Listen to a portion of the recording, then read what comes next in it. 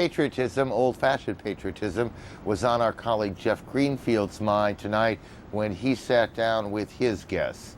Here's the conversation. It's become commonplace to say that the America we woke up to Wednesday morning was fundamentally different from the America we woke up to Tuesday morning. One of the clearest ways it has changed is that there are going to be burdens imposed on us and demands asked of us that we never could have imagined when this week started. And you're already beginning to hear the question, are we as a people, and particularly the younger generation, are we up to it? Joining me to look at this question and others are Senator John McCain, Republican of Arizona. He joins us from Phoenix. Senator McCain's father was a commander of the fleet during the Vietnam War. His grandfather was a legendary carrier commander during World War II. These are stories told by Senator McCain in a remarkable book, Faith of My Fathers. Also with us from Washington, Richard Reeves. He's a journalist, a historian, prize-winning author of, among other things, a book about the Kennedy administration. His latest book, Richard Nixon, Alone in the White House, will be published this fall. And we expect to be joined in a few moments by Andre Cherney, at 26, a veteran of the White House. He served as a chief speechwriter and advisor to ex-Vice President Al Gore. As soon as Mr. Cherney is ready, we will bring him into the conversation. But Senator McCain, let me begin with you. The men that your grandfather led and your father served with have been immortalized as the greatest generation in film, Saving Private Ryan, on television, Band of Brothers. And there's an implication here, I think, that this generation had something that later generations, particularly baby boomers and so-called Generation Y, may lack. Do you buy into that idea? I think they may have lacked it because I don't think there was the threat.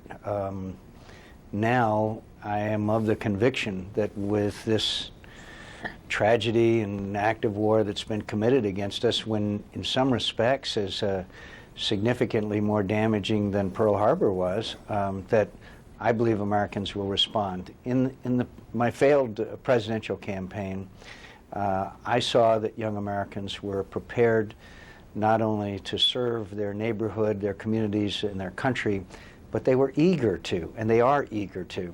And I think you're going to see young Americans galvanized with a sense of duty and purpose that will equal that of the greatest generation. One of the challenges, though, I think, and I want to pick up on that comment in a few minutes, is that the people who fought in World War II had known hard times even before the war. They'd gone through a depression already that lasted more than 10 years. Asking them to give up something in some ironic way may have been less of a challenge than to a generation that has known nothing but peace and prosperity. Does that not make it a little harder, through no fault of later generations?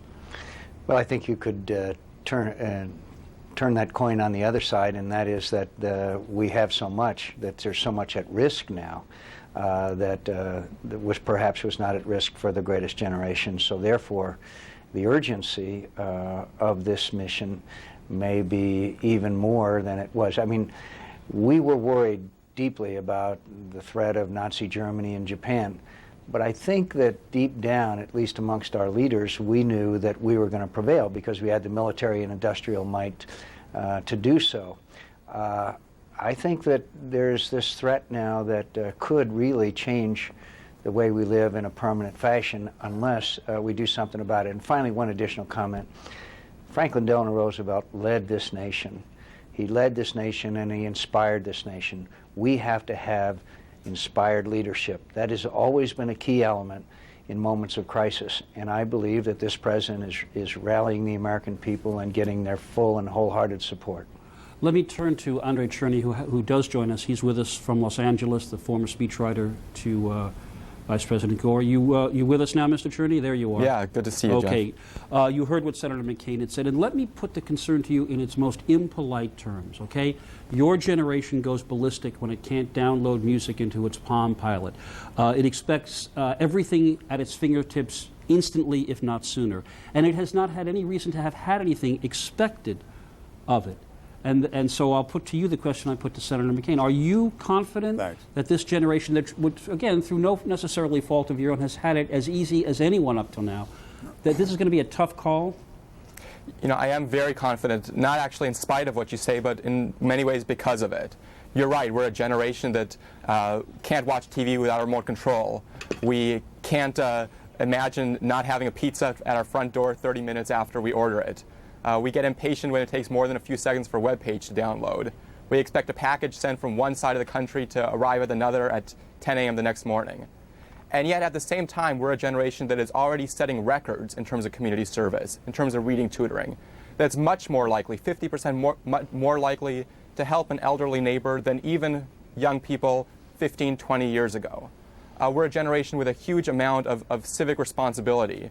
We've stayed away from the political sphere because we see a politics that's fundamentally broken. But at the same time, we've been involved in our communities. We have a huge reservoir of idealism and energy and action. And as Senator McCain pointed out so eloquently before, we have in some ways been waiting for the chance to channel that. Now, whether we like it or not, and we certainly don't like it, now is our not only chance but our responsibility to step up to the plate in the same way the previous generations in the course of American history have. Andre, many of the people you describe, who I've talked to and others have talked to, who volunteer their time in local projects, as you made the point, they don't connect with national politics because either they think it has nothing to do with them, as you say, it's broken, or it doesn't have any resonance.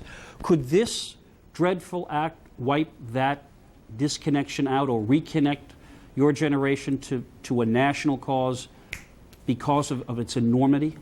I believe it will by pure necessity. You can no longer think what many people said maybe a year ago, that what happens in the Middle East or what happens in other parts of the world doesn't have any connection to us. We know now that what we should have known all along, that the world's a very small place, and what happens in one nation affects another, what happens in one community affects another, what happens in one neighborhood affects another.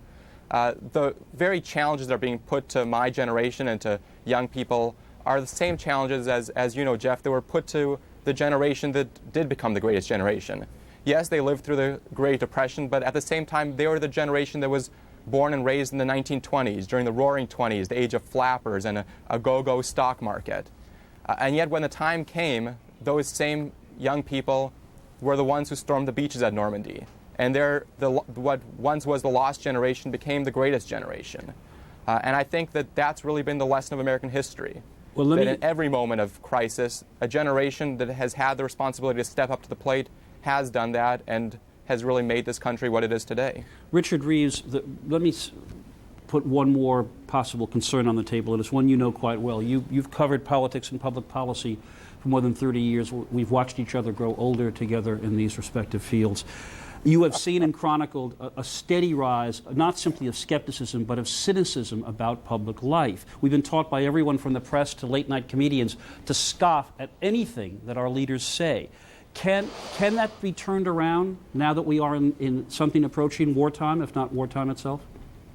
I think it can be turned around, but it's up to the leaders. I agree that the problem is not in the character of the American people. This all began for me out in Sag Harbor, which is a town of 2,000 people, and within an hour of the first strike, there were flags on every house in the village, and those flags weren't at half-mast, they were high. People want to fight, and I suspect that young people want to have some role to play that's more important in terms of the world and of history than they have so far, and we don't need the kind of numbers that we needed in World War II. No, but we need smaller numbers of higher educated people, and the problem then, I think the will is there right at the moment. It depends on where the leadership of the country takes them, particularly the president, and the decisions are made. We're going to attack somebody. We're going to bomb someplace. There's no question about that. The question is, where are we going to do it and why? And there'll be plenty of people to do it,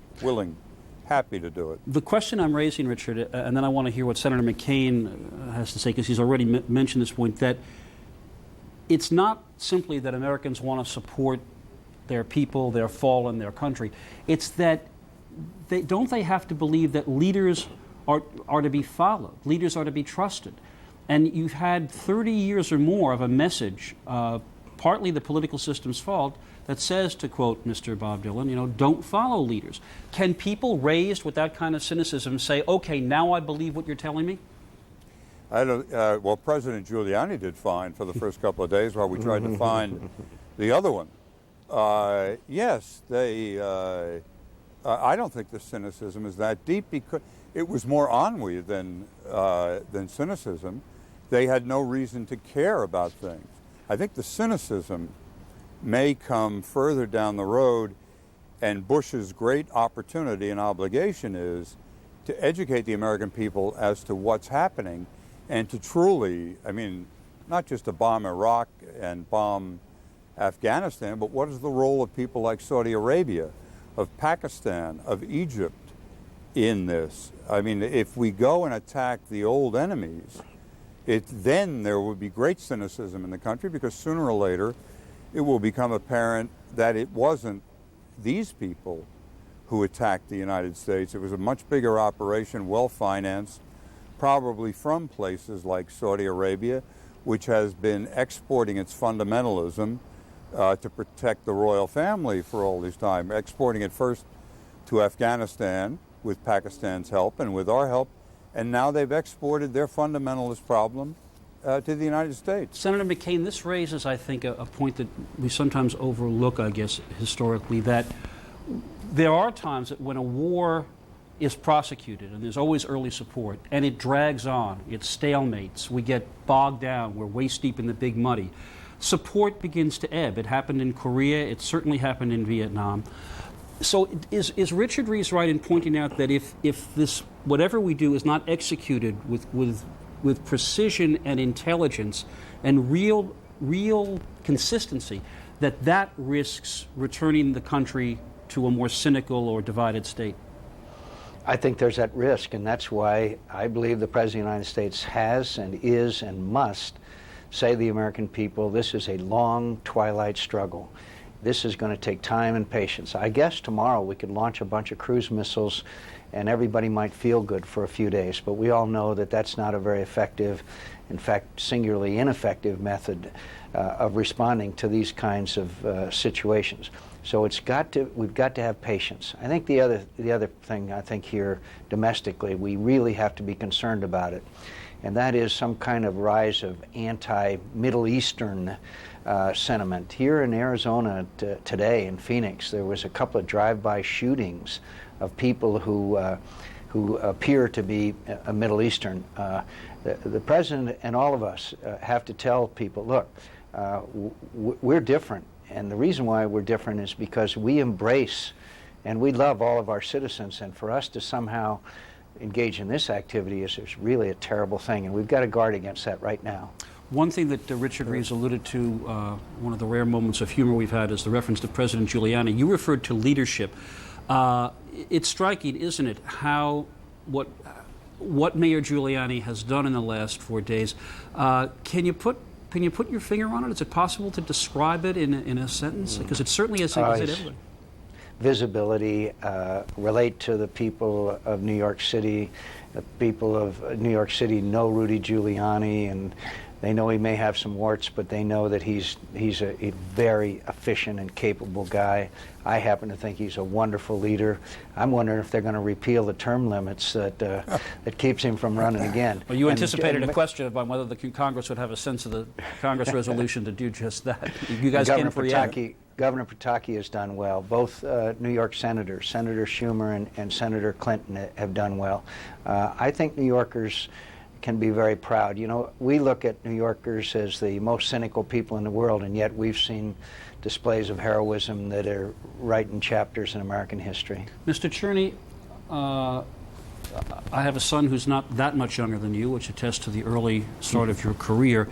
And I must say, as a father, one of the things that hit me in the first hours of this is that my son's life, for at least the foreseeable future, may well be radically different from the life that he or I or anyone would have imagined of his generation.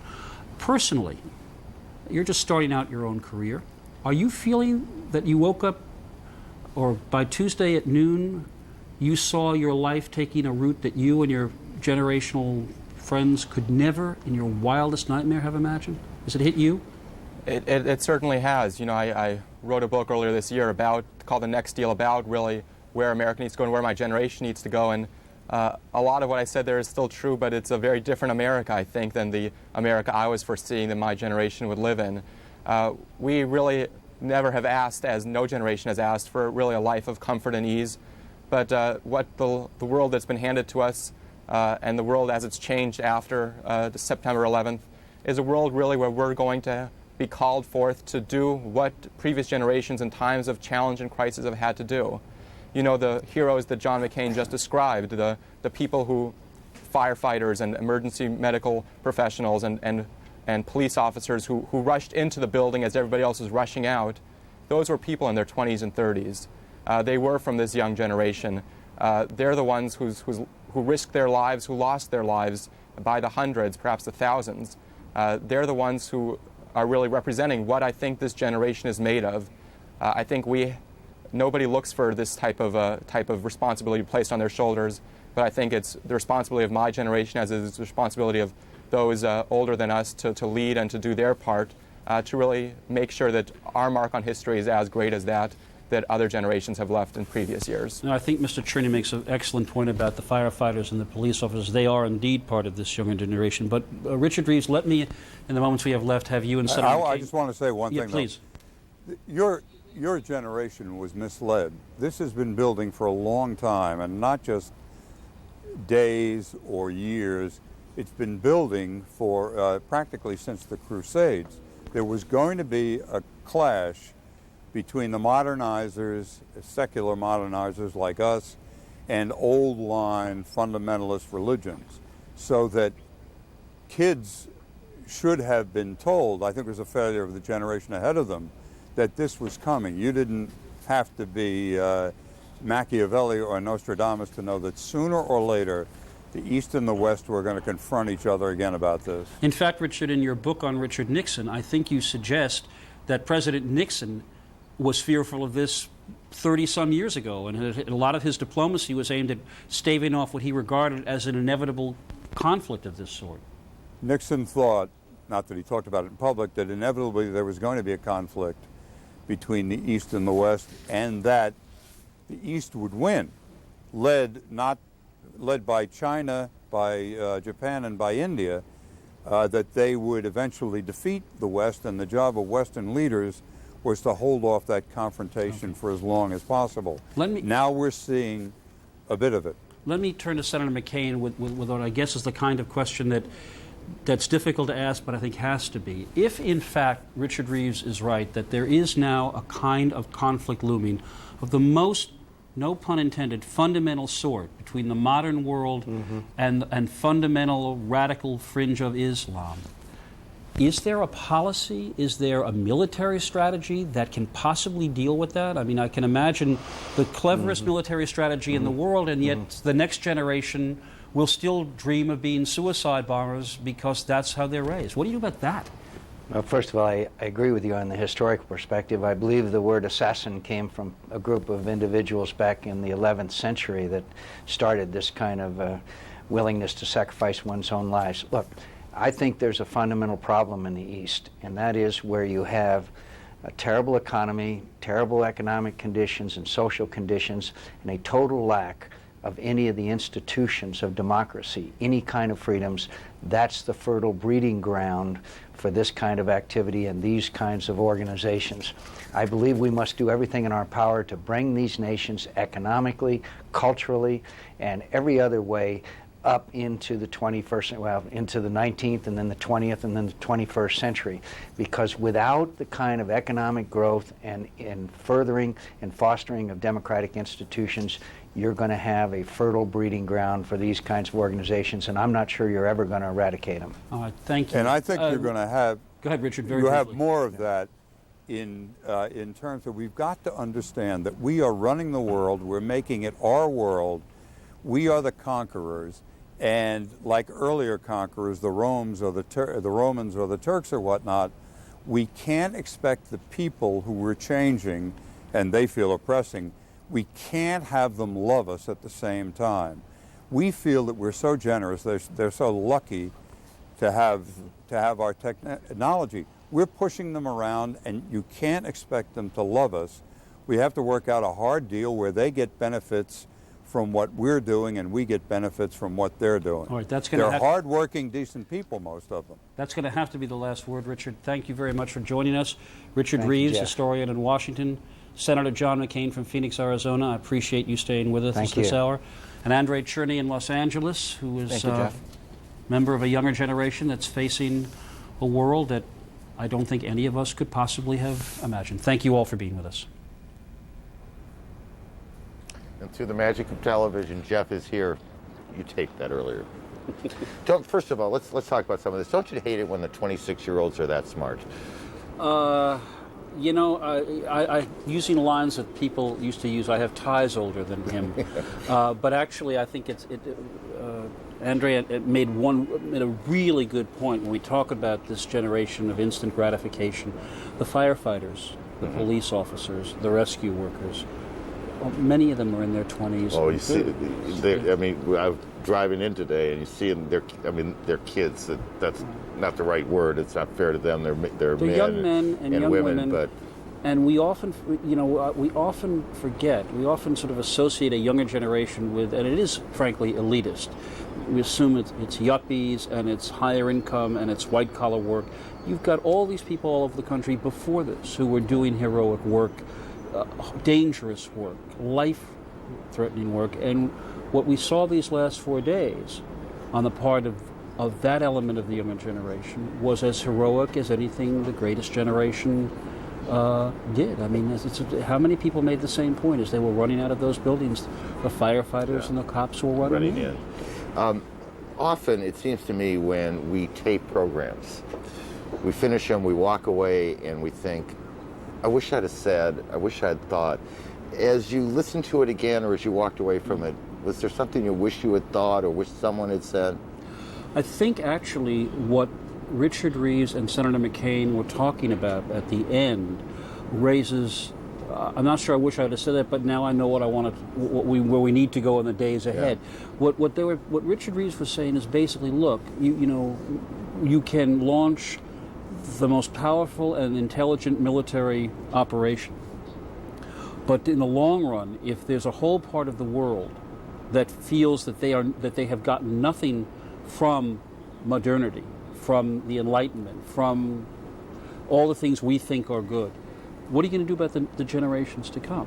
I mean, if it's true that some reports are that the radical groups are being besieged by young men who themselves want to be martyrs, that raises a question so profound and so disturbing that it has to be explored. Somebody has to start asking the question, what do you do about that? So it did at the end. We thought we were having a conversation about the young, the next generation, where they go, and as sometimes happens, as you know, sort of toward the end, something gets put on the table and you go, oh boy, we got to think about that one very hard. That's how we get to tomorrow's program and tomorrow's program and tomorrow's program. Do you feel today more patriotic? You're a guy that loves, you love your country, you love politics, do you feel it more in your soul?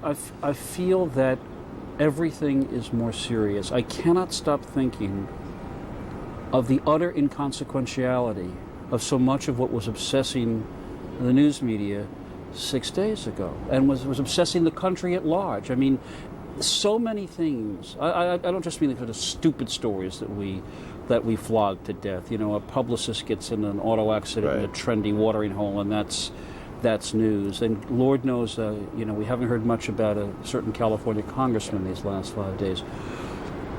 But to realize that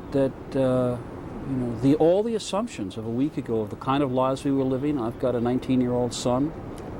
Did that ever occur to me that whatever he was going to face in this world, the prospect of somehow being either threatened with terror, or maybe being asked to... What's your son saying, Dave, about all this? No, what's he saying? Sorry.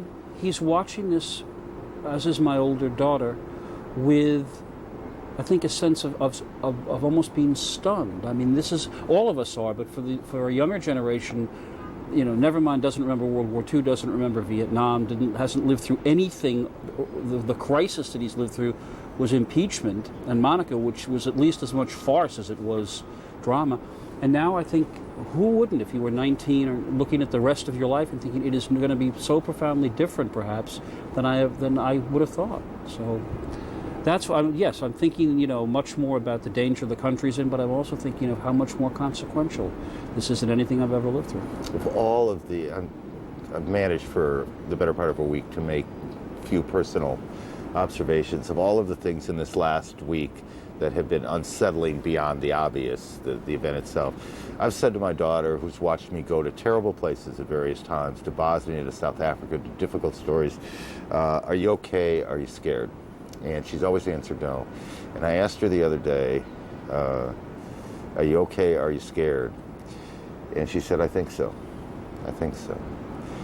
And I worry about how I worry about how adults, frankly, but how kids are handling all of this. Anyway, I'm not sure how we got off on that, but I like when we sit around and talk anyway. So, okay. And you're going to sit around and talk for a while longer today, right?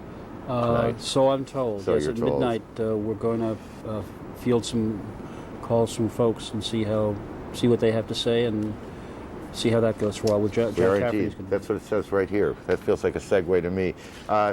Thank you. I'll talk to you later. If you have some things you'd like to talk about, goodness knows we've been talking here for a long, long time. It's your turn. CNN hotline. That's the number 1-800-310-4CNN. And for those of you who, like me, hate when they do things like for CNN because you don't really know what the numbers are, it's 4266.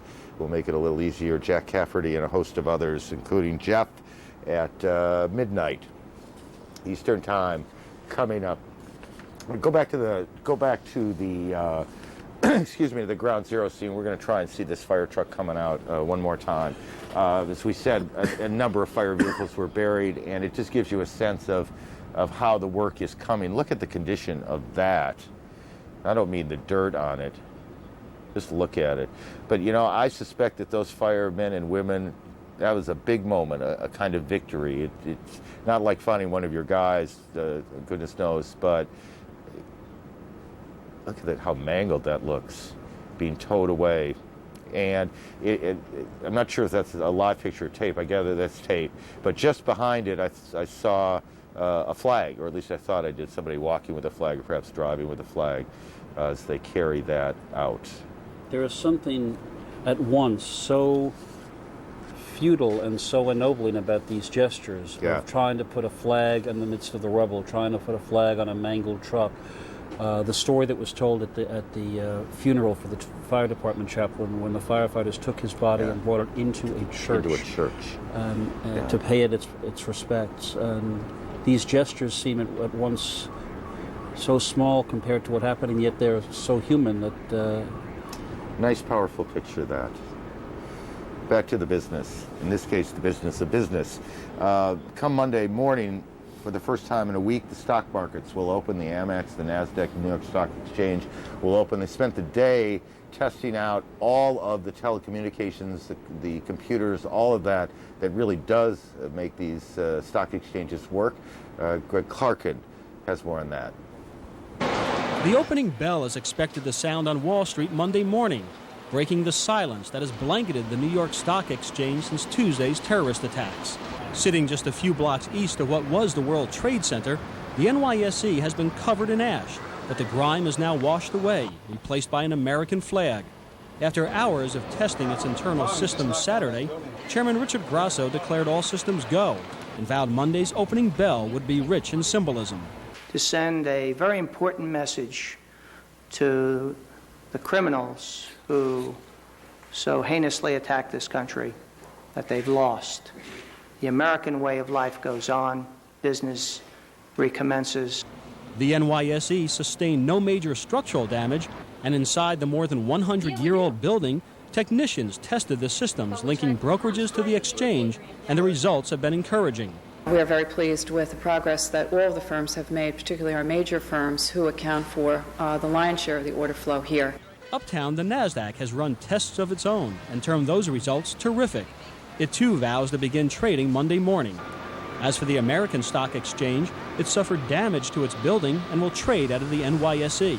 The exchange and the city of New York have worked to restore access to the financial district.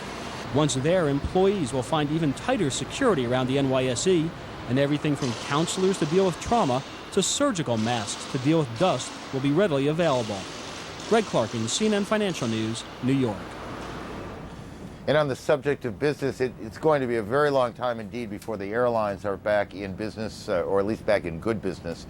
A couple of airlines announced today that they'll cut back, once they even get back to full service. They'll cut 20% of their flights. Continental's going to lay off a lot of people. A couple of airports did open today that had been closed. It didn't get open yesterday. Logan Airport in Boston opened up. Finally, there was an incident there. That's perhaps a little strong, but someone was arrested, taken off a plane because they thought he was acting suspiciously. It turned out to be nothing. Also, Newark Airport, one of the 3 metropolitan New York airports and a very busy airport, opened up today as well. Flights, not many of them, I suppose, or not nearly as many as normal flying out, but it was open. Kennedy and LaGuardia, about half capacity today. The other 2 major New York airports, 550 arrivals and departures. So business is edging back to normal, but it's going to be a long time, as we said. Continental Airlines announced today that it will lay off 12,000 employees, and its chairman said that the industry itself is losing $300 million a day. Bruce Francis has more on that. Continental Airlines says it is furloughing 12,000 employees, more than a fifth of its workforce, as it cuts 20% of its schedule. Continental's just getting early. We're not going to be bankrupt first, I'll tell you that, but we're going to be first to move to prevent it, and I think that's the prudent thing to do. Northwest is also cutting its schedule by 20%, although it hasn't announced any job reductions. Most airlines are flying reduced schedules right now, but at a heavy loss. The airline industry has been losing as much as $275 million a day since Tuesday's terrorist attacks. And even with most airports now open, the outlook is bleak, with passengers reluctant to fly. Airlines face further constraints as pilots are called up for military reserve. At the same time, the carriers are paying for increased security measures. That's why Bethune and others are calling for a government bailout. I now, and we all of us, call on the President of the United States and members of our Congress to take immediate action to restore the stability of this vital industry. A first attempt in Congress to provide $15 billion in assistance has failed. If the money is eventually approved, it may come too late for some airlines. Midway has already folded, and 7 of the top 10 U.S. airlines lost money in the second quarter. Prior to the attacks, the industry was on a course to lose $2 billion this year. Analysts now say that could soar to $10 billion. The financial situation is such that I really expect 3 to 4 small carriers to file for bankruptcy in the coming weeks, and for the major airlines actually to lay off people. So it's a downward spiral. Airline chiefs will get their chance to voice their concerns directly to the Bush administration. Next week, they're going to sit down with Transportation Secretary Norman Mineta, potentially on the agenda, beefing up security without scaring away an already nervous public. Bruce Francis, CNN Financial News, New York. At about 8:47 on Tuesday morning, this network reported something, but no one remembers what it was. It was the last news story before the planes hit. Since then, we and virtually every other news organization have reported on only one story, a multifaceted story, a huge story, an important story, but just one. So what else has happened in the world? Here's CNN's Beth Nissen. Any other week, this would have been national news. Tropical storm Gabrielle hit Florida's Gulf Coast Friday. Heavy rains up to 4 inches in 10 hours flooded several cities, including Orlando, Tampa, and downtown Sarasota. This photo was taken in St. Petersburg. More than 300,000 homes and businesses are without power. In an opposite corner of the country, the Seattle area is mourning the loss of 16 area residents in a plane crash in Mexico's Yucatan Peninsula on Wednesday. The victims had been on a cruise ship full of more than 1,000 University of Washington football fans. Their sightseeing flight was a side trip. Mexican aviation authorities suspect one of the turboprop's engines failed. In Utah on Thursday, an Amtrak passenger train collided with a Union Pacific cargo train and derailed near the Utah-Nevada border. The Amtrak train was full.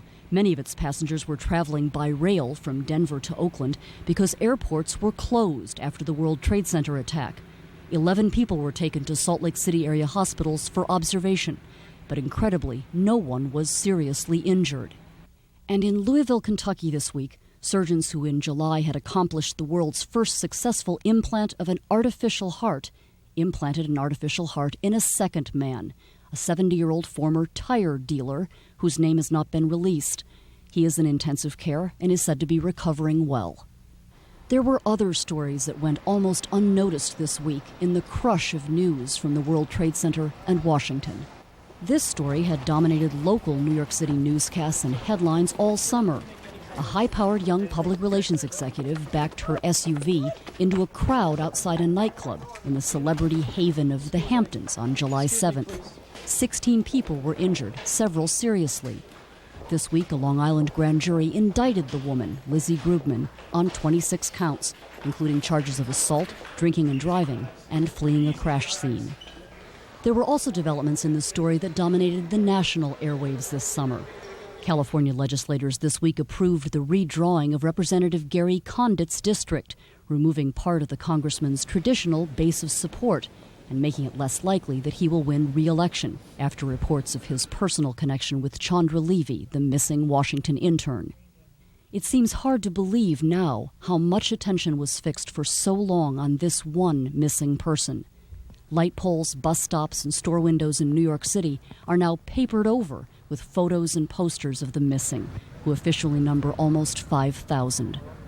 For families and friends who are desperate for word on the fates of this legion of the missing, no other news matters. Beth Nissen, CNN, New York. As most of you know, a very provocative way to end that, wasn't it? As most of you know, virtually all of the sports activities have been canceled, at least through the weekend. Major League Baseball canceled its games Tuesday, will not start up again until Monday in some cities, Tuesdays in others. The National Football League canceled its games too, and those of you old enough to remember will recall that in 1963, the NFL on the weekend, the Sunday after President Kennedy was assassinated, did go ahead and play its games. And then Commissioner Pete Rozelle said many, many years later, excuse me, that was the worst decision he ever made. In any case, there was no question that athletes and the people that own these teams thought better of gathering a lot of fans in stadiums across the country. It will start up again soon, but not this weekend. More on sport and the tragedy from CNN and Sports Illustrated correspondent Mark Viviano.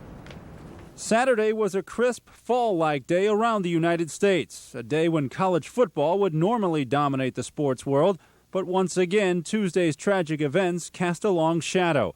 116 Division I-A college football teams had their games postponed, but not all stadiums were deserted.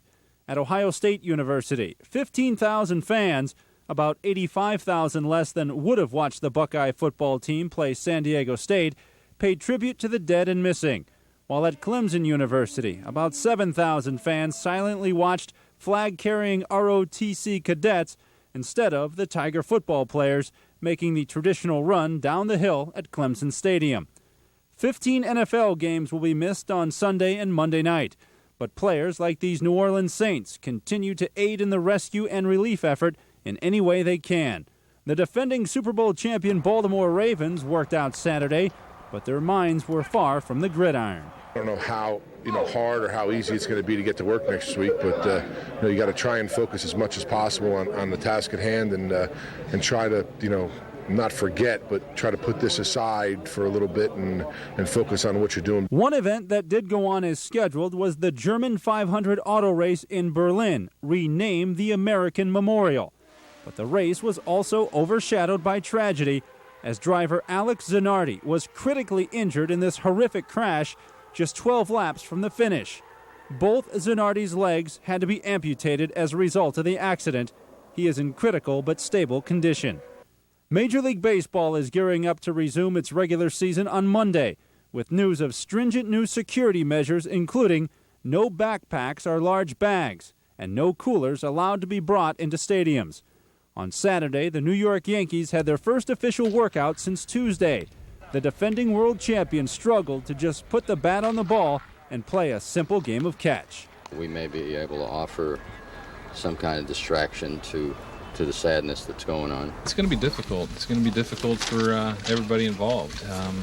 When you go through something like this, baseball just seems so trivial that it's really hard to think about getting excited about getting a base hit or scoring a run or doing something like that in the wake of what's gone on. So it's going to be difficult for everybody. Meanwhile, across town at Shea Stadium, the Mets also returned to the field, but not before helping New York firefighters collect donated supplies. The team is scheduled to fly to Pittsburgh Sunday for a Monday game against the Pirates. I'm Mark Viviano. I'll show you one more thing that went on at Yankee Stadium today. I mean, modern athletes, and often deservedly so, they get rapped for their self-centeredness and the like. So the Yankees were out there working, and then all of a sudden they dropped to their knees as a group in prayer.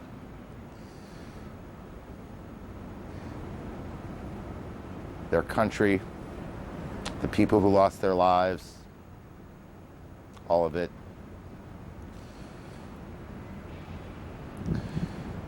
Sometimes it doesn't matter how much you're paid, it hurts just the same, or what you do for a living. And the flags at Yankee Stadium and around the country at half-staff. Fans will come back to the ballpark next week, here and around the country. It won't be the same. Very little will be. Out there in the streets of New York today, there are 5,000 families who wonder if they will ever see a loved one again. Each one of them, we suspect, has their own unique story. They certainly have their own affection for their husband, wife, daughter, son, whatever. All of the stories matter. Here is one of them from correspondent Candy Crowley. Yes, Dan? Yes, this is David Vincent. He's an Eastman Kodak executive How are from you? Webster, New York.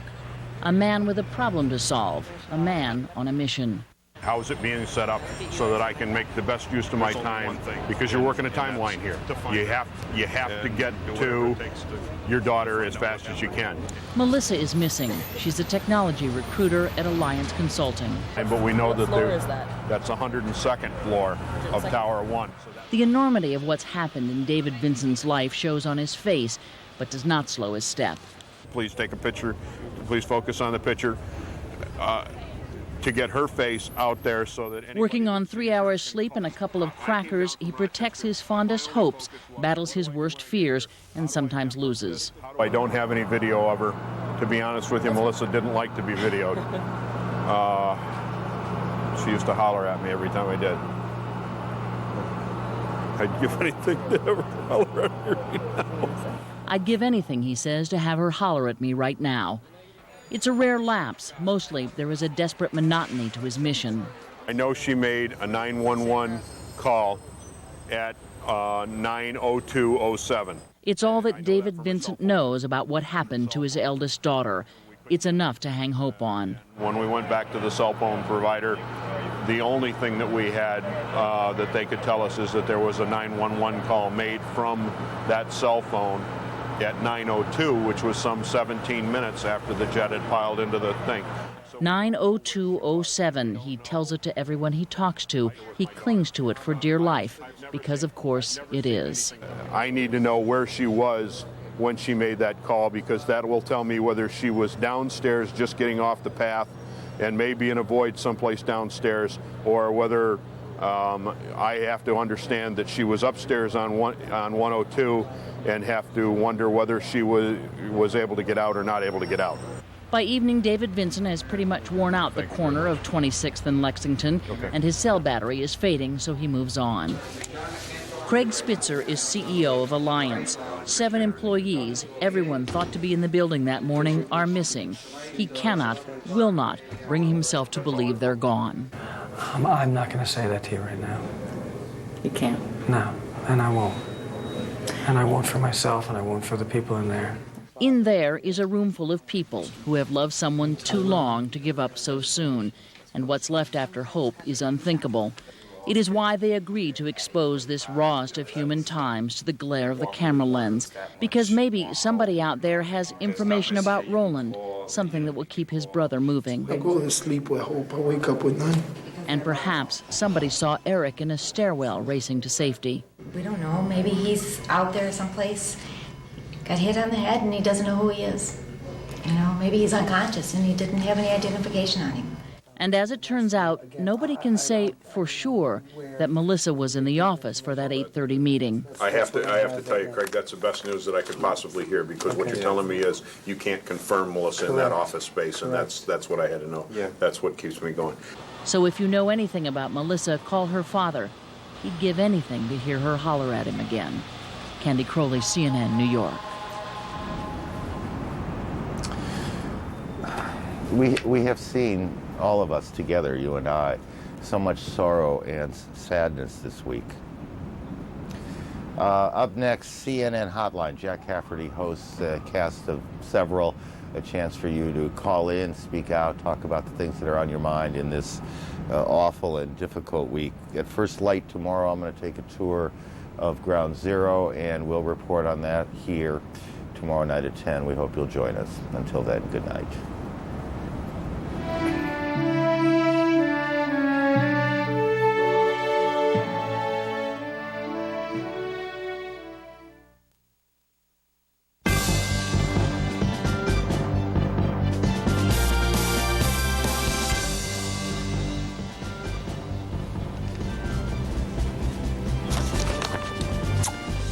Good evening or good morning, depending on where you are. I'm Jack Cafferty. This is CNN Hotline. For the next couple of hours, we'll give you the opportunity to talk to the experts and to our CNN correspondents in the field about the events of the last 5 days. The telephone number to call is a toll-free one. It's 800-310-4CNN.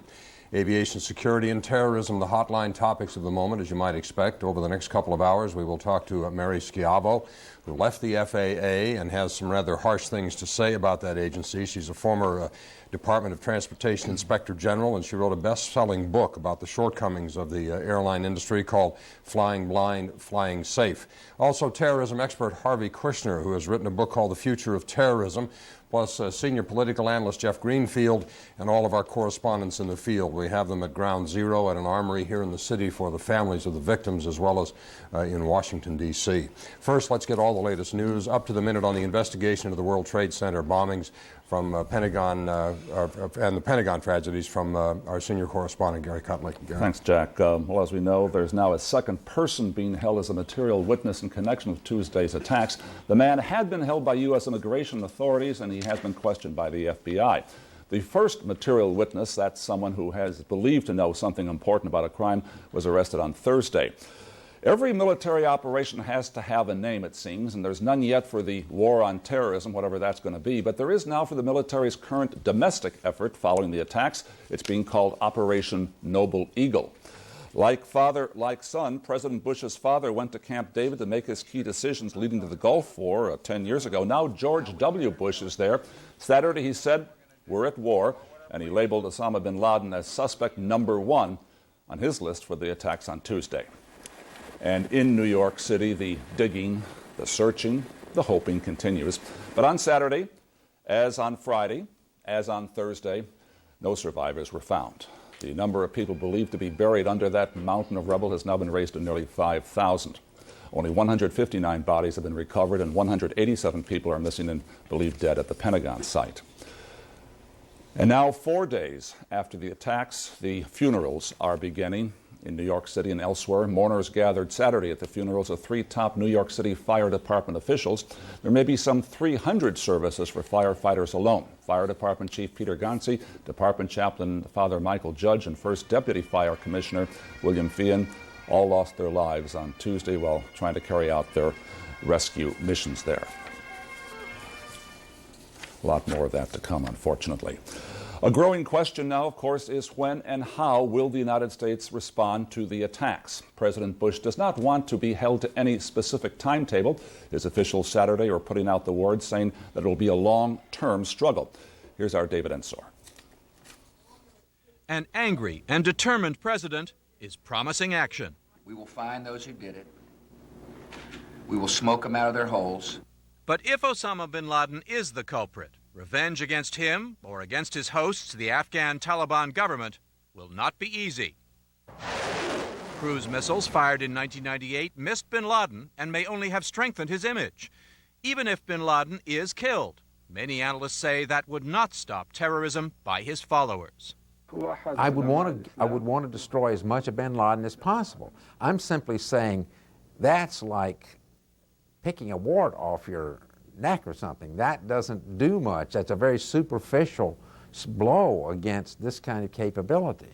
To get rid of one man or to launch any kind of revenge attack isn't going to help. Revenge alone is not an answer. There has to be a complete eradication and elimination of all the training camps. But bombing alone would not likely achieve that. And there are indications those terrorist training camps in Afghanistan are today largely empty.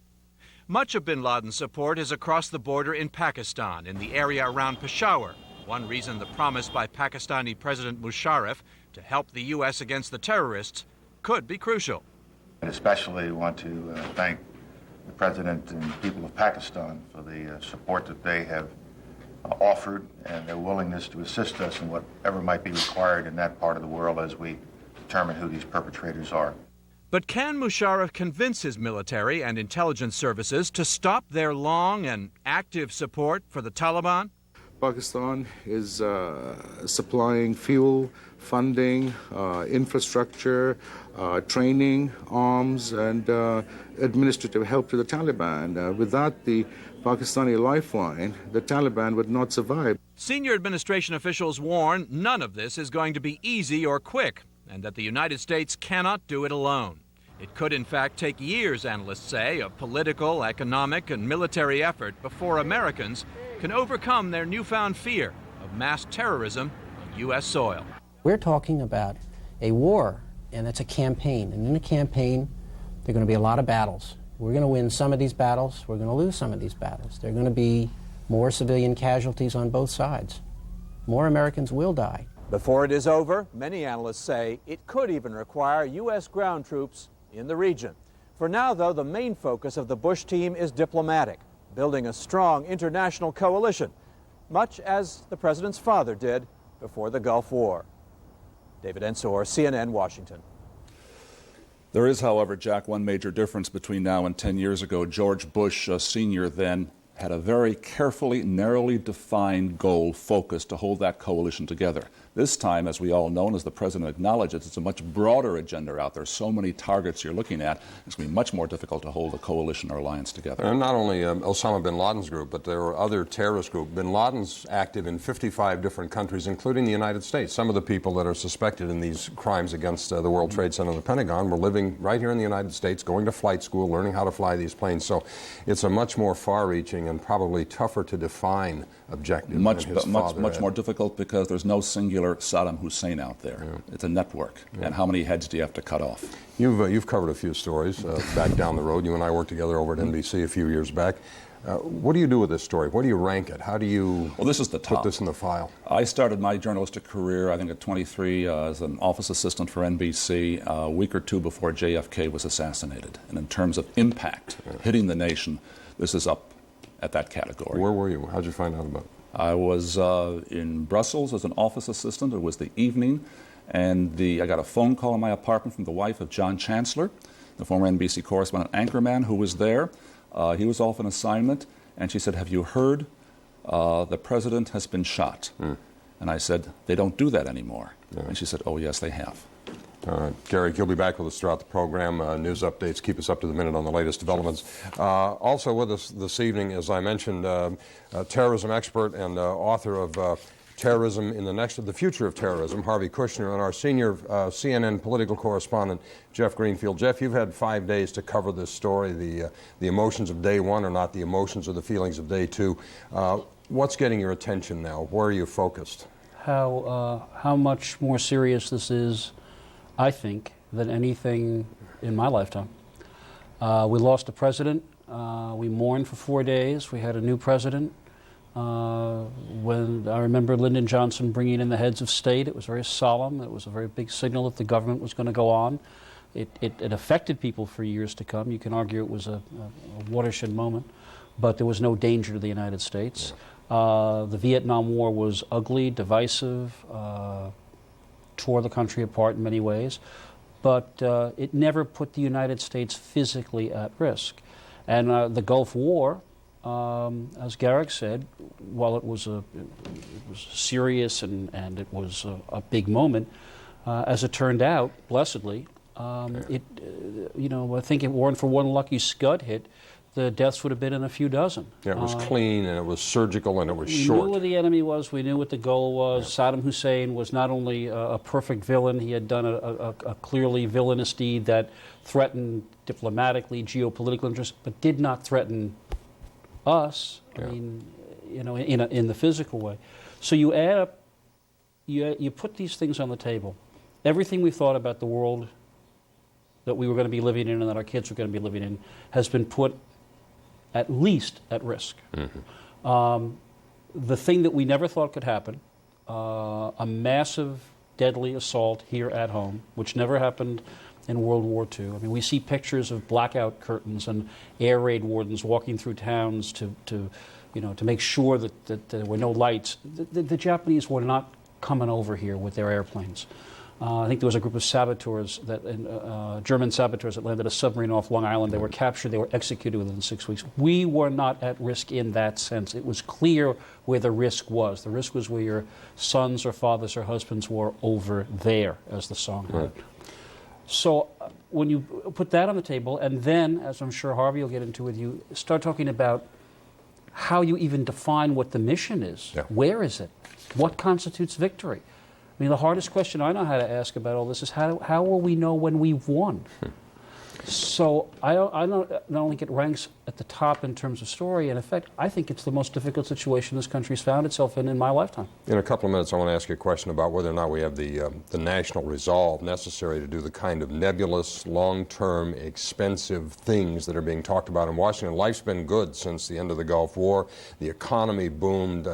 The Cold War ended. The Gulf War was won. And this nation has been not only at peace, but kind of living high on the hog. And all of a sudden, it changes just like that. And you wonder now whether we have the patience. We tend to be an impatient country, the strength, the intestinal fortitude. So think about that for a minute. Judy's on the phone from Connecticut. Judy, what do you want to bring up with us this evening? Are you there, Judy? Hello, you there? Hello. Yes, I'm here. My comment is, do we have a government who is intelligent enough to do this now, do you think? What's your comment? You don't want to know my comment. I'm just kind of here to preside over this thing. I don't know. I don't know if it's just a question that's fair to address to the government. I don't know if anybody's intelligent enough. I mean, we talk about going after terrorism. What does that mean? And where is it? And who is it? I mean, they're living here. They're living in 55 other nations. They're supported by state governments. What about that question? Well, I'm just thinking of the questions you raised because of the title of David Halberstam's book on the men who led us to war in Vietnam. The Best and the Brightest. It was an ironic title. It was a title meant to convey his profound sense of disappointment and anger and even rage at the quality of the decisions. Those men were celebrated in Life magazine article by Theodore White, the man who wrote The Making of the President, as the action intellectuals. And then it turned out that these people, as smart as they were and as educated as they were, clearly some of those decisions were not the right ones. I think this question is on everybody's mind right now, even though when you look at them on paper, Colin Powell, Rumsfeld, Dick Cheney, these are experienced folks. But what's the resume to fight a war like this? And the parallel on Vietnam is not lost. We were fighting an enemy we didn't understand, we couldn't find, we didn't know exactly who they were. They were soldiers, they were women, they were kids, they were carts full of vegetables that have been booby-trapped. We didn't know how to go into those jungles and fight. And there are parallels, I suppose, with the kind of thing we're about to undertake here. Lauren in Florida, what's your question? I just want to say that, I'm a native New Yorker, and I lost, right now, 2 cousins of mine are missing. And my husband and I, we both work for American Airlines. We lost her. She said that she had 2 cousins that were missing. I think she was saying that she and her husband both work for American Airlines. The impact on the airlines, obviously, coming as a result of this is not insignificant. Continental has announced it's going to lay off 12,000 people. Midway Airlines suspending operations. I think 1,700 people are going to be out of work. And the cost estimates on money lost per day, something in the neighborhood of $250 to $300 million. One of our guests that we'll have on here in a couple of minutes I heard her earlier in an interview talking about the fact that she wouldn't buy a ticket. She wouldn't get on an airplane now. The other question you have to put on the table is the whole notion of locking the barn door, after the horses escaped. Yeah. You understand fully the impulse to ratchet up security in the airlines, but as far as I can tell, none of the steps that have been taken would have stopped any of these hijackings. Mm-hmm. So, and you know that when you impose these levels of bureaucratic and logistical demands on an already overtaxed system, what you're going to get, and it may be a price we'll have to pay, is going to be massive. It's not just the inconvenience. It's not just having to check in 2 or 3 hours early. Right. But it's also what that's going to do to an already economically depressed airline. And then the question is, at what benefit in terms of security? Last night I had on a fellow who'd lived in Israel 30 years, a writer named Zev Chaffetz, who worked for the Begin government. He said, do you really think that if the terrorists plan to strike again, they're going to do the same thing they did before? Of course. So that's where you begin to ask yourself, at what point are these steps, which are taken out of security, out of caution, out of fear, it's not just a question of what's it going to do to us, but what are we going to get from it? And I actually think when you ask the question about patience and resolve, one of the real questions is going to be, when you add up all the costs of this, human and financial and logistical and burdensome, I don't know how you calculate it. I don't know how you do that. It's way more than money, and it's even more, it's, believe it or not, than 5,000 lives. The ripple effect of this, I think, is going to ultimately wind up affecting millions of people. Is this a doable thing we're talking about? Yeah, I think so. But if I may just for a moment, almost myself, since it's happened, commenting, worldwide and answering questions, it's had a traumatic shock on my body. But hearing the discussion when you opened up, Jack, mentioning what events, in your past, in lifetime, were monumental, and each one mentioned certainly the assassination of John F. Kennedy.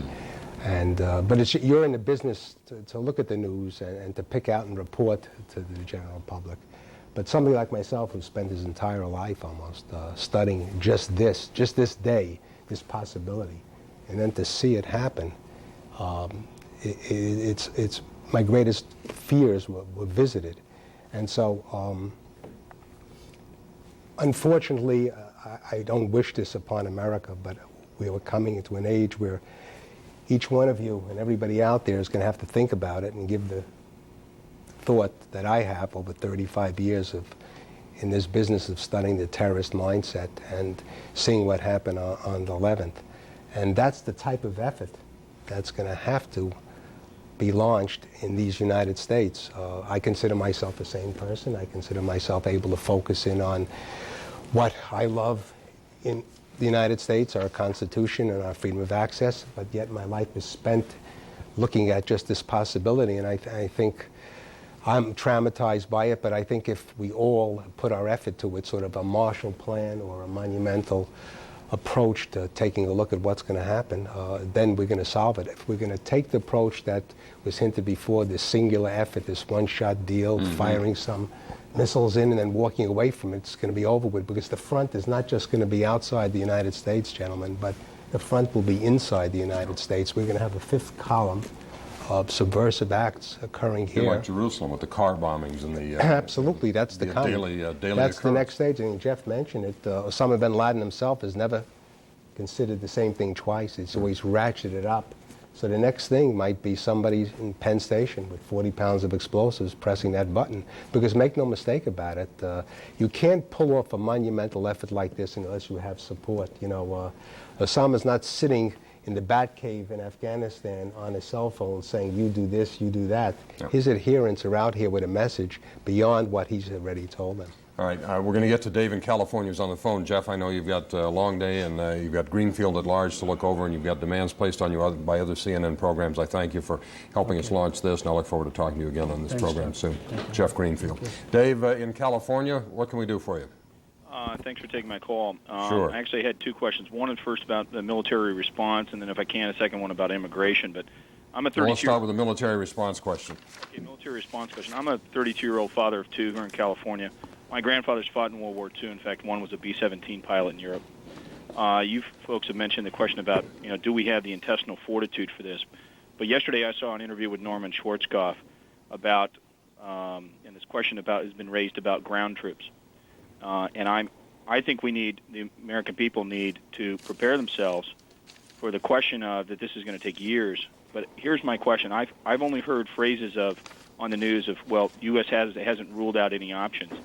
I'd like to hear from the experts if they think that if this does drag out years, would we consider, you've shown pictures in the last 10 minutes, bin Laden is literally and figuratively maybe under a rock. And would we consider the use of tactical battlefield nuclear weapons to end this in lieu of losing 50,000 United States and coalition and British and French and German forces? Because we better start talking about it now, because the question might arise 2 or 3 years from now. That's my question. Well, it's a good question I'm not capable of answering. I suppose the question on top of the question is whether even in the case of someone who has dug into the degree that he apparently is, whether even tactical nuclear weapons would be effective. There is a school of thought that says the only way you get this guy is to go in and dig him out, get him out by hand.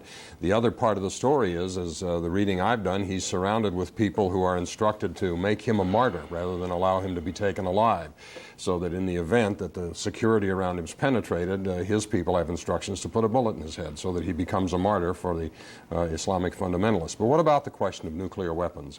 And while we're on the subject, a country very much involved in this is Pakistan, and they have nuclear weapons. Well, certainly at this stage, nothing's off the table. If you take the president literally smoking them out of their holes, that's what you would do with nuclear weapons. But there are geopolitical considerations that need to be discussed.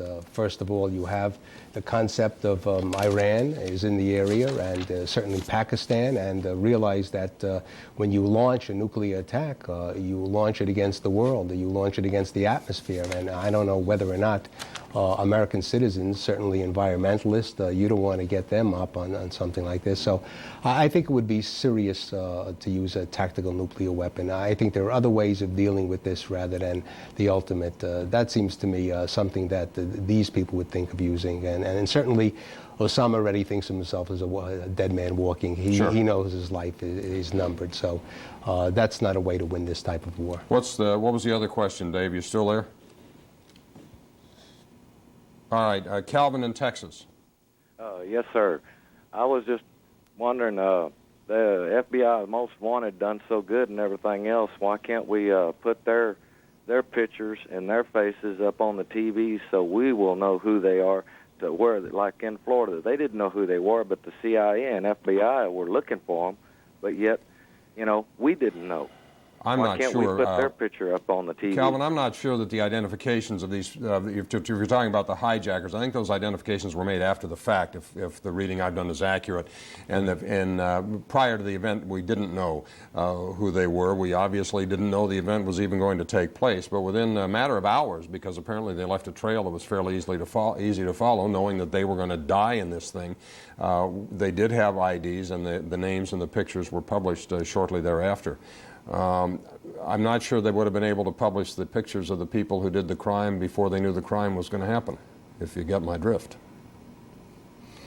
And Osama's picture is the most publicized in the world the last couple of years, and there's $5 million on his head, and he's number one in the world. I don't think that that's going to do any good in this particular instance at all. All right, why don't we bring our other guest into this, who is a woman who has had some very harsh things to say about the airline industry in this country. Mary Schiavo is a formerly Inspector General of the Department of Transportation. She has written a best-selling book entitled, and I had it written here, where is it? Flying Blind, Flying Safe. She joins us this evening from Columbus, Ohio. Mary, nice to have you with us. Thank you. Thank you. Thank you very much. If you got a call that you had to be in California in the next couple of days, would you go to the airport, buy a ticket, and get on a plane tonight to go? No, already got that call and said no. Why?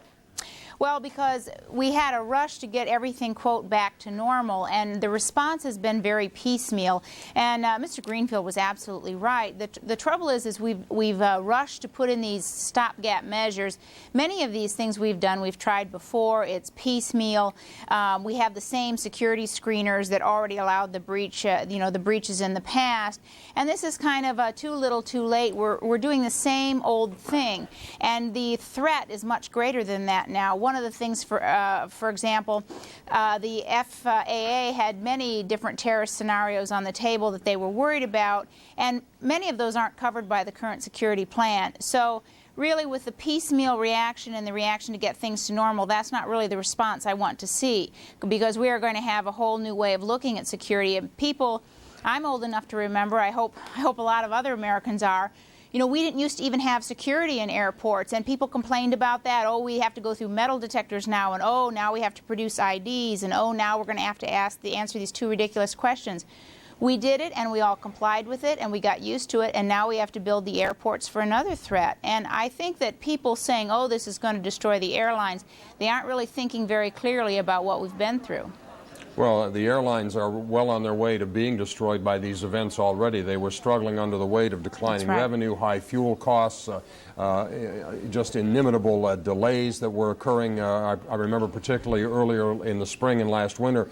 I mean, you couldn't get any place either out on time or arrive on time. I mean, the service was just atrocious. That's right. A lot of them are in financial trouble already. Now comes the total cost of this thing, the fact that airlines are cutting back. Let me talk to you, though, about security measures. I mean, it was almost as though people tried to keep from laughing out loud when one of the first things we heard after this was we weren't going to have curbside check-in anymore. Is it just me, or is there some absurdity hidden there?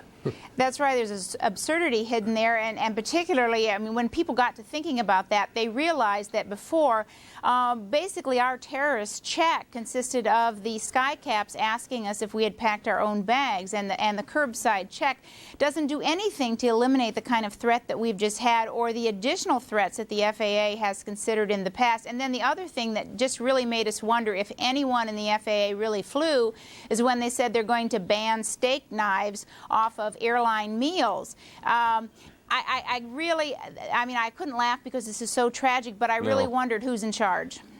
The other thing, as I understand it, airline security, it's sort of been up to the airlines up to this point. Is that true? And it was up to them to pay for it. Now, the other thing that... I'm sorry, go ahead. Well, not exactly. We have a piecemeal plan. The way it works is the FAA asks each airline to submit their security plan and each airport to submit their security plan, and then the FAA will approve them, and then the airline and the airport then contract out the security function to the lowest bidder. So it's 1,000 different plans with 1,000 different ideas how to meet it, and we have what we have done over the past though is pay ticket taxes and facility charges, etc., that went into the Aviation Trust Fund, which was supposed to be for aviation safety and security, but we use it for things like the nice concourses in the airport and the stores and the parking lots.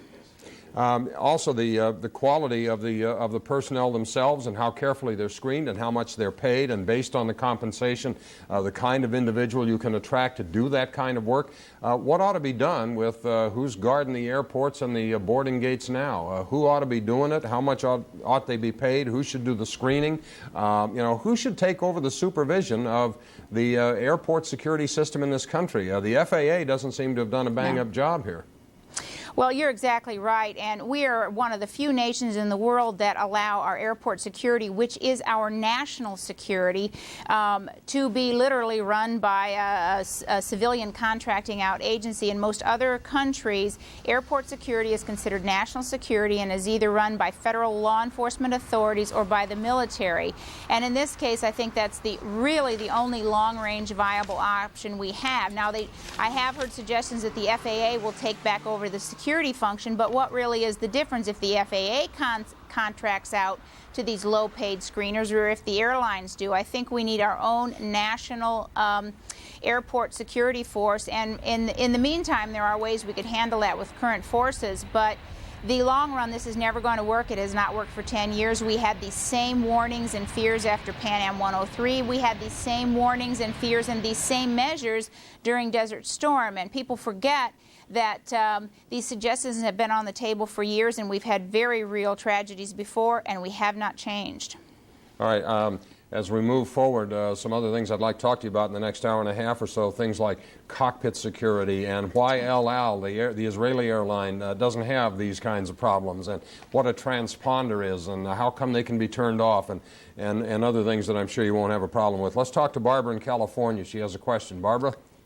Yes, I do have a question, but I also have a certain amount of resentment about the idea that only people of faith can join a prayer and remembrance service with President Bush. I am an atheist, and I believe there are many, many patriots who are also atheists. I am a person who believes in reason and the rule of law, and I think that that's what our founding fathers gave us. They didn't give us a religion. They gave us freedom from religion, actually, if we choose it. And I think that's a fair comment. I think reason will eventually prevail if we give it a chance, and I believe there's a lot of discussion going on in the government, which is reasonable. So I think we should not become fanatics to fight fanatics. All right, Barbara, thank you for your comments. Who's next on the telephone? Susan from Indiana, what can we do for you? Or what can you do for us, maybe is a better way to say that. All right. Let me go back to Mary Schiavo. El Al Airlines has the best security in the world. Why? Well, because they take the threat very seriously, and they have learned from very, very serious tragedies. And of course, others will point out because they are small. They also tend to be very expensive. What they do is they hand search all the luggage. They know what's going on to the plane. You get asked many, many questions, not did you pack your own bag. And by the way, other carriers and other airports do that too. Several European airlines and airports question you in depth when you're traveling and do much greater security screening. But El Al also has literally fortified planes, hardened luggage containers. They have a double door to the cockpit. So, people are talking about putting an absolute fail-safe locked cockpit door for the flight deck and the flight personnel. But on a long flight, obviously, they're going to come out for human reasons. So El Al has solved that with a double door. The pilots can come out and use the restroom facilities, and there's still another door between them and the cockpit. But that won't do it alone. You also have to have the policies that go along with that, because even a double locked door, a pilot who has a responsibility for the safety and well-being of everyone on that plane, at least in our country, we're blessed with pilots who, care enough about their passengers to come out. We will have to have policies that say you can't come out. So the locked door may not solve that entirely either, but El Al just goes, to great lengths to secure the passengers. And nobody's hijacked one of those in a long time, have they, if ever? No, but then they learned from some terrible tragedies. Sure. And decided simply to make their people safe. Literally, if we opened up an El Al airline tomorrow, the airline would be flush with business. Not that Americans want to give up flying. We are a nation of flying. We conduct our business on the airplane. I mean, some of us work in 3 locations across the country. And this is difficult on everyone, but people don't feel safe. And if you want to save the airlines, the best thing you can do for the airlines is make it safe. So the objections to the cost and the delays are actually very counterproductive to the carriers. If we made them safe, it would be a much better situation for them in the long run. Much better. More to come with Mary Schiavo, who's former Department of Transportation Inspector General. It's 12:32 in the East, and time to get caught up on the very latest news developments in connection with all this. Here's Gary Cutley. Thanks, Jack. Well, now a second person is being held as a material witness in connection with Tuesday's terrorist attacks. The man had been held by U.S. Immigration Services, and he's been questioned thoroughly, no doubt, by the FBI. Another development on Saturday, New York officials revealed at a news conference here in the city that a hijacker's passport was found blocks from the World Trade Center crash site, if you can believe that. No other details were given, but the discovery prompted the FBI and police to expand the search area down in Lower Manhattan. President George W. Bush has been meeting with key advisors at Camp David in the Maryland mountains, and he is warning the American public, quote, as we know now, we are at war, unquote. He labeled Osama bin Laden as the top suspect in the attacks, and he's told the military, given the military a simple order, get ready. And in New York City, the number of people believed buried under the ruins has now been raised to nearly 5,000, but the digging, the searching, the hoping continues. Mayor Rudy Giuliani says he is holding out only slight hope that survivors can still be found. On Saturday, as on Friday, as on Thursday, nobody was. Only 159 bodies of those nearly 5,000 have been recovered, and at the Pentagon, 187 people are missing, and they are presumed lost. Funerals are beginning now, 4 days after the attacks. And mourners gathered Saturday as New York buried 3 of its top fire department officials. Up to 300 firefighters are believed to have died in the city. And slowly, as far as air transport is concerned, air travel is resuming across the land. Boston's Logan Airport, where 2 of Tuesday's planes took off, reopened on Saturday. The 3 major airports in the New York City area are operating, but very sharply reduced capacities. John F. Kennedy Airport, LaGuardia, and Newark International resumed services on Friday. One airliner that was hijacked on Tuesday, of course, took off from Newark across the river from Manhattan here. Well, Tuesday's hijackings turned airplanes into flying bombs. Perhaps that was the perverted genius of the terrorists. And now a group representing the people who fly those planes is advising its members to take a firm stand. Here's Jean Meserve. For pilots, the rule of thumb in hijackings has always been be passive, be cooperative, get on the ground and into negotiations. Tuesday, the rules changed instantaneously. Commercial pilot Paul Emmons was in the air. And my co-pilot and I basically looked at each other and said, "You want to fly or fight?" And he had his big steel flashlight, and if anybody came through the door, he was going to go after him, and I was going to get the airplane on the ground. According to the Airline Pilots Association, pilots and flight attendants, the airlines, the FAA, and law enforcement are engaged in an unprecedented cooperative effort to improve aircraft security quickly.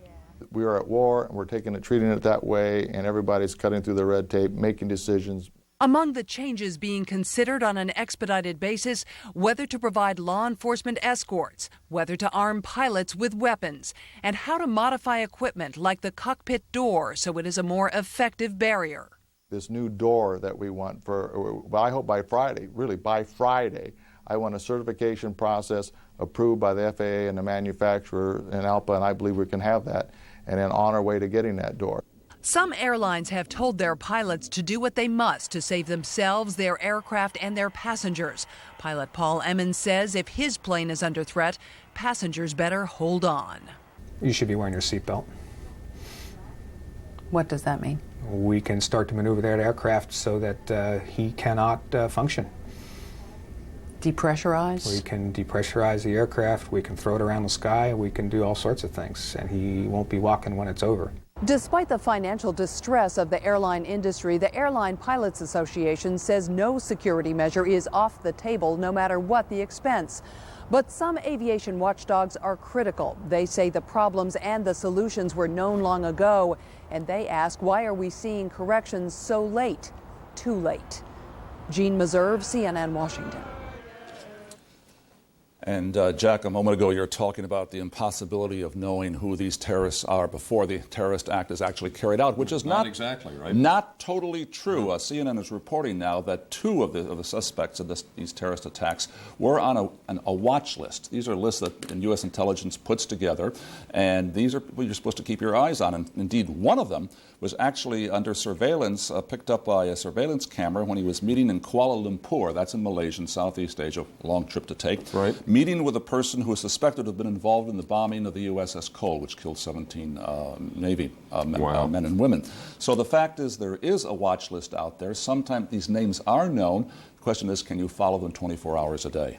You know, years ago, you remember when Carmine Galante was killed here in New York City, and he was shot down in the courtyard of a restaurant in Brooklyn, and I was working at local news at Channel 4 at the time, and we raced to the scene, and we got this live remote up, and he too was being followed. He'd just gotten out of prison, and the FBI was trailing him, and he was under surveillance, and of course his enemies got him anyway in the courtyard of this restaurant. So I'm doing a live remote with Chuck Scarborough, who's the anchor at Channel 4 New York, back at the studio, and when I get all finished, we were live on the air, and Chuck said, well, if the FBI was watching him, why was he killed? Well, this is the good question. The answer, obviously, is that there are so many of these suspects out there. How much manpower do you have? And are they now going to authorize and budget the manpower and the effort to track all of these people? It's not only the list. It's communication between these federal agencies, between themselves. I mean, we've seen cases here in this country where Customs had one guy, couldn't communicate to the FBI. We saw it in one of these serial killers a couple of months back. So it's the communication between these thousands of people who are being watched, who enter the country each day, and whether the FBI gets the information out to local law enforcement, and that's a major problem. You know, one thing we failed to realize here, we're going to be fighting on a front inside this country, and we're going to have to use the military in a different way than we ever used before. I mean, in a sense, think about this, you know, posse comitatus. You know, if you're going to fight a war against terrorism, you have a front inside the United States. You actually have these cells operating here, not just 5 years, back as much as 15 years ago. They've set up shop in this country. And you're going to have a concerted effort by law enforcement. You've got 50,000 different law enforcement agencies. How do you coordinate that effort? So you need one agency to do this. I think a federal agency, you need some military manpower. This might have us rethink the use of military assets, both outside the country and inside the country. Gary in Missouri, what can we do for you? How are you this evening? I'm good. Are they still charging $5 a gallon for gasoline out there? I heard some ugly stories. I used to work in Kansas City years ago, and I heard that within hours after this happened, there were some opportunists that jacked up the price of the pump to $4 and $5. That's not still going on, is it? Of Missouri law, so it brought them right back into check real quick. Okay, good. What can we help you with? I guess my concern and my next question is, I did several years in the United States Navy. I see that there is a big concern as regards to the commercial airline safety. What are we doing in regards to private airlines? I just think of myself here in St. Charles, Missouri. There's several different private airlines. It's very accessible to Cessna aircraft and other smaller aircraft. What are we doing about those? Little airports all over the country, that's a good point, that contain virtually unwatched aircraft that are sitting tethered. You hop a fence, and if you know what you're doing, you can be airborne in 10 minutes. What about that? Very little watching going on. I mean, even during the Persian Gulf War, I myself went to one of those private aircraft out on Long Island, walked right on the tarmac, got on a plane. I mean, so, you know, again, there's, 400 or some odd airports in the United States. How do we ratchet up security with the system that's not working now? How do you put extra layers on that, you know? It's an absurd system that we have, and I think Mary said it before, and I would go one step further. I think we must develop a federal force. You know, somebody that watches our borders also has to watch the people go in. I don't think the whole immigration policy. Yeah, but I don't think the FAA hasn't shown any ability to do this. They've been more puffing the airlines rather than watching them. I think you need some agency like the United States Customs. It's not a plug for Customs. What about Customs or the Coast Guard, Mary? Do either of those make any sense? They both make sense, and I was actually very fortunate to work with both of them when I worked aviation crimes as the Inspector General. The Customs was a very reliable law enforcement counterpart when we worked international cases on bogus parts and other aviation crimes. But I'm rather partial to the Coast Guard for a couple very real reasons. The Coast Guard is in the Department of Transportation, so it would provide seamless transportation coverage. And the Coast Guard already has jurisdiction over the ports, and most airports are ports. In fact, you know, Port of New York, New Jersey, Port Columbus, etc. And they are trained, they're already trained in law enforcement. Many of them are trained in drug interdiction. They have a fleet of aircraft. They are very experienced in overwater operations. They already do our aircraft down in water search and rescue. They're very familiar with the rules.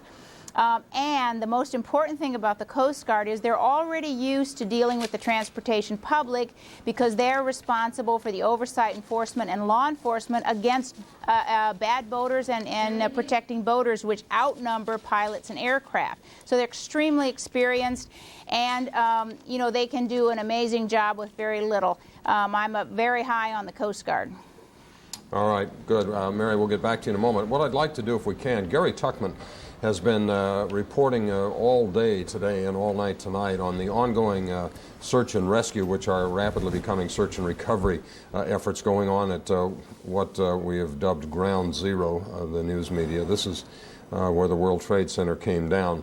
The pictures you see on television, we'll switch to Gary here in just a moment, don't really, I think, begin to tell the story of the size, the dimension of the rubble removal task that is faced by the city of New York. As of this afternoon, the city had removed about 13,000 tons of rubble from the World Trade Center site. That's less than 1%. The World Trade Center, 110 stories tall, contained, these are staggering numbers, 200,000 tons of steel, 425,000 cubic yards of concrete, and 14 acres of windows. So let's get an update from Gary Tuckman at Ground Zero in downtown New York on what's going on down there tonight, and perhaps more importantly, how the spirit and resolve of these dedicated people is holding up. Gary? Jack, I'll tell you, when you talk about spirit and resolve, the people who have been working here have it in abundance. But the problem is they've had absolutely no good news over the last 3 days. A few survivors were found on Tuesday, a few on Wednesday. Since then, not one survivor has been found. Behind me, you can see the smoke is still billowing. It's billowing because the fires continue to break out.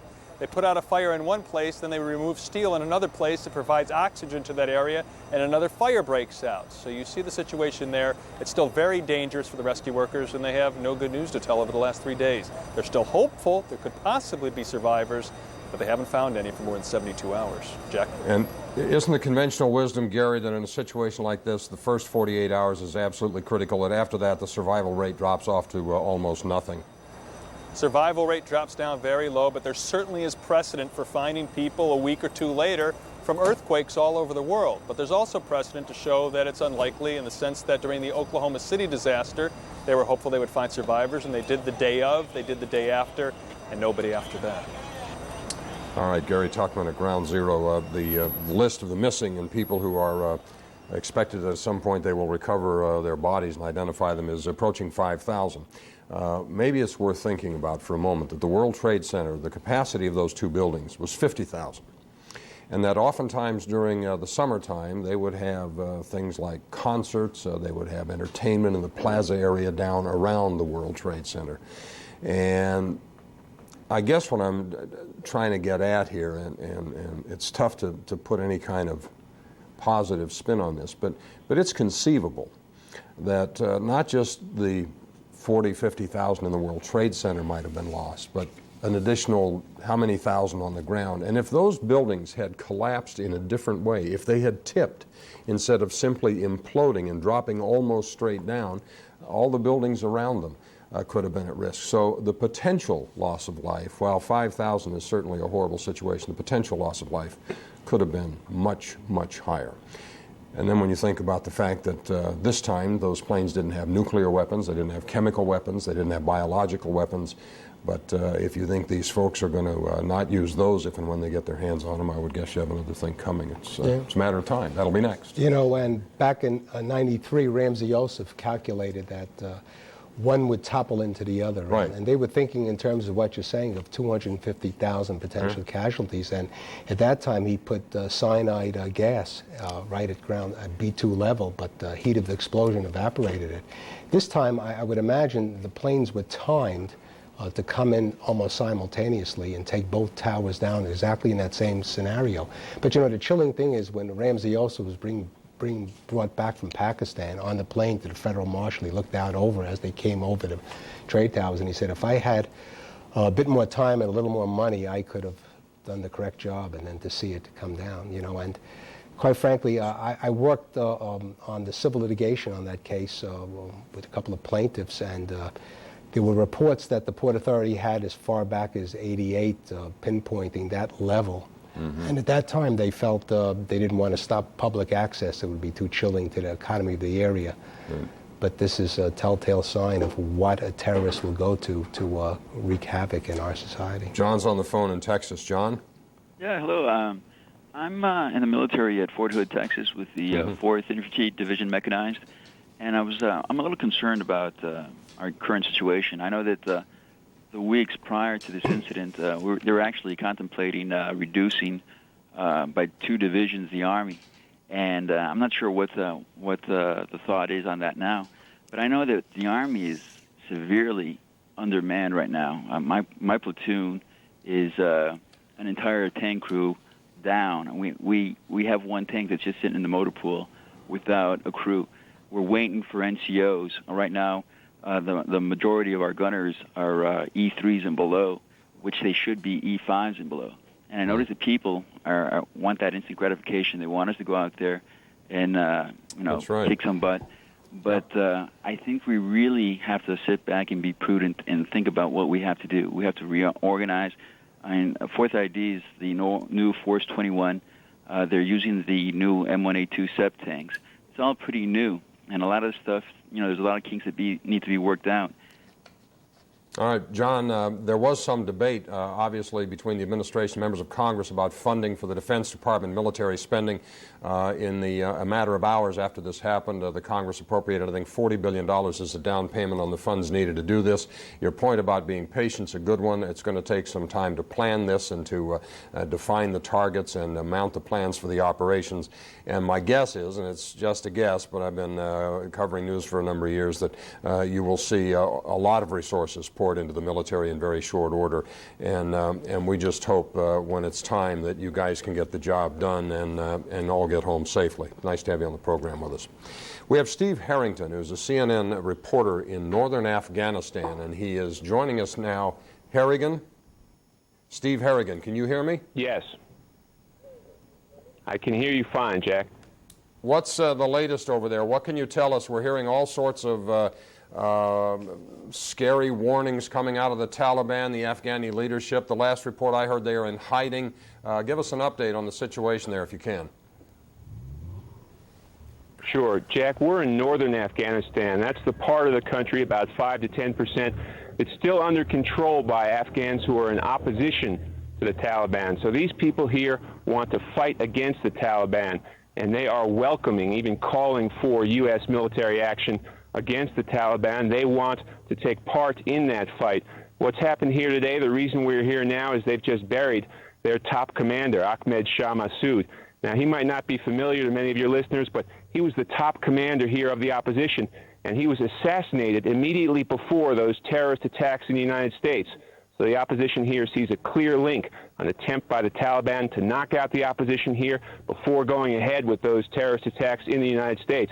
But people here now in the opposition are standing firm. They say they want to fight. We've just seen a very emotional funeral when they buried their top commander, Massoud. They carried the body out of a helicopter by hand, people wailing, villagers here from northern Afghanistan lining the roads. A very emotional scene as they've laid to rest their top commander, Shah Massoud.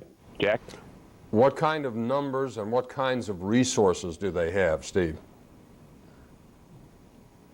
As far as regular fighters go, the Northern Alliance says to have about 15,000 fighters, trained fighters, and perhaps about 15,000 more irregular fighters. And as you know, they've been battling the Taliban for about 5 years now. They've been driven back here into one of the most remote regions on Earth. We're giving you this live shot now without electricity. We're in a mountain range. It's a very difficult place to get to, but we've seen men armed with Kalashnikovs, the very same Kalashnikovs they fought against the Soviet Union with. And they're hoping that this crisis could be an opportunity for them to move against the Taliban. They say contacts so far with the United States have been minimal, but they hope to use their experience, to put that experience to work in working against the Taliban. Do they expect the United States to fund whatever operation they have in mind? They're hoping and calling for aid and to fight together. The question really is, how firm an alliance is this Northern Alliance? We've seen in the past a lot of squabbling between top commanders, and now their very top man has just been assassinated. So can they hold together as a fighting force? That's the real test. All right, thanks, Steve, very much. Steve Harrigan reporting live from northern Afghanistan. Is that a formidable and significant opposition force that he's talking about over there? I don't think so. I think the Taliban has Afghanistan wrapped up. And you know, I wonder why is all this interest in finding a state sponsorship of a terrorist organization to enact the War Act when in fact the Taliban gives him cover, they give him logistics, they give him support, they give him free reign for money raised by the poppy trade. I mean, it's clear to me that they're a terrorist supporting state. I just cannot understand the logic of commentators and politicians not to see that clearly. I mean, it's harder to make a case against Iraq, certainly Syria, Iran, but, sure. But clearly if there's an arrest warrant out for this man, and giving him shelter, they're housing him, and they deny that he is capable of even doing this. So it seems to me that it boggles the mind that in a modern era, why we don't consider this state sponsorship of terrorism. That's the very thing President Bush was talking about. And Yeah. Colin Powell went to great lengths to talk about over and over in the early briefings in the day or two after this happened, that states that sponsor these people, harbor them, fund them, protect them in any way, are as guilty and as liable for retaliation as the terrorists themselves. But that seems like the perfect model of this behavior. I don't understand why we're not ready to say, other than it's just one of a pariah state, that it is a state sponsorship of terrorism. Let's bring in Major Garrett, who's live at the White House this evening, and get the latest from him on what's going on down there, and perhaps he can address what he may have heard concerning the subject of a possible declaration of war at some point in the future. Major Garrett, nice to have you with us.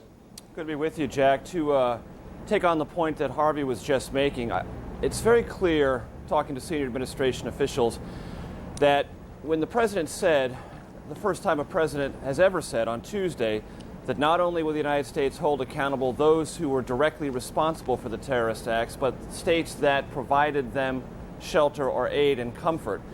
No one around here is calling that a Bush doctrine, but it is a significant change in U.S. policy. And the president has gradually, with his rhetoric and with what he asked Congress to approve as an act of providing him the legal authority to use force, is trying to turn the American people from traditional definitions of war fighting against nation states, against nations with borders, as he said in his radio address today, a battle with beachheads, to one that is of entirely greater, more complexity, and saying it's not going to be just one place, it's not going to be just one agent of terror, but the United States is going to try to hold and will do everything in its power to hold accountable multiple sources of this, what the president has often described as evil.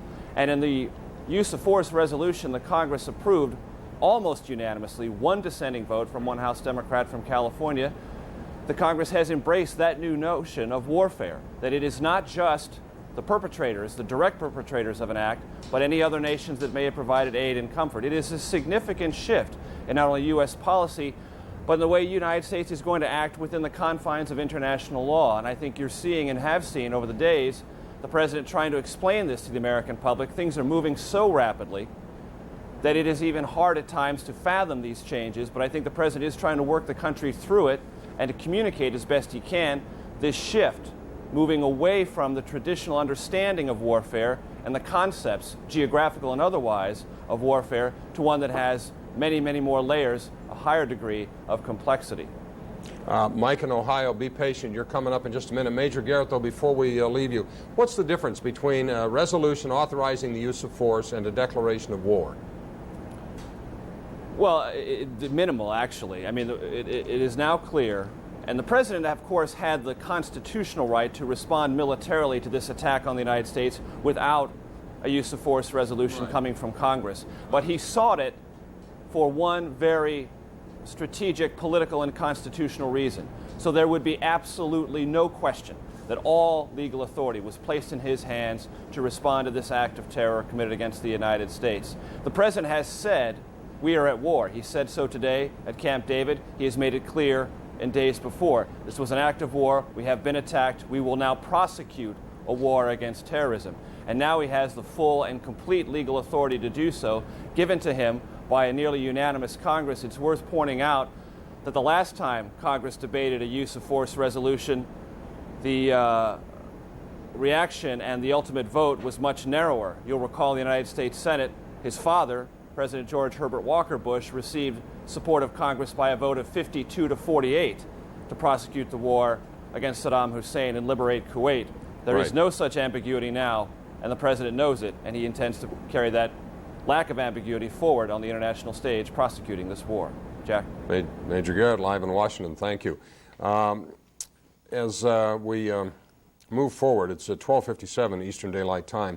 You were talking about states that harbor and sponsor terrorism, Harvey Kirshner.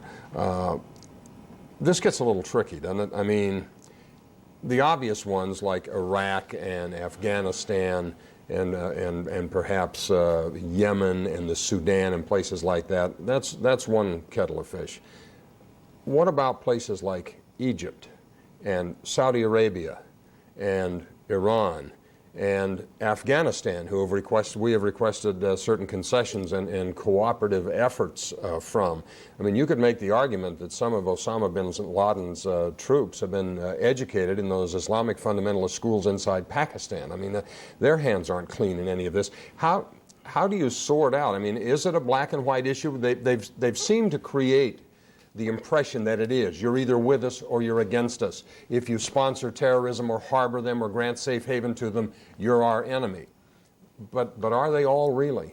Well, that's just it. That's the ambiguity in that region of the world. I mean, you mentioned, let's take Egypt, for example. Right.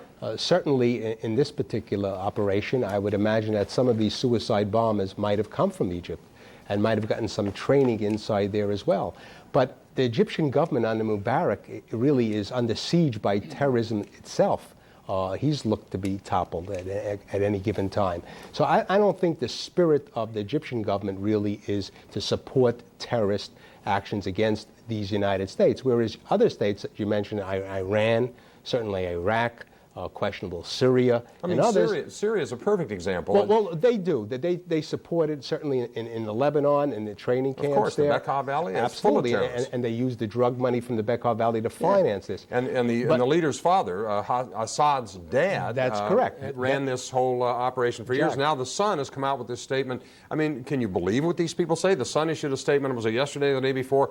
We deplore these acts, we deplore terror, and blah, blah, blah, blah, blah. That's the problem. That's the problem we face, the ambiguity of who the enemy is. It seems that the structure that's been set up worldwide, and especially in the United States, has this ambiguous and sometimes specific support of these actions. You know, it's important to state over and over again that if we take out Osama bin Laden, the problem is not going to go away. There are other people who are going to step up to the plate. The same thing in a drug trade. It's because you have people who are willing to die for that particular cause. Right. And there is a significant number in that region of the world and here in the United States. All right, Mike, I apologize in Ohio. I didn't mean to keep you waiting this long. What can we do for you? Well, thank you very much for taking my call, and thank you for the dialogue, the conversation, the insight that all of you are providing. Glad but you're I joining. think what you need to hear from us, as many times we're referred to as the heartland of the United States, but I think the heartland of the United States is every part of the USA. But what you need to hear is we do understand. We do know that the front can be both here in the United States and worldwide. We do know that it's going to take time. It's going to take patience. And I think everyone in the country needs to tell you now, we're ready. We will correct the problems. There are many problems that we understand. There's problems with not only the way our safety is handled at through the airports and so on, but I think you need to hear from us, we're ready, because what we're fighting for is our very way of life. Fair enough. That's pretty well put. I'm not sure I could have said it any better. Mike, thank you. It was worth waiting for. It's 1:01. You're watching a new endeavor around these parts. They've dubbed this CNN Hotline. And before we go to Gary Cutley for the latest news, let me just give you the number to call. It's toll-free, and we'd like to hear from you. You know, one of the things that occurred to me walking into the studio, everybody from in Washington and New York City, people at the Pentagon, the phrase, our lives have been changed forever. I'd be interested in hearing how you think your life's going to change. What about your kids? What about your travel plans? What about your spending plans? What are you going to do when the stock market opens on Monday? It's been closed for the longest time since World War I. Our lives are going to change. It'd be interesting to start hearing perhaps from some people on how they think their lives are going to be different as a result of this awful thing that happened on Tuesday. Time now to get caught up on the latest news, and for that, here's my friend Gary Cutley. Gary? Thanks, Jack. We're going to look first and foremost right now at the investigation, which is underway. And some progress is being made, and we're happy to report that authorities are now holding a second person as a material witness in connection with the attacks. He had been held by U.S. Immigration Services. The first material witness was arrested Thursday at New York's Kennedy Airport. And the FBI says it is questioning two other people who were found at a New Jersey apartment. The address of the apartment was supplied by other people believed connected to the attacks.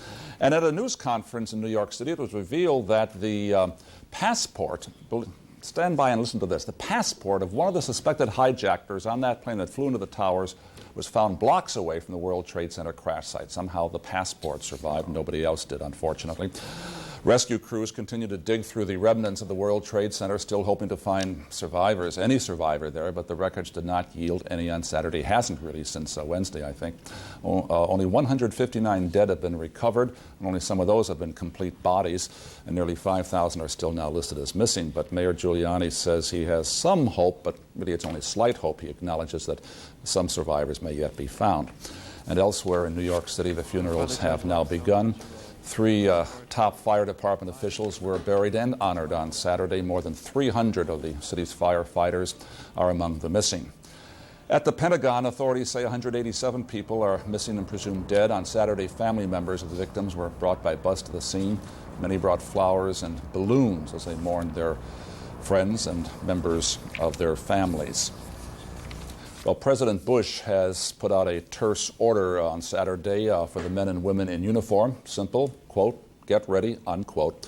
Here's Kelly Arena on the President's Weekend at Camp David. Spending the weekend at the secluded presidential retreat in the Maryland mountains, President Bush huddles with his national security team and prepares the American people for war. We're at war. There's been an act of war declared upon America by terrorists, and we will respond accordingly. The president refuses to discuss military options, but for the first time, he specifically named suspected terrorist Osama bin Laden as a, quote, prime suspect behind Tuesday's terrorism spree. Bin Laden is believed to be hiding out in Afghanistan, with the ruling Taliban government providing him safe haven. This act will not stand. We will find those who did it. We will smoke them out of their holes. We will get them running. And we'll bring him to justice. When asked if those words mean President Bush is considering using ground troops to attack terrorists, aides say nothing has been ruled out. But winning this so-called war and finding the elusive bin Laden won't be easy, says a former Clinton administration official. We're not fighting a military, we're not fighting an organized power, but we're fighting a very diffuse and shadowy organization that has links in many different parts of the world. Knowing Americans are hungry for swift retaliation, the president uses his radio address to say a sweeping response will come in time.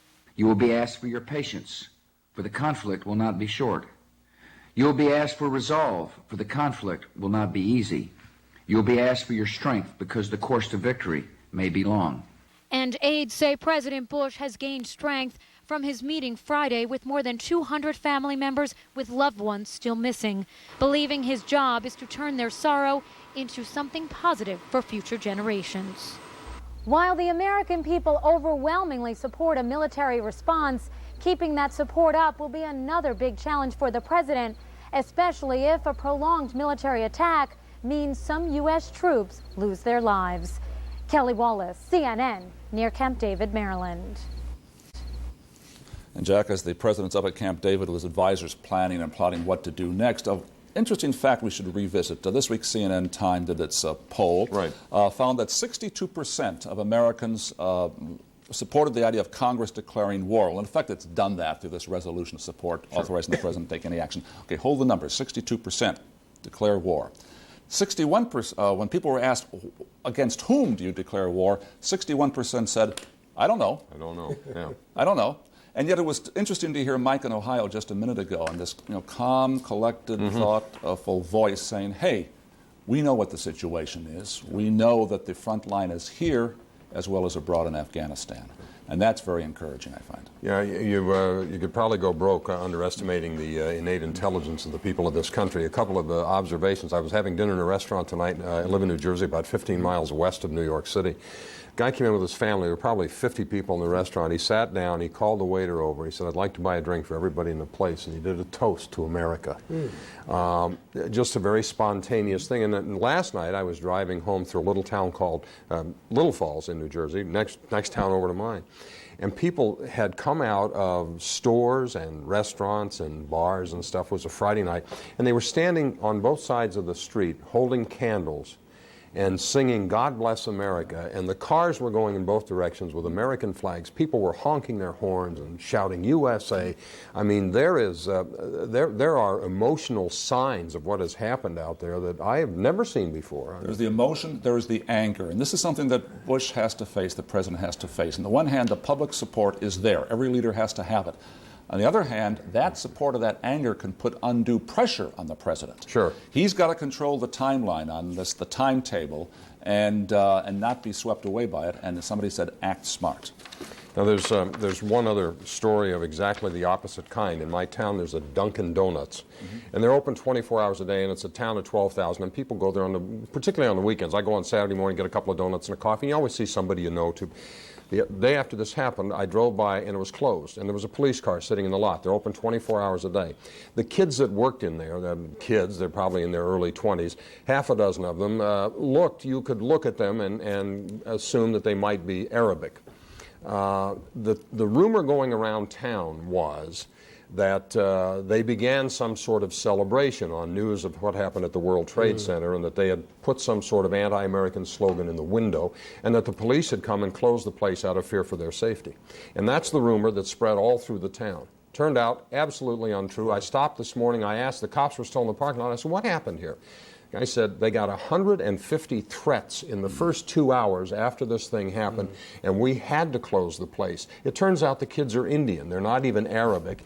And it was that rush to judgment based on appearance, that stereotyping, and it's just an ugly, nasty, horrible example of the kinds of things that can happen, but I guess shouldn't happen in this country. So the good, the bad, and the ugly is out there, and it's going to be with us, I guess, all of it in some form for a while. Ken in Texas, what's your question? Yes, sir. I'm a native New Yorker. I was born in Queens at Wyckoff Heights Hospital. I now live in San Antonio, Texas. I spent 5.5 years in the United States Army. I just heard the commentary from John from Fort Hood. Right. Saying they have a tank sitting in a motor pool with no drivers. Right. I'm an ex-tank mechanic. I spent my time in the service. I was wondering, what about us? What about the service members that spent their time, got out, now would love to put a uniform back on? I would waive all my rights for benefits and everything just to put a uniform back on to serve my country. I have no other way to do it. I sit here helpless, and I wonder what happens to us. I don't know the answer, Ken, but I can tell you where you might get it. If you called your congressman's office or called a local armed forces recruiting office, I don't know if down the road they'd make provision to take some of us old guys back. And I say us old guys, I wore a uniform too. They wouldn't take me back at my age. But depending on how this thing unfolds, there might be some sort of stateside duty or volunteer work that people that served in the armed forces can do. You might be able to go over there and get that tank running for Mike or Ken, whoever it was. But call your congressman's office. I'll bet he could tell you, and that would, and we'll see what happens. It may happen. Who from North Carolina? Salim. Yeah. Salim, you're on the air. What can we help you with? Thank you very much. Just concerned that the Americans understand, we in America, that there is a holy jihad, and what we're up against in the long run as Americans is like a spiritual war. And I'm concerned that we as Americans do not understand that, for example, in a couple of years, a disgruntled Russian physicist or who needs money, or Chinese or maybe Iran, if they get nuclear technology, they don't get a small suitcase-sized nuclear bomb into one of our cities and level us to the Stone Age. So I don't mean to sound Machiavellian, but I'd much rather have more of Truman and less of Chamberlain.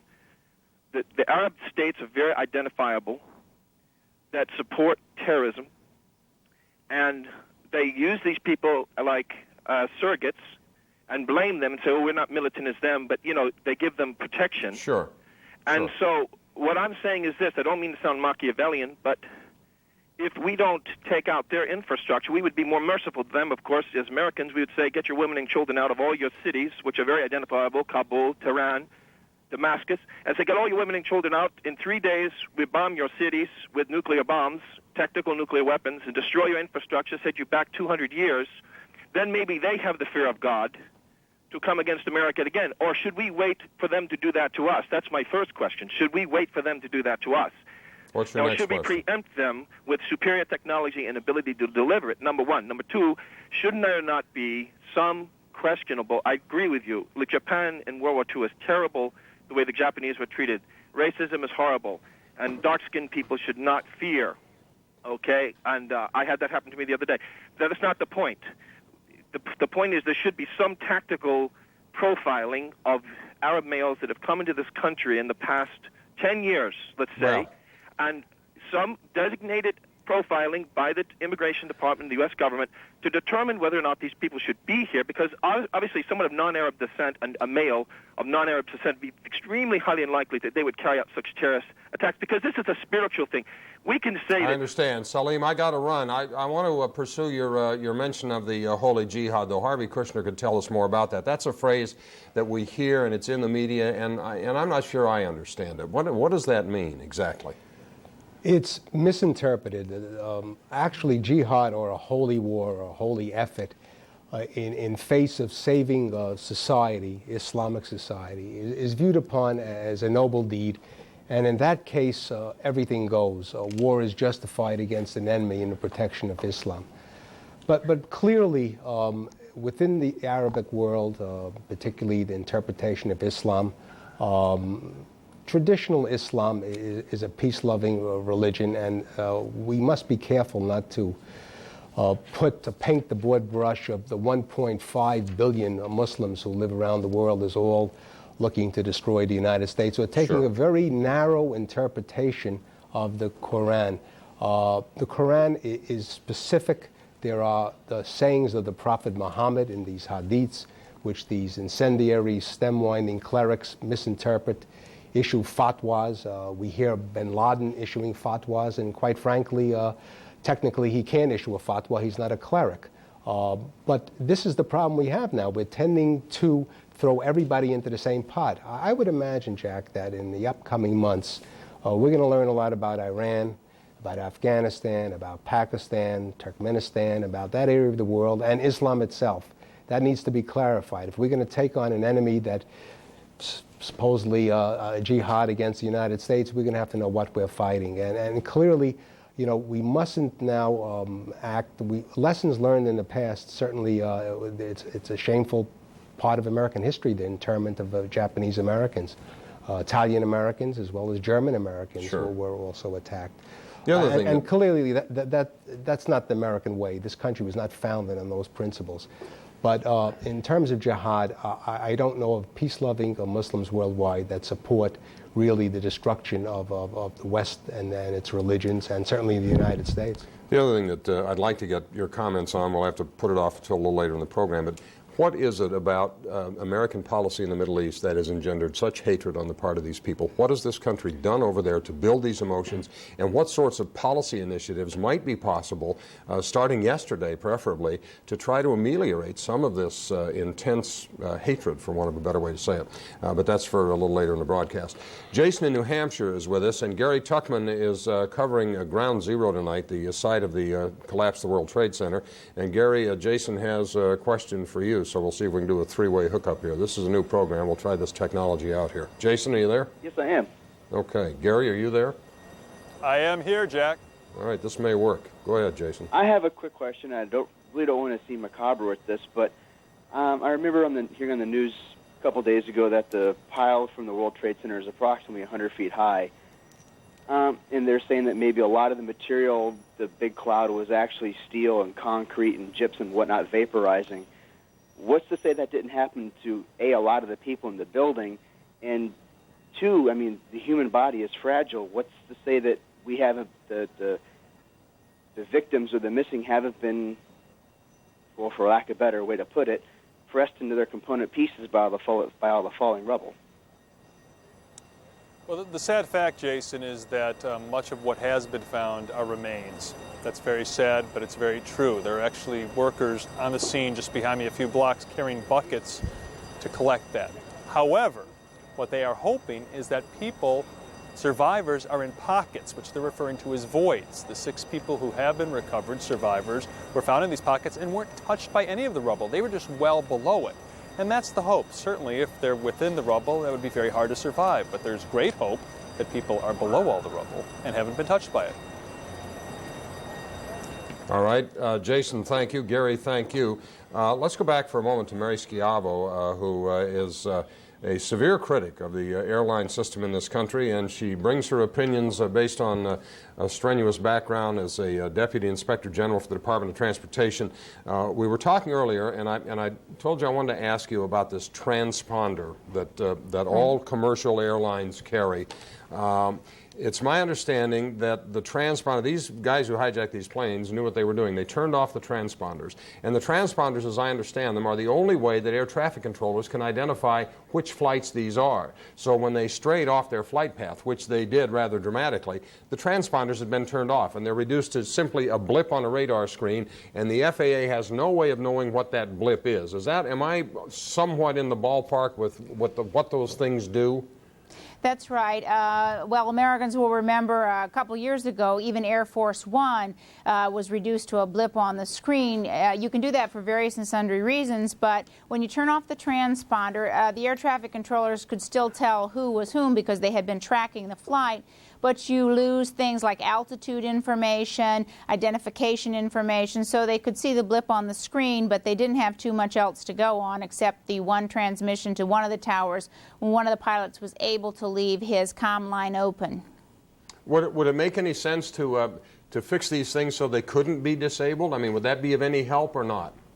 Well, actually, we have many things that we could do. One of the recommendations after Egypt Air, and there's a lot of misunderstanding about this, but after the Egypt Air tragedy on October 31, 1999, one of the recommendations by the NTSB was to actually install cockpit video, and that is not just static video that you recover like a black box. It's also possible to have video that is transmitted, and that recommendation will undoubtedly become a prominent one again, because then we would have had an idea, and there's a question whether between the first plane and the last one, the one in Pennsylvania, maybe even the Pentagon, we would have had enough information to know more fully what was going on. Is this what they call real-time video? Yes. Is that what they prefer? Where they put a little camera in the cockpit, that just like you put a camera in the nursery to watch the baby, right? Yes, and it's curious that the pilots had objected to that before, and over the last 4 days I have gotten many, many calls from pilots talking about things like wanting to arm themselves, etc. And now I think everyone realizes that video would actually protect the pilots and the passengers some. So that would be another thing besides the transponder. And one other thing I'm hoping that we can get good data off the cockpit voice recorder or off of at least one of these flights, because in another suicide attack on a plane, the Silk Air plane crash has been ruled a suicide, and in that case the suicide pilot was so savvy that he pulled the fuses on the cockpit voice recorder. Now that would give us a real indication, if that was done here, how well they had studied other tragedies and how well they were acquainted with the planes. It would really give a tremendous amount of insight. One other thing I wanted to add, and you'd mentioned about general aviation and the small planes all over the country, and the fact we have 655,000 pilots in America. It's pretty hard to track them all. Only those airports with commercial service have to have a security plan in place, a secure perimeter. Only those airports that are so designated at certain levels have to have that. There are lots of little airfields literally all over the country that have little small planes sitting on them, and it was those planes, curiously, when I was in the government, it was those small planes, the Moonies, the Cessnas, the Bonanzas, sitting all over the country, that the FAA perceived as their terrorist threat. They did realize that terrorists could steal planes, but for some reason the FAA thought they would steal small planes. And even though that was their worry, we really don't have a security plan in place for all these small planes all over the country. Now we see they aren't the threat. Terrorists have much bigger things in mind for those planes. And there's one other thing that's very interesting about the terrorists. We actually have a federal statute, 28 U.S.C. 16 something, and that is our list of countries which harbor terrorists. And the State Department puts the countries on that list by publishing it in the Federal Register. Afghanistan is not on that list, and that's something important that the state and that's something that the State Department will have to do, because it is that list which allows people to go after the assets of a country that harbors terrorism. So there's much to be done, even on sort of the end of putting all the ducks in a row. All right, Mary, we've got a viewer in Illinois, Bruce, who has a question for you. Bruce, go ahead. Yeah, hi, Mary. I Hi. thought about sky marshals. What would you think of the idea of having 20-year veteran retired police officers? They'd be 45 to 55 years old, obviously with a track record that you could check as sky marshals. Well, and not just a track record that you can check. You make an extremely important point. You know, and you probably know we did have sky marshals, but over the years the program was gutted. That was one of the security measures that I fought against ending. We used to have a couple thousand. It dwindled to something like 250, and finally it dwindled to about 30. And I and some others objected to that. And people now talk about, well, we're going to put sky marshals back on the plane. What's very important to realize, and since you've been through police training, you know this, it takes a lot of training to know when you have a shoot, no shoot situation, when it's a passenger panicking versus terrorists standing up to start a hijacking, and it is that training that is going to be crucial. I taught not that particular part of the training, but I taught legal things at the FBI Academy, and I had a chance to experience that. And the shoot, no shoot decision making you don't learn overnight. So someone like yourself who has had that kind of training would be someone who would be much more valuable to start up or to expand the program again from our dwindled number. And that's going to be the biggest problem with air marshals, getting them through either FLETC or Glencoe or Quantico and getting them this training. So air marshals aren't going to be here overnight. All right, Mary, thanks. And Bruce, thank you for the question. What about, Harvey Kushner, the fact that all of these airplanes were less than half full? I've heard it debated as to whether or not that may have been significant. This was a Tuesday morning. There are a lot of flights that leave from the East Coast. These were all bound for California. But all of them had less than half a passenger load. Is that significant? And if so, what would it possibly mean? Well, it's my belief, if I had to go back and trace the mindset of these hijackers, they probably knew those routes, probably even knew maybe flew them before, sure. And knew the pattern, which day is most likely to have the least amount. Clearly, if you want to, the question was how much fuel, not how many passengers you had aboard. Right. It was a clear day.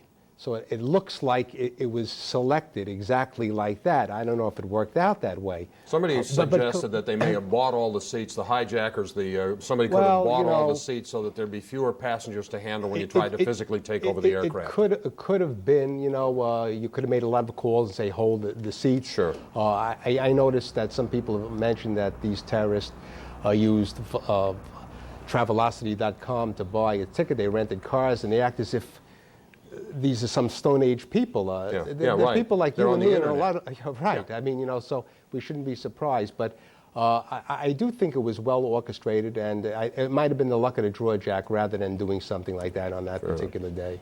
Mary, you have a couple of thoughts on this? I do. Actually, there was a strategic reason also for that early morning flight, and that is, as it was the first flight out, you didn't have the worry about a delay on the inbound, and obviously a large percentage of U.S. domestic flights are delayed. So by strategically selecting the first flight out, I know some people thought, well, it was the first flight because they loaded weapons on overnight. No, it was the first flight out because the timing was important. Because once people figured out what was going on, we did get fighters up there, scrambled to get up in the air. So the first flight of the day offered a strategic advantage to them as well. So I agree with Harvey. This was clearly extremely well planned out. And there are many other things that will certainly come out in the days ahead. For example, did they make reservations and change them? American Airlines has a very good tracking system. They literally keep book on us. They keep book on us so they can supposedly keep us happy, but they also keep very careful records of how we've changed our reservations, etc. And that will be interesting to see if they had to wait for another day or an opportune time or had changed their reservations at all. All right, George is in North Carolina. George, I'll be right with you. But Mary, I want to ask you one other thing. I read a story, and I hope it's not true. I read a story that one of the airlines involved in this had gone to Congress to ask for some sort of legal immunity from civil prosecution, lawsuits on the part of folks who died on those airplanes almost before we knew what had happened. Is that story true? And if so, where does that stand?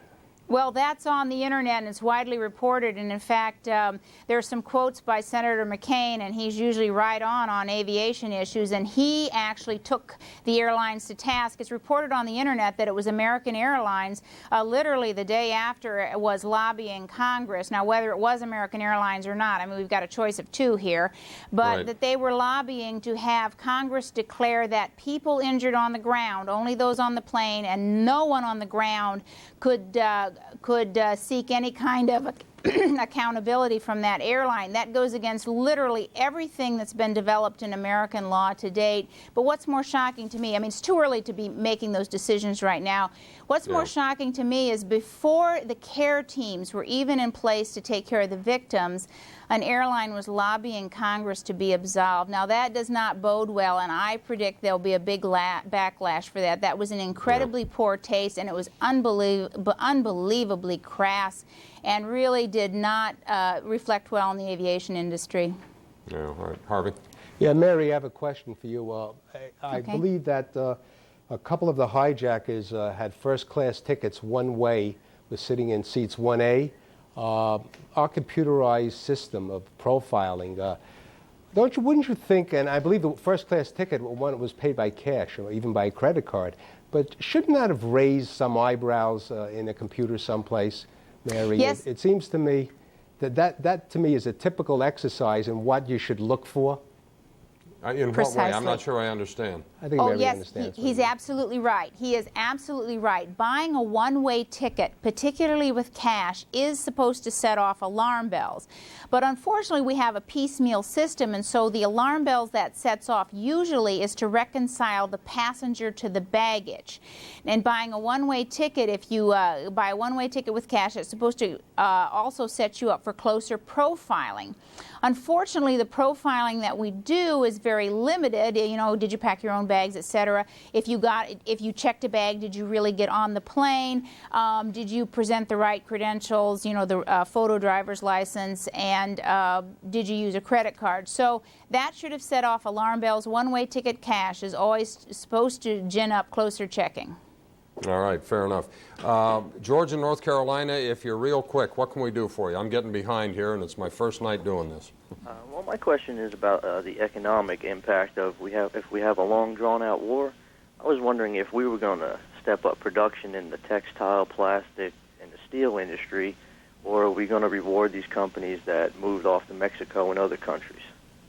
That's a pretty fair question. I'm not sure how that would be done. My guess is that whether the factories are located in the United States or not, that American companies will be called on first to do as much of the production that's as necessary to gear up for this as is possible. And I would guess that it would be logical that only in the event that American companies couldn't produce all that was needed would they go shop someplace else. But your question, you're referring to the fact that a lot of American companies under NAFTA have located outside the United States, and that the jobs producing these goods now are no longer American jobs, but rather foreign jobs. I don't know what to tell you, but it's a good question, and that's something that will be debated in the weeks and months ahead. All right, Gary Kotlick's going to update us on the news, and then as soon as we get finished with the news update, we have Tom Mintier, who is in Islamabad, Pakistan, who's going to join us on this program as we move into the final half hour. Garrick, what's the latest? Well, Jack, our focus this evening, story number one, is the ongoing investigation. Here are some of the newest developments this evening. The investigation of Tuesday's terrorist attacks. The U.S. Justice Department tells CNN that a second material witness has been brought into custody. The man was one of 25 people who were being questioned by the FBI while being held by U.S. Immigration Services. A first material witness, that's someone who's supposed to know something or someone connected with the crime itself, was arrested on Thursday. The U.S. Justice Department has also released photographs now of 8 of the suspected hijackers. The pictures include 4 from American Airlines Flight number 11. That was the first plane to hit the World Trade Center on Tuesday. There is one hijacker from United Airlines Flight 175, which hit the World Trade Center's South Tower. And then there are 3 from United Airlines Flight 93, which went down in rural Pennsylvania. New York City, rescue crews continue to hunt for survivors in the rubble there at the Trade Center, even as hope is dimming. As we know, nearly 5,000 people are listed as missing somewhere in that rubble at that site. Also Saturday at a news conference, it was revealed that investigators, searchers, have found something of interest, the passport of one of the suspected hijackers. That passport somehow survived. Floating down from above, it was found some distance from the World Trade Center crash site itself. And at the Camp David presidential retreat, U.S. President George W. Bush met with his advisors and told Americans to brace for what may come. He said U.S. military personnel should be ready for a war. He said, quote, "We are at war." And sources are telling us now that 2 of the hijackers of the plane that crashed into the Pentagon had been under surveillance by U.S. law enforcement and intelligence circles. The reason? A link to the bombing of the USS Cole in Yemen last year. Here's Eileen O'Connor. They booked the tickets on American Airlines Flight 77 from Washington to Los Angeles on Travelocity using a New Jersey address, mailboxes, etc. And names U.S. officials confirm were known to them: Khalid al-Midhar and Salim al-Hamzi. Once on board, together with al-Hamzi's brother and an old roommate, a known pilot, they took over the flight, crashing it into the Pentagon. Within minutes, the facade of a symbol of American strength crumbled.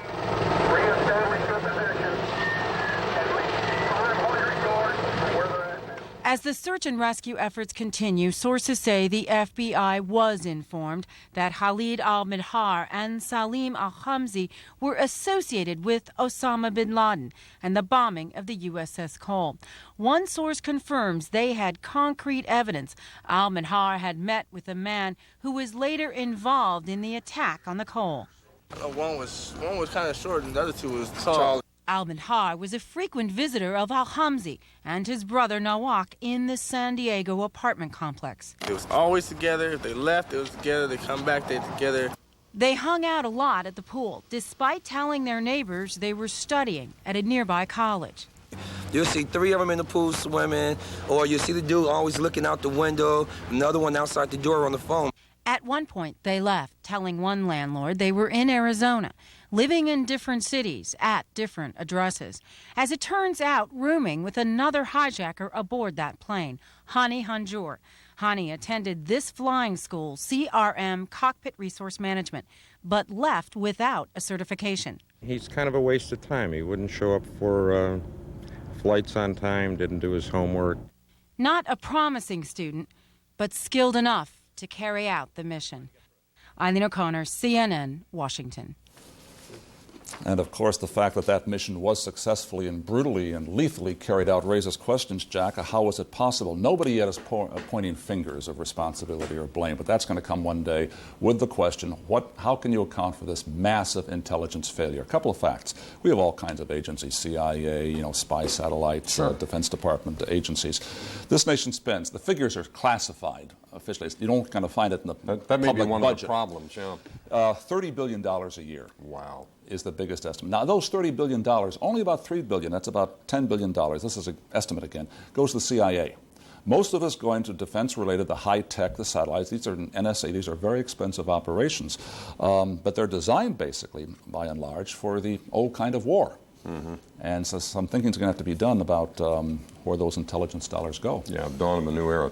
Garrick, thanks very much. Thanks for being with me on the maiden voyage. And if they let us come back tomorrow night, I'll see you then. Okay. Garrick Utley. Let's go to Tom Mintier. One of the very early statements out of the government in the wake of this happening was that Pakistan was going to be called upon to meet a list of requests, in quotation marks, because of their geographic proximity to Afghanistan and some other things. Those requests included changes in border restrictions, possible cutting off of fuel lines. Tom Mintier is live in Islamabad, where it is now 1:36 in the morning here in New York. Tom, what's the latest? Well, it's the middle of the morning here, and the consensus building is continuing. You just look at the globe and you see where Pakistan sits. It's right next to Afghanistan, and if there is going to be any kind of military operation, the piece of the puzzle that may be the most important is Pakistan. And the United States realizes this, and they called on Pakistan quite early on for their support. Now, yesterday there was a 4-hour meeting at the President's office in the Cabinet room between the Cabinet, the President, and the National Security Council, and after that meeting they said they had consensus to help help the United States combat terrorism and bring whoever perpetrated the crime in the United States to justice. What's going on today? The president is meeting with editorial writers. He's meeting with politicians. He's also meeting with religious leaders later in the day.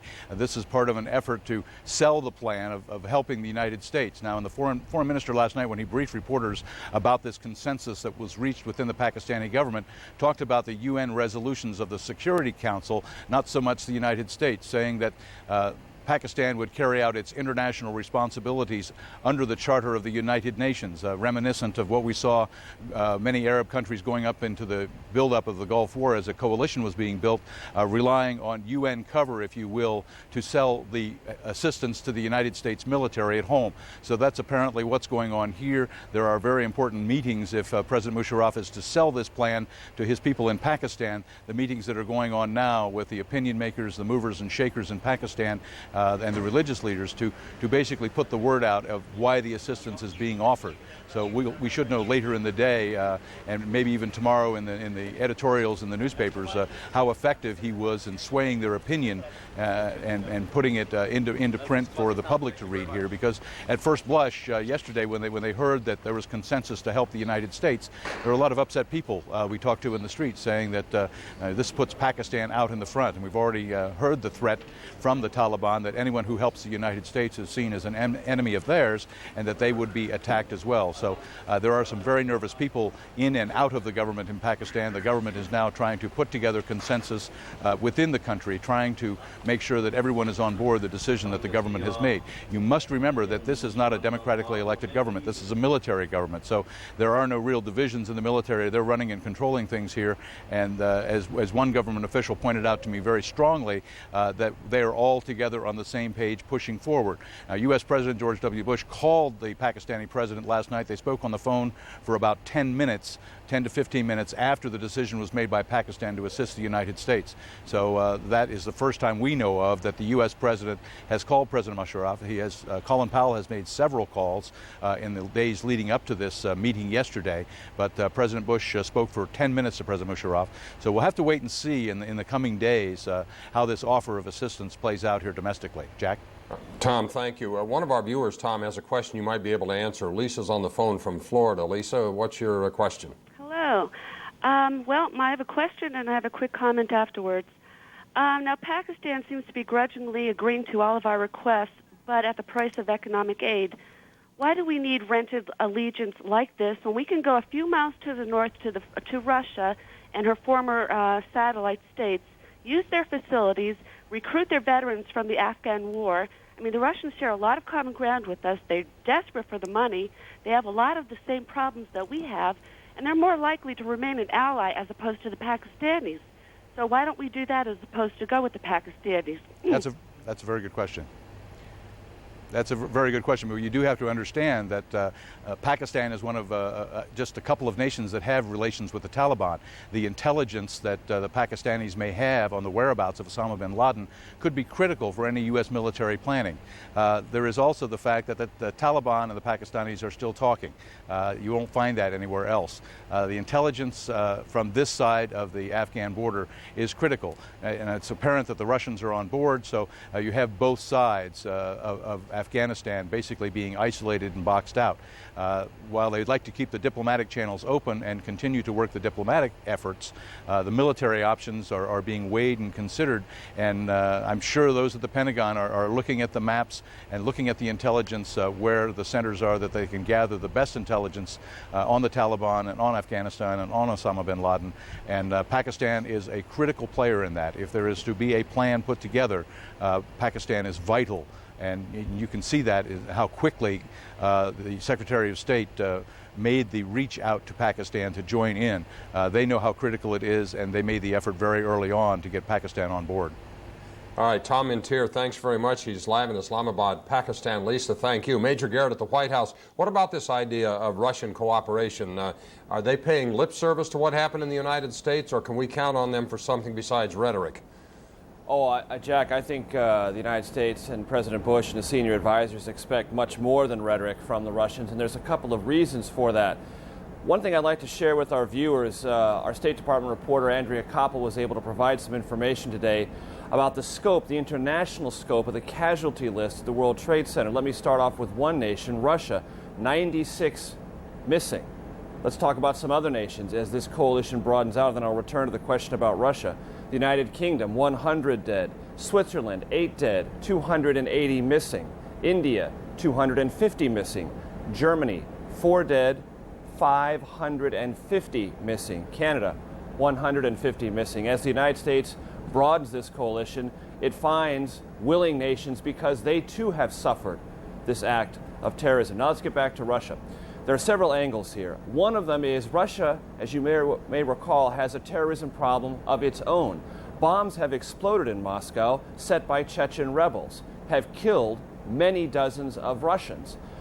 Russian President Vladimir Putin is acutely aware of this, and he sees within this world revulsion at the terrorism committed against the United States an opportunity to also create the same revulsion about the terrorism that has affected his own capital, his own people. And it is the understanding of the U.S. government that as Russia provides assistance, provides aid, it will also, at least tacitly, be seeking a green light to prosecute its own internal campaign against Chechen terrorism as a way of responding to terrorism in the way the United States, no doubt, wants to respond to the act of terrorism against the United States.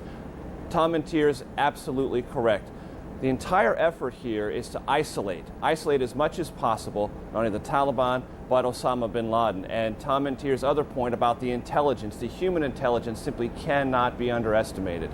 One of the problems that disabled and in many respects hamstrung President Clinton in 1998 when he was trying to respond with cruise missiles and other means to the terrorism attacks of the 2 U.S. embassies in Africa was the United States simply had no human intelligence from Pakistan because it was not provided about Osama bin Laden in Afghanistan. You'll recall those cruise missiles missed their targets. There was intelligence suspecting that a camp was in fact there and that many of the Osama bin Laden followers would have been killed. Nobody in fact turned out to have been there. A huge failure of human intelligence. That's something the U.S. government believes Pakistan can provide. And so in addition to isolating Osama bin Laden, the United States government wants to, as best as it possibly can, obtain that human intelligence, which may only be available through Pakistan.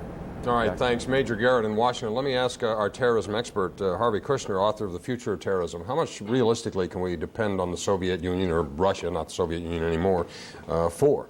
Jack, I think very little. I'm not sanguine about Pakistan aid either. I believe that Osama bin Laden has infiltrated Pakistan, and quite officials support him. The Chechens have infiltrated with bin Laden supporters and aid. And I think that the Russians, Putin, would rather just look at this as America's problem, give lip service to the world community, because how could he not? The same thing with the Pakistanis. They're going to do it, but can they deliver it? I wouldn't station American troops in Pakistan. I wouldn't trust them. I might want to use their airspace. I think the issue is very complex. I think, let's face it, that whole area is a powder keg. We have Iran, who would love to move in on a crippled Afghanistan, and you have also Russia. This is why the problem is immense, and at this point in time, everybody's jumping in, but when it gets hot, I don't count on the Russians for support. I wouldn't count on the Pakistani government for support as well. Yeah, you wonder, based on history, that when the bullets start flying, who's going to be standing there alongside us to be counted? Not only, Jack, more importantly, Peshawar, Pakistan is really the thoroughfare of the terrorists, ferrying back and forth between.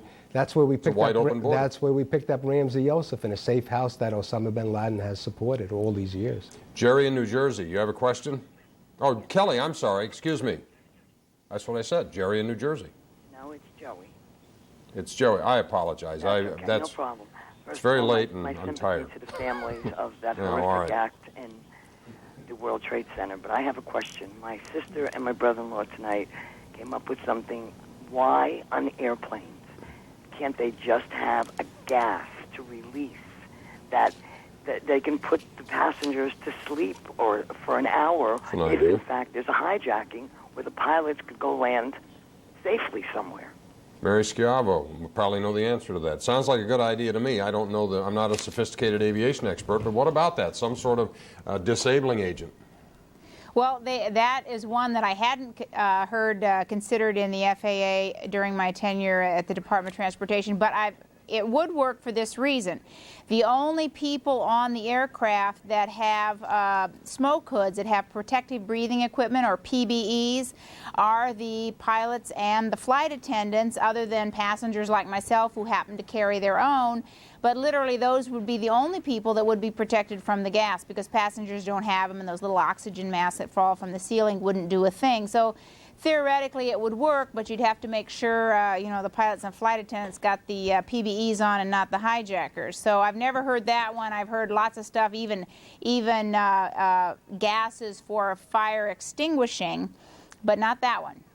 I'm just sitting here thinking, I wonder too what kind of potential liability you might encounter if you found somebody on the plane who had a sensitivity to whatever the agent was. I mean, you could get into a whole long discussion, I suppose, but it's not a bad idea.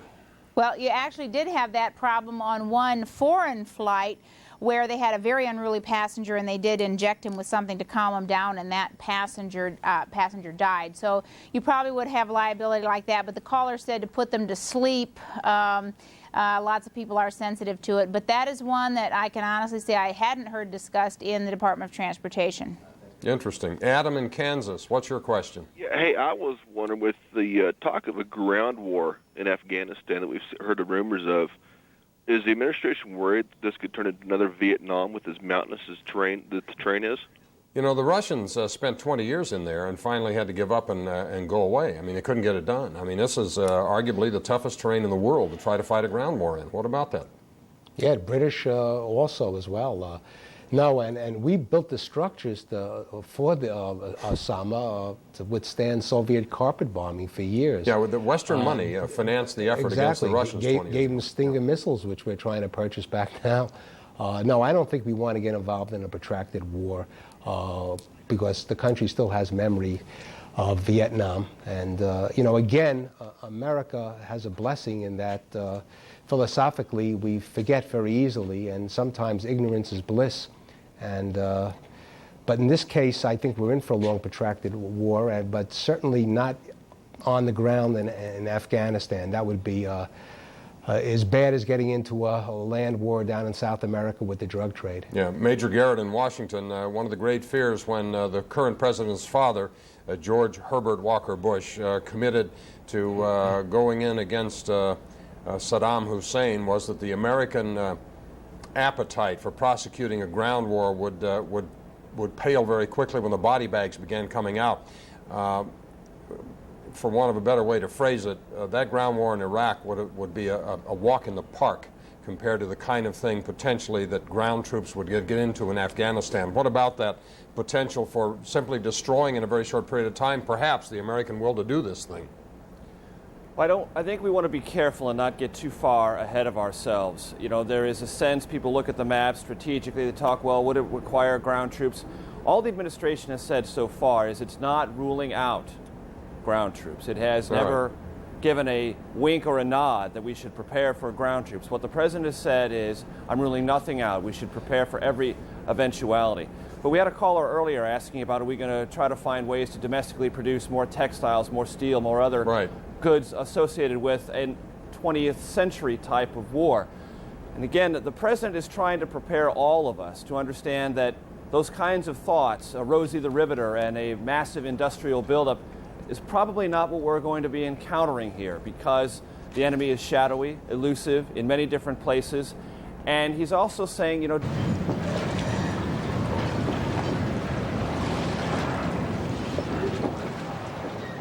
God only knows why this happens. It really does. So many innocent people, their lives will be affected forever. The world has changed forever.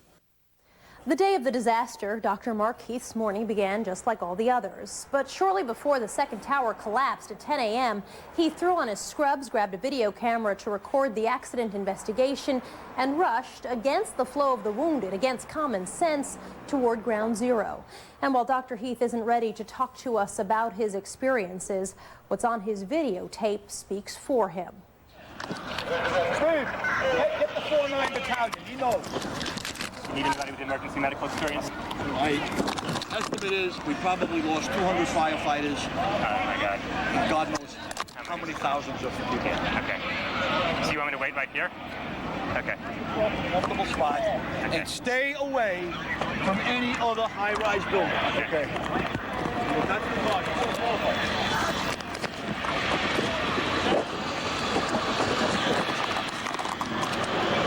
Look out.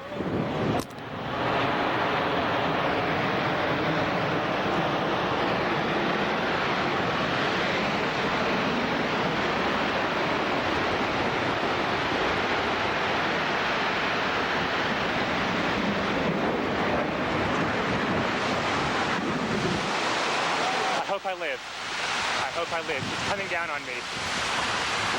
Here it comes. I'm getting behind a car.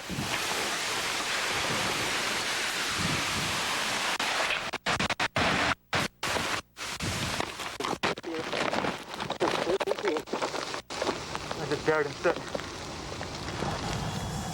I'm sorry I came down. I just had to help you, but I should have known a second moment ago.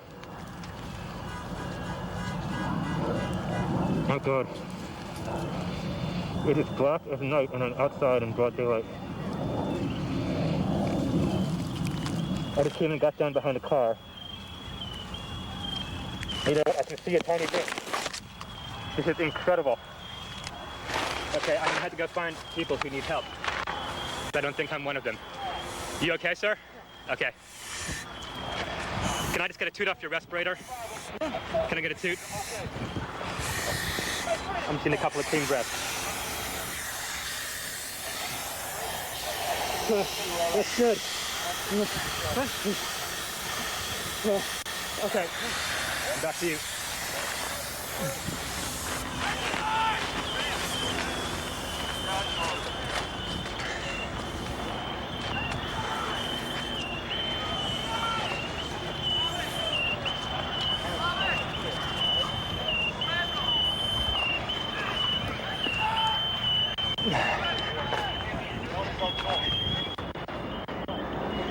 There's all these noises. I don't know what it is.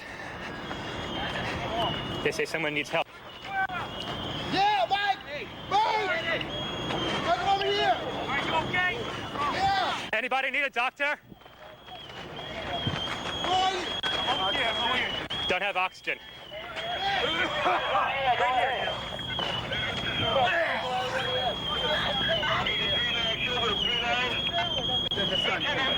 Oh, man.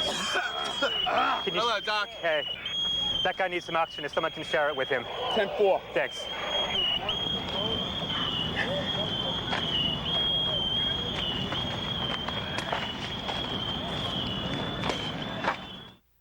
Dr. Mark Heath staggered on. He spent the next several hours alongside hundreds of other volunteer medics caring for the wounded at a triage center near Battery Park. We'll be right back.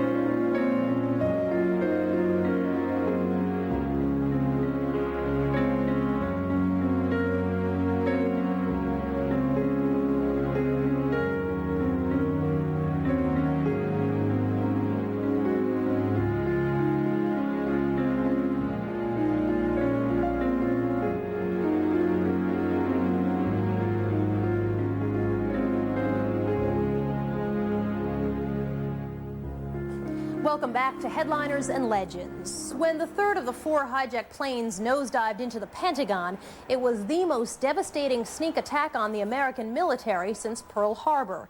Many died without knowing what hit them. Lee Thompson has a story of a man who survived without knowing who saved him. Tuesday, 7 a.m. It begins just like any other day at the Pentagon. Retired naval officer Jerry Henson arrives for work. Now a civilian, Henson manages counter-drug operations for the Navy. But by 9 a.m., Henson, like the rest of us, is sitting in his first-floor office watching television. He is transfixed by the horrifying images of the World Trade Center coming in from New York. I was watching the airplane, came around, made a approach, and turned into the second one. So it was clear that it was a terrorist attack, and I just couldn't believe it. Little did he know that just minutes later, he would be fighting for his own life. I'm sitting at my desk, and instantly there is a beam laying in my lap, jamming me into the seat so that I can't move. There's another piece of furniture or something against my head. I knew it wasn't a bomb. I knew it must have been another airplane.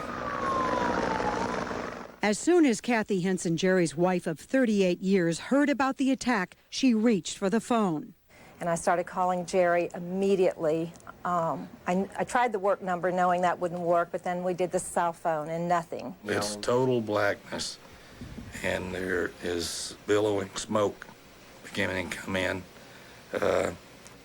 It didn't get hot instantly, but you could tell there were fires not too far away because you could feel the heat of them.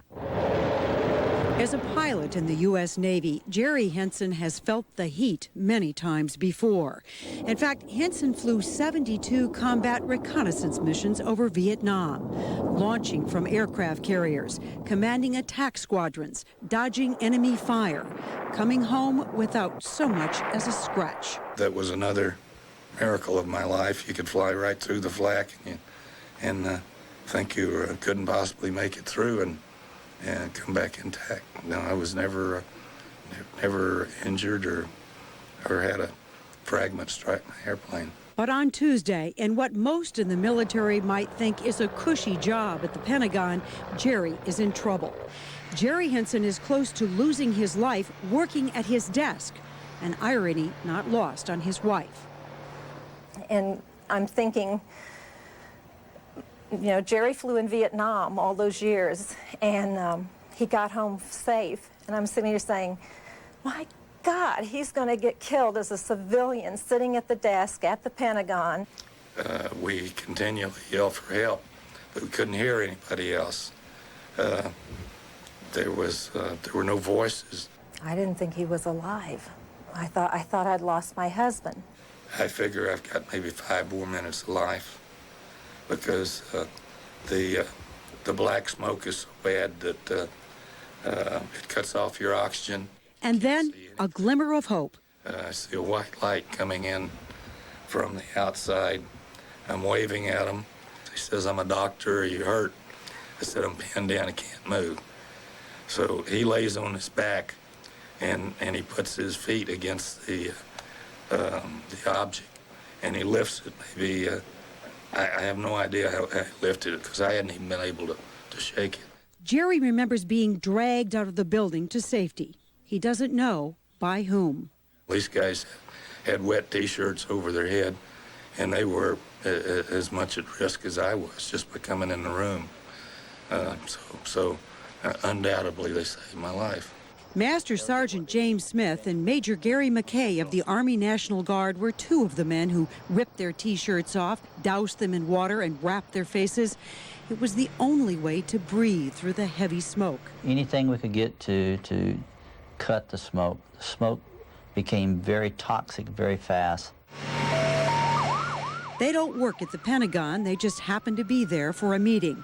But after the plane hit, instead of evacuating with everyone else, they headed into the fire. Nobody asked you guys to go to the scene. You just went. Yes, ma'am. There were people injured, and we weren't not going to leave them if there was any possible way to get them out. They needed help, and we were the help. Had to be done. That's what we had to do. And they had help. Dozens of volunteers who formed a human chain that stretched right into the fire and smoke. They handed victims out as they found them. Once we got down on our hands and knees when the smoke got so bad and went up, tried to stay low under the smoke, close to the floor, several other individuals was standing out to the edge and they would keep calling, you know, Smitty, where are you? Are you okay? And we kept talking back and forth. We're fine, just keep talking. How did you find people? You just listened to see if you could hear anyone calling out. We called out, you know, can you hear us? Anybody there? I know of 2 that were located because we could hear their voice down on the bottom ring. Were there calls for help you couldn't reach? I know of 1. I'm not sure the outcome. Does that haunt you?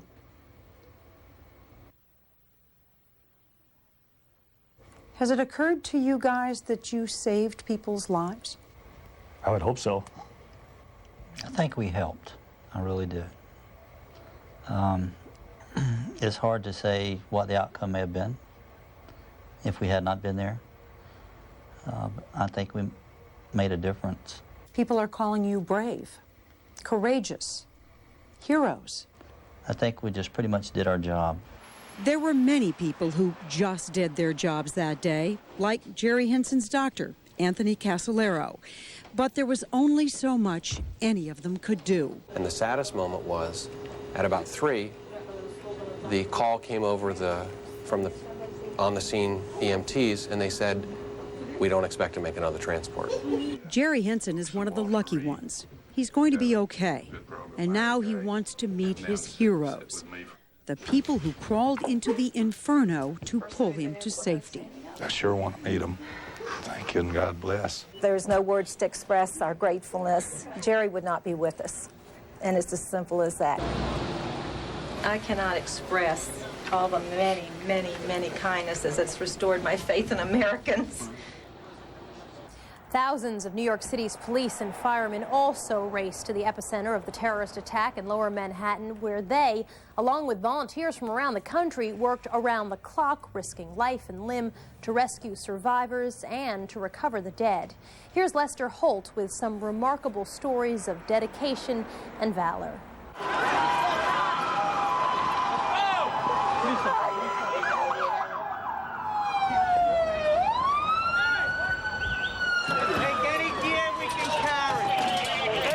Last Tuesday morning, there was no time for rescuers to debate the daunting task at hand.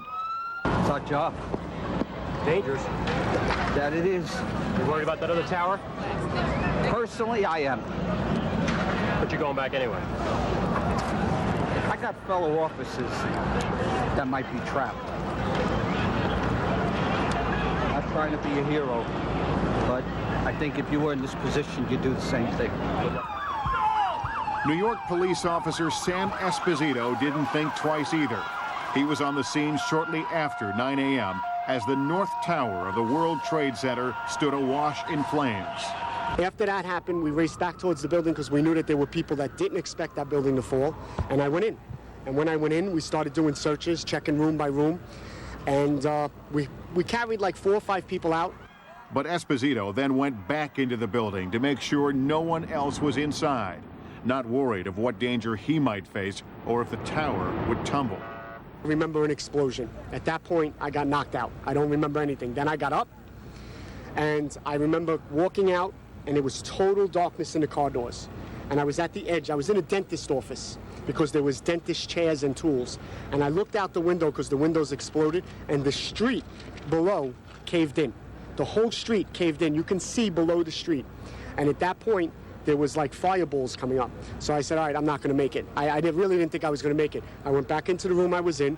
I shut the doors. I put towels on the bottom of each door. I was in a kitchen, one of their kitchens. I took a bottled water. I poured it all around. I poured it on my head. I crawled in the closet, and I said, okay, this is where I'm going to be now.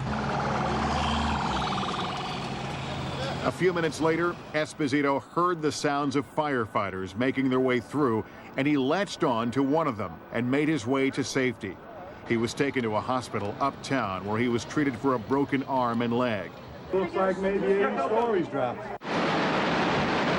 Esposito's heroic rescue is one of dozens and dozens of brave deeds, many from unsung heroes whose stories we'll never know, except for maybe a soundbite on TV. We carried a bunch of people that we found laying in the debris. There was complete darkness. We stumbled over some people. We picked them up and carried them across the street. And then we were trying to get people away when the second collapse occurred, and I dove under a truck. So I don't know how I'm here. The stories continue to be remarkable. 2 days after the attack, as debris shifted and other buildings had collapsed, Long Island firefighter Glenn Ray reached down and touched what he thought was a lifeless hand. Yes, there is a man alive, yes. Did he squeeze your hand? He scratched my top of my knuckle. Ray spoke with MSNBC's Ashley Banfield after locating the survivor in the rubble. This is what it's all about. It's all about helping everybody, you know? It's sad. I'm just a firefighter. I lost my dad to this, you know? So it kind of feels like I gave a little something back today. We need 2 volunteers. It's emotional, stressful, and dangerous work. These guys would work till they drop to get people out. And it was just black. I thought I was blind, but it was just the soot and it was just the darkness. If it wasn't for me turning on my flashlight, people started to see the flashlight and everybody just started calling out for help. Nearly 400 firefighters and cops remain missing, including all of Fire Company 26 based in Midtown Manhattan. One of its crew, 30-year-old Dana Hannon, had just finished his shift Tuesday morning, but felt duty called. I'm gonna go down there and see if we can find him. Let's go! Still, the rescuers who have avoided harm continue to sift through the unthinkable. I think right now we're probably all in a state of denial. It's one of the worst things I've ever seen in my life. But we're all brothers. We all got to stick together. And our main goal is just to try to get every person, every brother, every civilian out of that building right now. Panic is what many felt in the initial moments of the attack on the Twin Towers. But in spite of the horrific chain of events that quickly unfolded, hundreds of heroes from all walks of life rushed directly into Ground Zero to come to the aid of the victims. Hoda Kotb spoke with some of the people whose saving graces touched the lives of those most in need of help. Tuesday, while it seemed everyone was trying to flee the city, there were people going the other way, running toward Ground Zero. Firefighters and police were called in from dispatch, but for others, the call came from an even deeper place. I felt I needed to be here. With the special training that I have, I thought I needed to be here to help out. The hospital was called. Dr. Anthony Colantonio is a trauma surgeon from Long Island. Incredibly, he rode his bicycle from Long Island to get into New York City.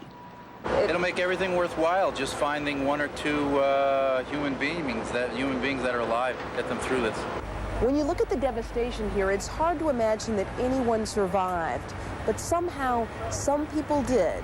One by one, stories of hope are trickling out, and it's those stories that are giving weary rescue workers the energy to keep going. It was just unbelievable. So physically with your hands, you're just lifting up pieces of concrete, anything you get your hands on? Concrete, metal, and would form a line with the rest of the police officers, the firemen and EMTs, and just pass it right down the line, right out.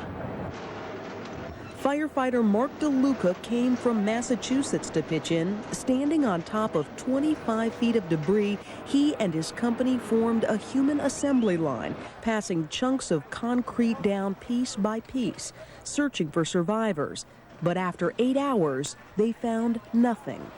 Well, I thought the longer we dug, the more slim the chances were of finding anybody alive. But then there was a moment where things changed. Mm-hmm. Everything was very quiet, and then when everyone started cheering, and then when they started to bring out the fireman, then we realized that he was still alive, and that's why everybody was cheering, and it was a great thing. And that's where we were working last night in the pit there. Dr. Colantonio is part of a large team of rescuers. They risked their own lives searching, hoping to find survivors. Floors creaking around you, big gaping holes all around you, there's smoke, it's pitch black, it stinks, there's fire everywhere, it's hot. The team located one man, a Port Authority policeman who was desperately trapped. See, he was wedged in rubble from his chest on down. Dr. Colantonio says the officer was fighting for his life, and they were fighting for him too. We got intravenous lines in with him, stayed with him, got him some oxygen. Eventually, the rescue workers were able to pry him free. Incredibly, after 8 hours of arduous and careful digging at about 7:30 in the morning, the police officer was freed and immediately brought to the hospital. I think heroes is somebody who does something that they don't have to do. I think speaking for all the health professionals here and really all of the rescue workers, we're doing something that we have to do. And again, hopefully we'll recover some life. Even facing tremendous grief over the loss of his fellow colleagues, this fireman represents the amazing fortitude and inner strength of so many rescuers to keep going, searching, praying. Just looking through, you know, looking for my friends, looking for everybody's friends, I think. That's just what this rescuer was doing, looking for survivors when he himself became a victim as the building collapsed around him. At one point, it was just black. I thought I was blind, but it was just the soot, and it was just the darkness. If it wasn't for me turning on my flashlight, you know, people started to see the flashlight, and everybody just started calling out for help. And a story that seems almost impossible to believe.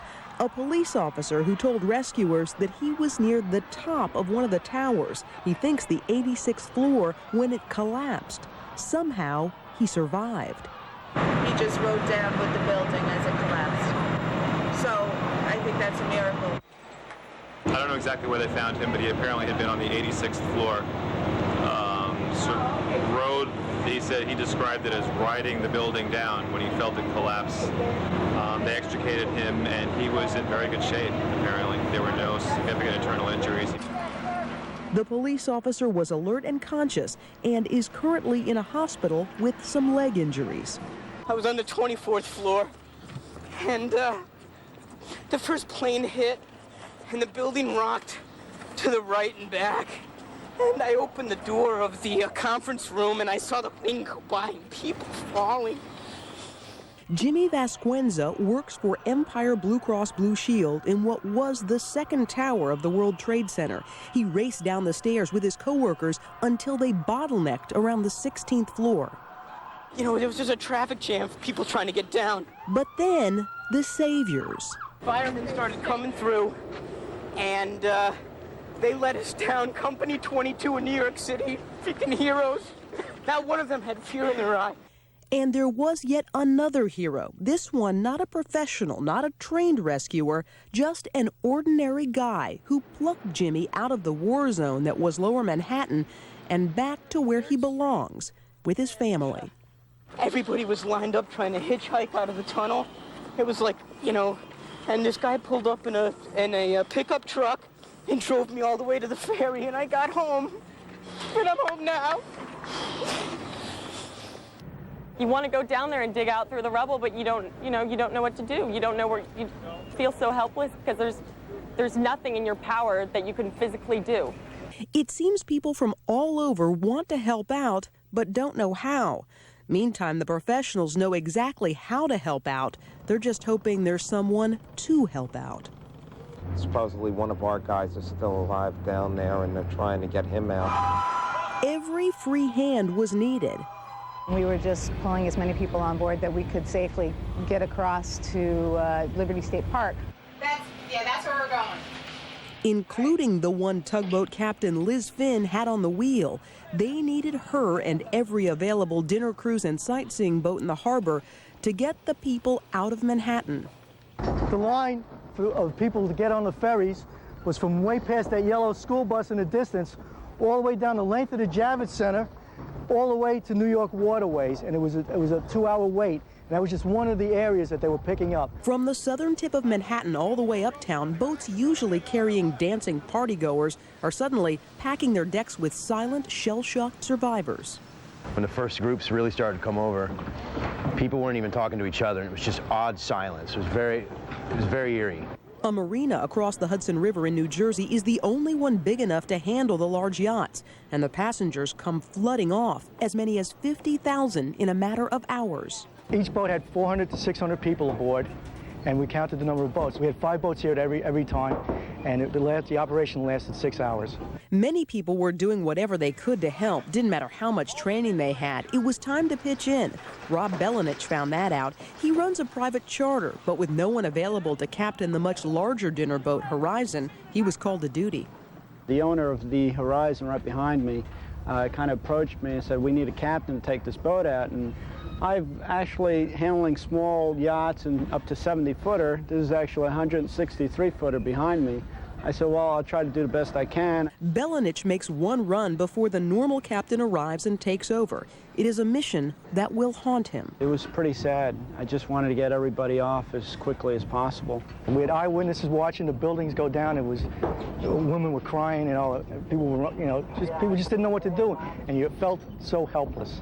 For Captain Liz Finn, the operation changes several times, from rescue mission to running supplies to desperate rescue workers. Getting as much supplies to the firefighters as we could, even drinking water was at a premium. A mission none of these workers could have ever dreamed of.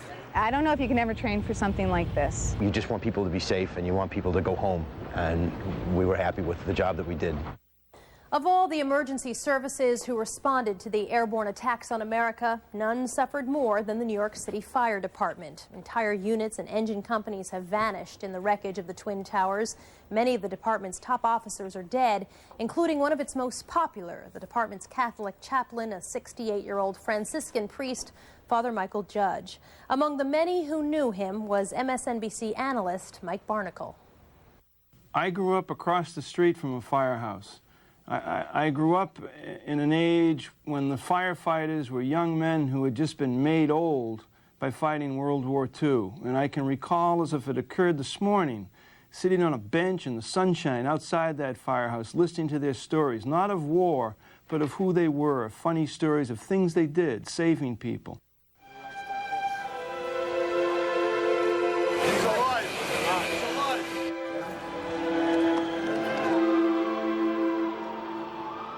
The firemen started coming up into the building. I just felt that they were very brave, and we were kind of clapping for them and wishing them luck on their way in. Just hope to do what we can do, anything they want us to do. We're gonna go down there and see if we can find them. You guys going back? Yes. It's our job. Out of the ashes and the violence in New York City this week, there were many stories of hope, many stories of faith for the future that we can cling to. One of them involves a man I met through a letter and a couple of phone calls several years ago, a Franciscan priest named Father Michael Judge. At the time I met him, he was the pastor of a small church in southern New Hampshire, and later he went on to New York, where he belonged to a Franciscan monastery down in the financial district.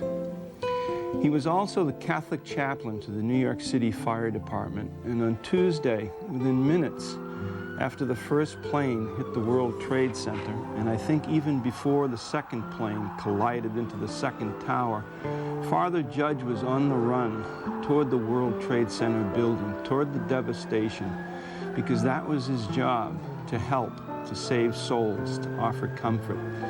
And there, later in the day, Tuesday, in the rubble of the World Trade Center, while Father Judge was providing the last rites to the dead and the dying, he was struck by a woman who fell from above and landed on him, killing him. The firefighters, the rescuers present at the time, took his body, removed it from the rubble, and put it on a makeshift stretcher that they carried through the streets of lower Manhattan, through the dust and the debris, through the ashes that looked like fallen snow. He had a way about him that just soothed all your feelings and emotions, and it let you go back to the firehouse thinking that this is okay and everything will be okay. He was a great man. They brought his body back to St. Peter's Church. There, they laid the body on the altar, and they cleansed it, wrapped it in a sheet, and brought it once again out into the streets, where they took it to the firehouse directly across the street from the Franciscan monastery where Father Judge had lived. In a time like this, Father Mike would be the one we would all turn to, and they took him from us. it's very, very hard right now. And there, in that firehouse, firefighters and priests alike, firefighters, men of all denominations and all colors, said a prayer and sang a song of peace for a priest who offered hope and consolation to those who were dead and those who were dying. And so in the name of Father Judge and all the others who helped rescue people in New York this week, who helped save souls in New York this week, who helped save the country in New York this week, we say, God bless you, Michael Judge, and God bless America. Despite the many individual acts of courage and kindness that have played out in the days since the attack, the sheer size and scope of the work left to do is hard to fathom. If you're wondering how you can help, log on to our website at help.msnbc.com. I'm Soledad O'Brien. Thanks for watching.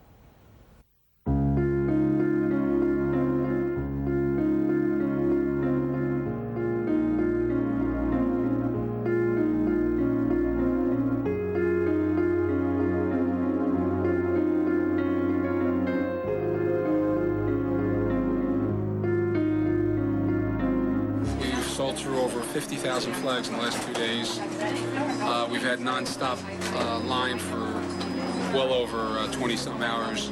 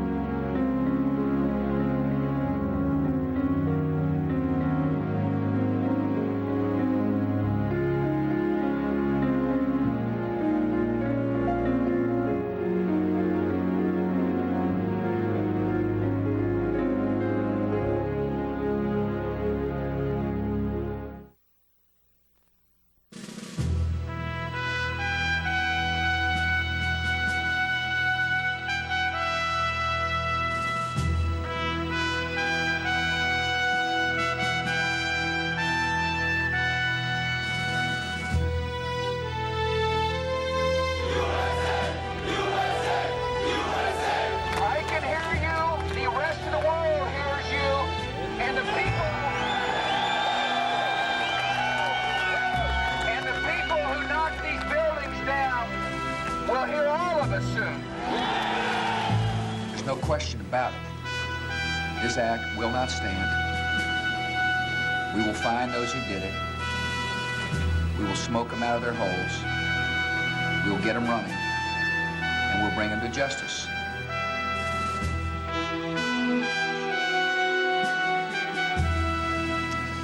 It is 5 a.m. just before dawn on the East Coast, and here in New York City, rescue workers are at what used to be the World Trade Center. They continue their grim task. It appears investigators into Tuesday's deadly attacks are making progress as those men and women continue to sift through the rubble. And welcome back to this special on NBC and MSNBC. I'm Hoda Kotb. 5 days after the deadliest terror assault in U.S. history, we are getting new information about the men believed responsible. Here's the latest information we'll give you right now. 2 of the suspected hijackers in Tuesday's attacks were reportedly being sought by the FBI for more than a month. The New York Times reports the men were known associates of indicted terrorist Osama bin Laden, the man the U.S. believes masterminded the attacks. In a related development, Newsweek magazine reports that federal authorities have established a direct link between Tuesday's attacks and the bombing of the USS Cole last October. According to the report, suspects from both attacks were seen meeting together in Malaysia last year. Authorities say the link is further proof that Osama bin Laden was behind the hijacking. And Pakistan is clarifying its support for the expected strikes against neighboring Afghanistan. Pakistani military said today it would allow U.S. forces to use the country as a staging area, but not as a base for troops. And also today at the World Trade Center, search and rescue people found a passport they believe belonged to one of the hijackers. The FBI is not releasing the name on that passport, whose it was, but that they recovered that today. As you're just waking up this morning at about 5:02, for a lot of you, if you open up your front doors, you'll find the latest newspaper. And there are some interesting headlines today, and I'm going to hit a few of them for you. The New York Times says today that this is kind of a poll piece, they call them, but George Bush's approval rating has leapt. It was about, he had a 50% approval rating just over a month ago. Today, his job approval rating is at 84% and climbing. Another note in this poll piece in the New York Times says that most Americans think that we should go to war. 68% say they believe the United States would go to war. Here's another significant number. 85% said the United States should take military action against whoever's responsible. 75% of the people say the action should be mounted even if innocent people were killed. That today in the New York Times. Another article that's going to be getting a lot of attention, the Los Angeles Times article today. Here it says, this is very, very interesting, that 2 of the alleged hijackers were known to the FBI before the bombing happened. The FBI, according to this article, had their names, was tracking them. They apparently were in San Diego, according to this article. But the FBI, here again, just quoting the LA Times, didn't contact the field office in San Diego until a day or two before the infernos in Washington and in New York City. A lot of people are going to be following this story today to see what we knew, when we knew it, and that information. Again, you're looking at live pictures. The investigation is continuing on how Osama bin Laden may have been funding his operation. Here's NBC's Andrea Mitchell. NBC News confirms the FBI and CIA have linked 2 of the hijackers on the plane that slammed into the Pentagon with a bin Laden supporter accused of being part of the team that bombed the USS Cole in Yemen last October. Newsweek magazine reports one of the men, Khalid al-Mihdhar, is actually seen on video talking to the Cole bombing suspect. The CIA warned the immigration officials about the 2 men, but they were already in the country. Other developments today. NBC News learns the FBI raids this Jersey City apartment of 2 men being questioned in New York for a possible connection to the terrorists. Ayub Ali Khan and Mohammed Jawed Azmat were picked up after a bizarre cross-country trip on the day of the bombing. The FBI says the men first boarded a TWA flight in Newark en route San Antonio. The plane was grounded in St. Louis after the attacks. They got on an Amtrak train, acted suspiciously, and were discovered carrying box cutters similar to those carried by the hijackers, plus $5,000 in cash. Their Jersey City apartment in the same neighborhood as Abdul Rahman's, the blind sheikh in jail for life for coordinating the bombing of the World Trade Center 9 years ago. All part of a massive investigation. The Attorney General says it's producing hard evidence and thousands of leads. We are further refining our understanding of the ways in which this terrible crime was developed. The Justice Department says 25 men are arrested on civil immigration charges for questioning relating to the terrorist attack. 4,000 FBI agents checking, among other things, every passenger on all scheduled flights from last Tuesday, and whether the hijackers made practice runs. They could learn what was the behavior of the stewardesses, what was the access points and weak points into the cockpit. The FBI also tonight confirms its lab in Quantico, Virginia, has found information about the hijack plans on a laptop found in a Boston hotel, a laptop belonging to one of the hijackers. Clearly a very complex plan costing a lot of money.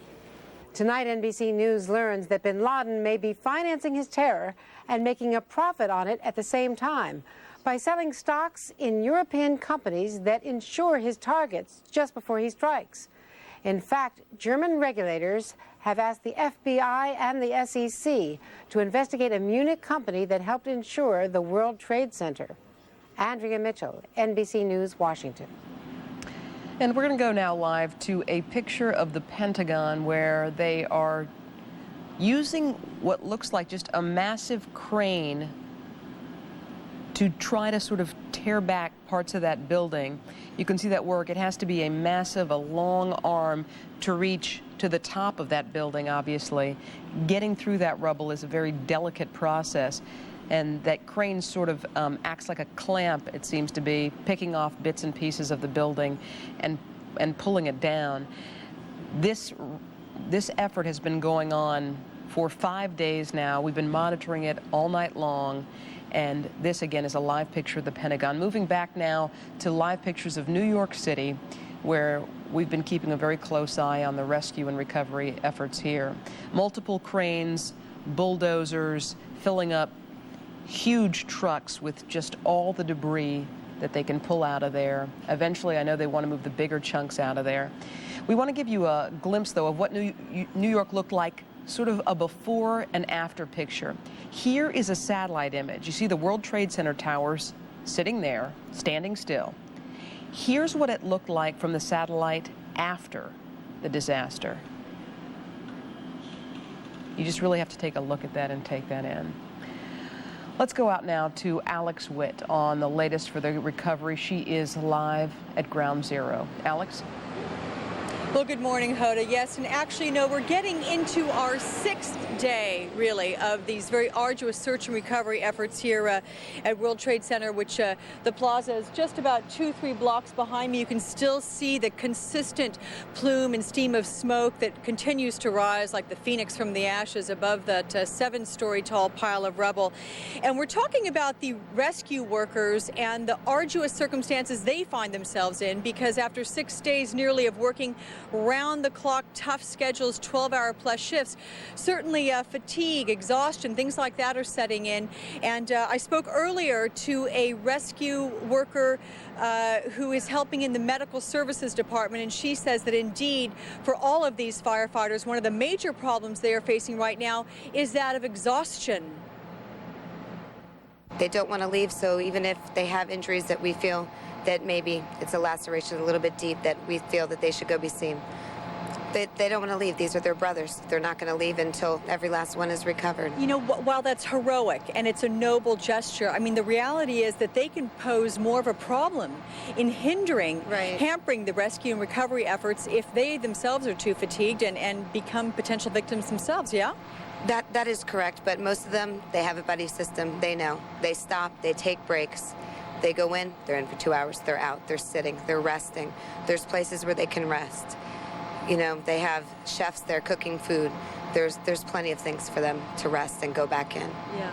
But what kind of injuries are they sustaining, really? You talked about lacerations and cuts, but let's talk also about the eyes and any kind of breathing problems that they're having. Yes, definitely. There are a lot of breathing problems. There are a lot of issues on that.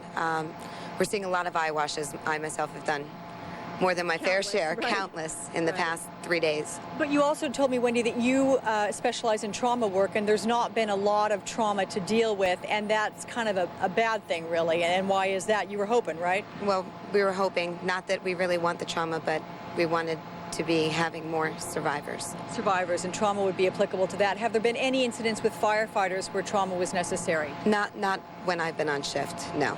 Okay, so that's good news there. When you tell them to take a break, rest a bit, their reaction to you, I mean, do they almost laugh at you? Well, you see my reaction, so that's pretty much what it is. But they know. They know that they have to rest, and then they go back in. Right. You know, this is just their job. This is what they're paid to do. This is not, they don't see themselves as heroes. They were thanking us, and as we were thanking them. Yeah. So your job is to say, okay, we're going to get you guys back out there, and we'll keep an eye on you, and when you really need a break, we'll make you take one, huh? That's true. We can be forceful when we need to be.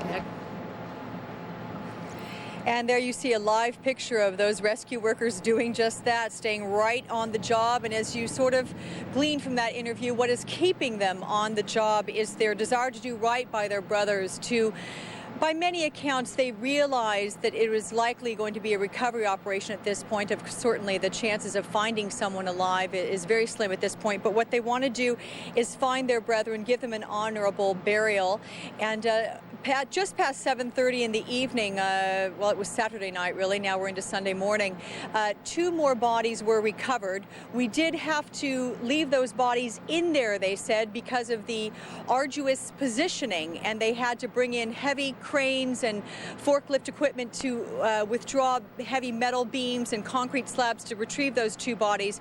It was not certain whether they were firefighters or not at that time, but they did seem to be bodies that would be found intact. Something also to note, there have have been a number of body parts found, and we all know that the Federal Emergency Management Agency has provided 30,000 body bags to the city of New York.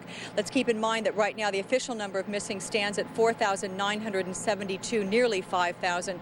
That's an awful lot of extra body bag parts, body bags for perhaps parts of bodies that will hopefully be able to be identified with DNA evidence down the road and give them proper burials as well.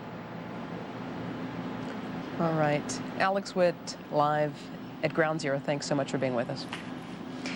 And right now, we want to show you a piece of video that is nothing short of chilling. Shortly after the collapse of the First World Trade Center tower, New York doctor Mark Heath put on his scrubs. He grabbed his video camera that he routinely takes with him to document accidents.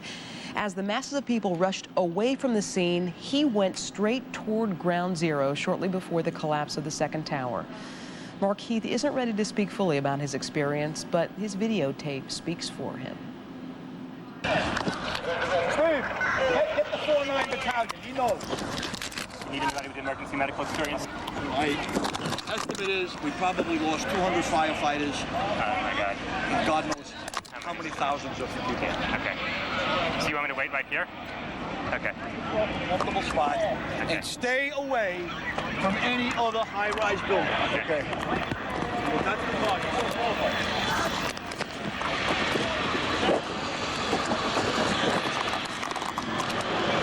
Look out.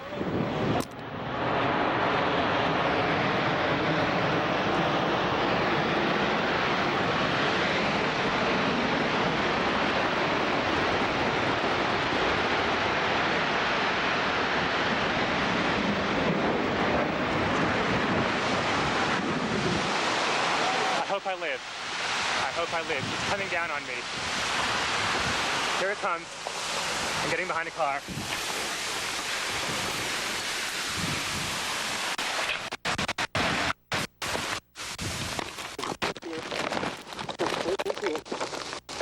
I just buried him sick.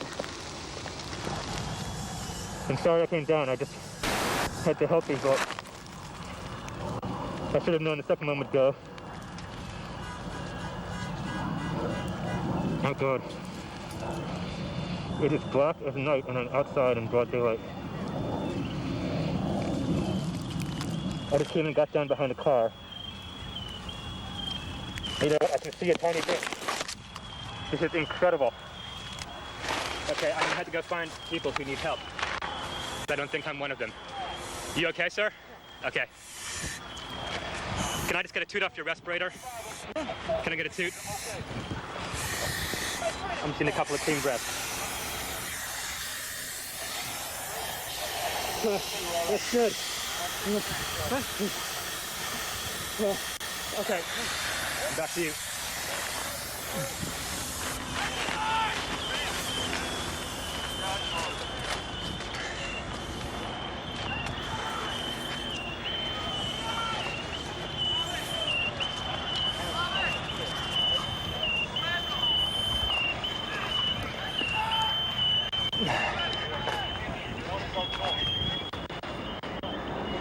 There's all these noises. I don't know what it is. They say someone needs help. Yeah, Mike! Mike! Come over here! Are you okay? Yeah! Anybody need a doctor? Don't have oxygen.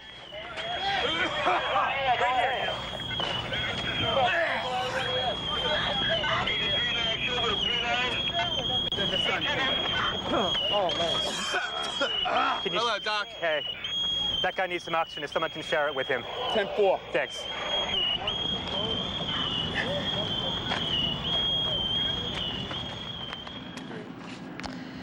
Osama bin Laden apparently talking to the Afghan Islamic press on Sunday. He says, according to the newspaper, I am residing in Afghanistan. I have taken an oath of allegiance, which does not allow me to do such things from Afghanistan.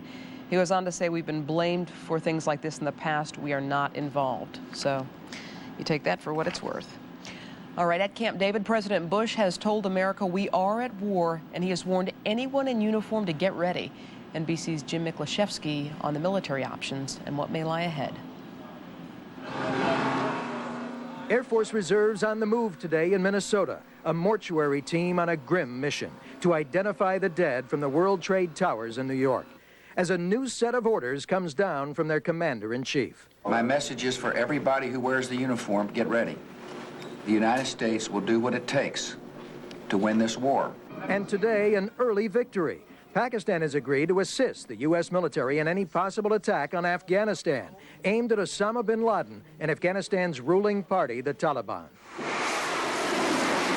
But U.S. forces already in the region can strike at any time without Pakistan's help, with long-range cruise missiles or B-52 bombers. That's only if they can find bin Laden. Well hidden, constantly on the move, he's an elusive target.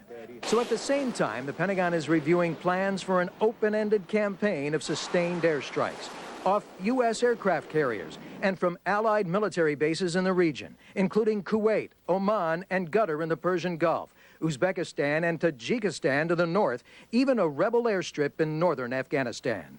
Current planning also includes a small ground invasion, Army airborne infantry backed by attack helicopters. But the war on terrorism will not end with bin Laden. And what we have to do is not just go after these perpetrators and those who gave them haven, but the whole curse of terrorism that is upon the face of the earth.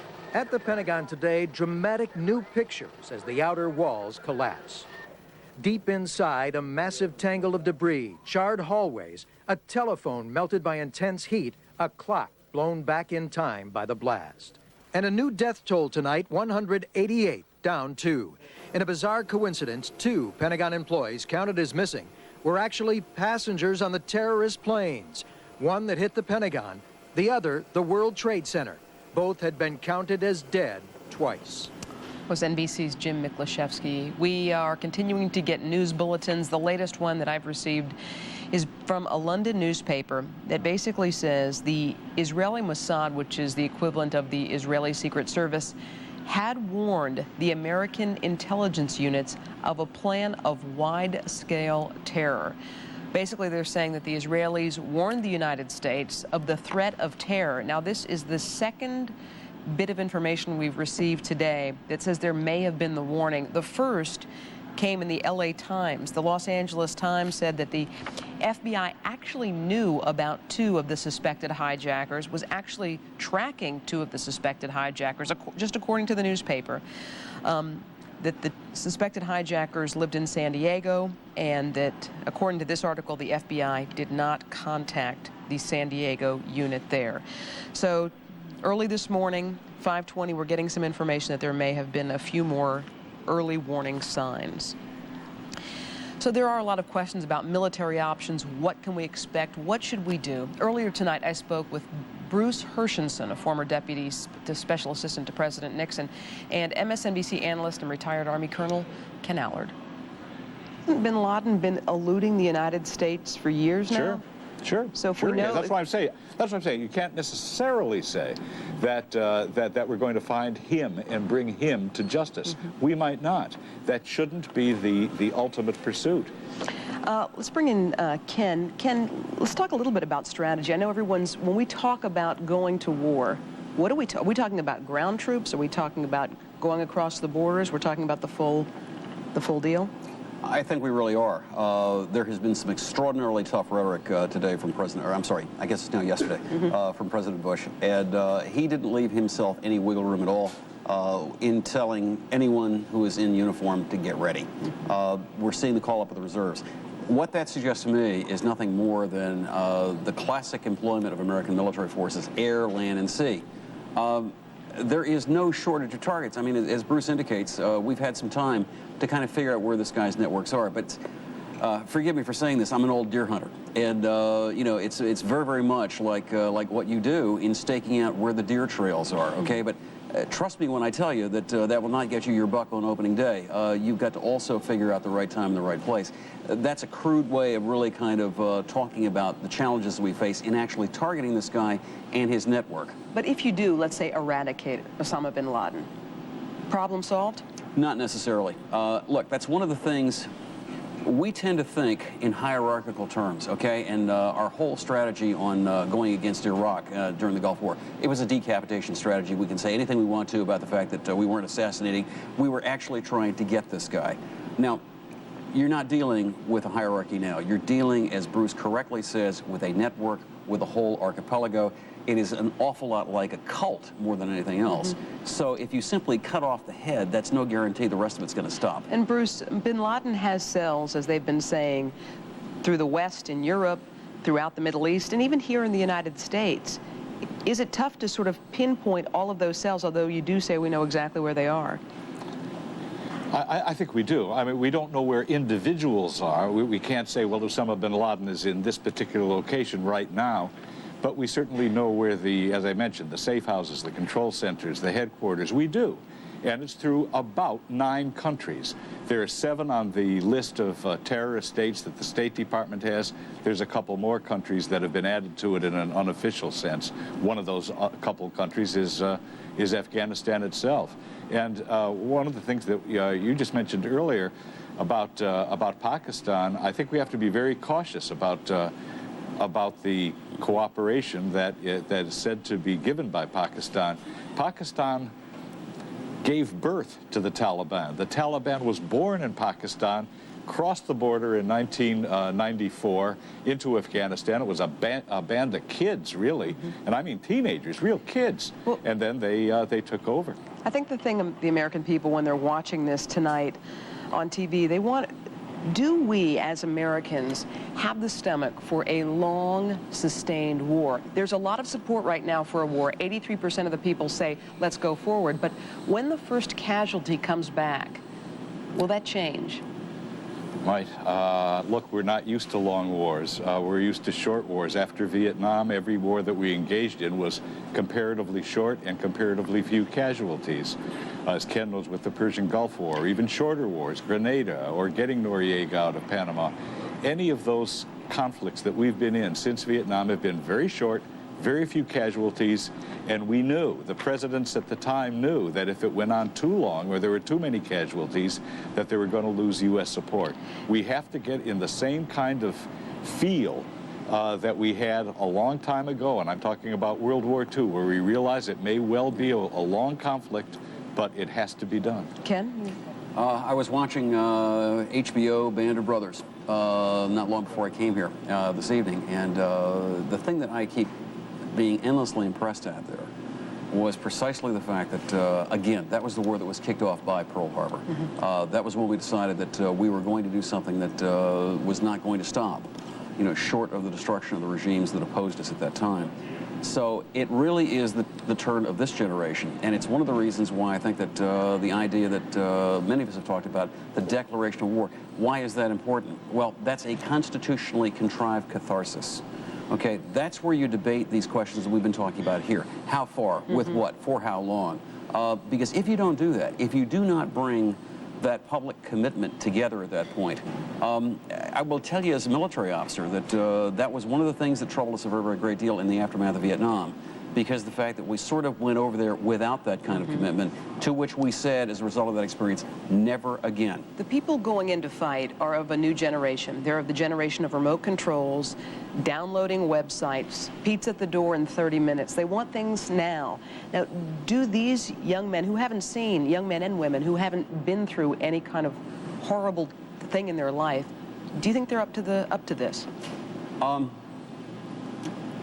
The only way that I can answer that is by simply invoking what we have been seeing on the streets of New York this last week with the firefighters, with the police, all of those people that have been going on doing that. That's the generation that I know. I see kindred spirits every time I'm with my folks in the military, because the fact that I see that kind of thing all the time. And you realize the fact that, look, we've had just a terribly, terribly talented, capable military force. And there is nothing that they can't do in licking their weight in wildcats. My great concern is that we do not send them on these kinds of expeditions without ensuring that the American people are fully behind it. Because, look, things will go wrong. I'll tell you right now that we will bomb the wrong thing. We'll hit a hospital. There will be casualties, ours, theirs, whatever.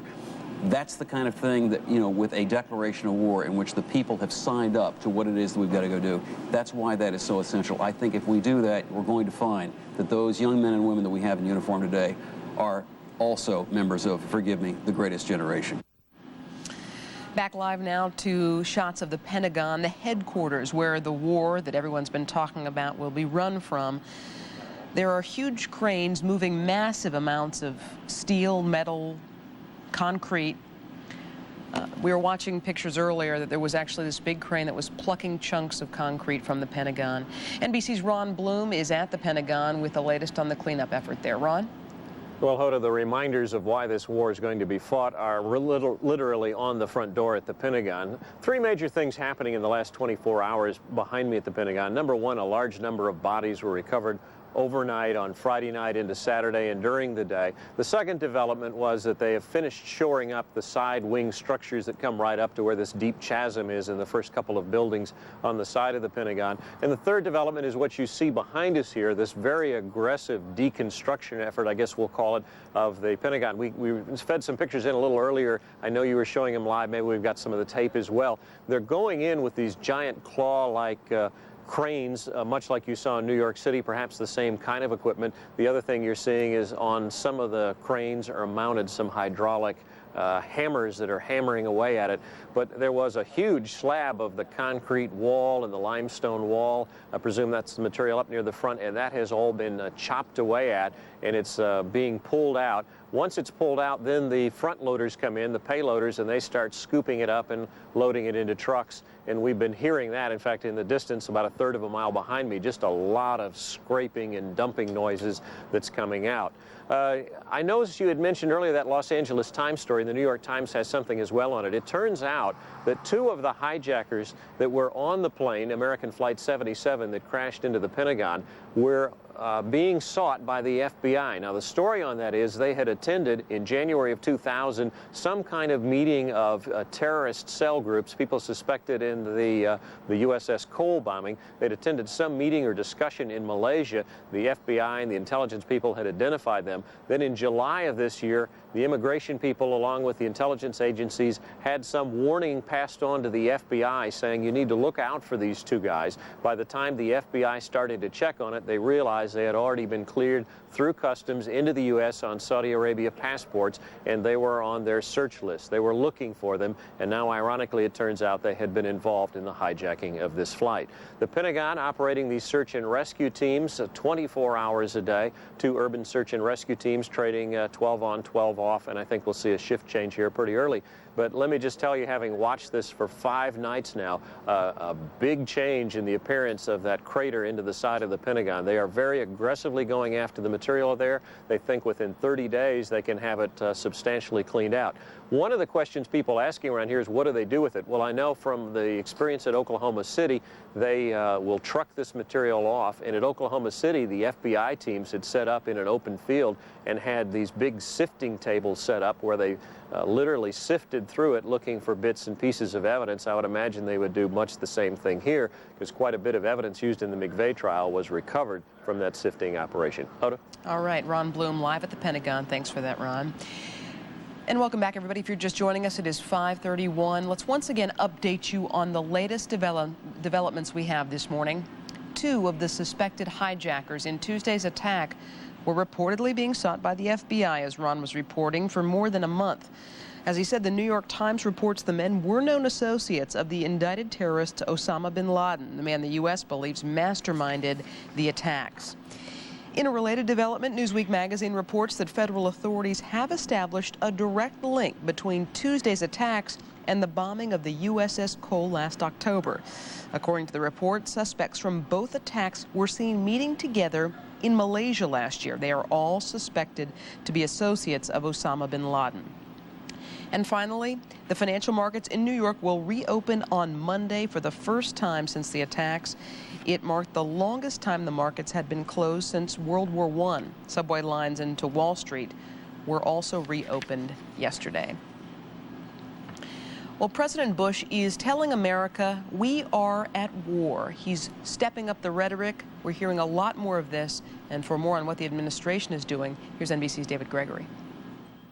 Meeting with his national security team at Camp David today, the president sternly declared that the country is at war, and for the first time called Osama bin Laden the prime suspect behind this week's attacks. Fresh from personally inspecting the damage in New York, Mr. Bush threatened that the Saudi-born terrorist and those who help him have nowhere to hide. They run to the hills. They find holes to get in. And we will do whatever it takes to smoke them out and get them running, and we'll get them.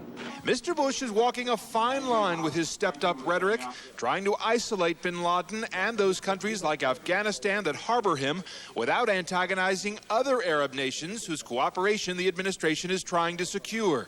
The risk for the president is that other Islamic nations may feel he's declaring war on them, too. Also today in his weekly radio address, Mr. Bush attempted to prepare the country for the sacrifice and danger ahead, saying the government is planning, quote, a series of decisive actions against terrorist organizations. You will be asked for your patience, for the conflict will not be short. You will be asked for resolve, for the conflict will not be easy. You will be asked for your strength, because the course to victory may be long. And grimly, the president cautioned that life in America has changed. I would think the American people need to be go about their business on Monday, but with a heightened sense of awareness that that a group of barbarians have declared war on the American people.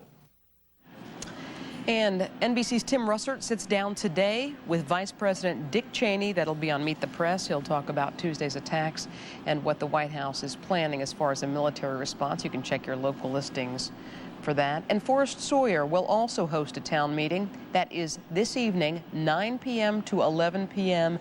Eastern. Across the globe, world leaders are speaking out against the terrorist attacks on the U.S., but some are reluctant to take action. To bring us up to par on this, Charles Sabine is with us live from London. Good morning, Charles. Good morning, Hoda. Yes, you're right. Not all leaders are unreservedly behind extensive and immediate military reaction to Tuesday's events. France is making its now familiar noises, but then it has, to some degree or another, countered American views on just about every military action since the bombing of Libya in 1986. And right now, I don't think that the U.S. administration is in the mood to care too much about what the French say. The view of Russia, however, is another matter. Yesterday's statement from President Vladimir Putin that he was opposed to any indiscriminate, quote, retaliation does hold weight, not least because Russia has military control over those states on the northern borders of Afghanistan.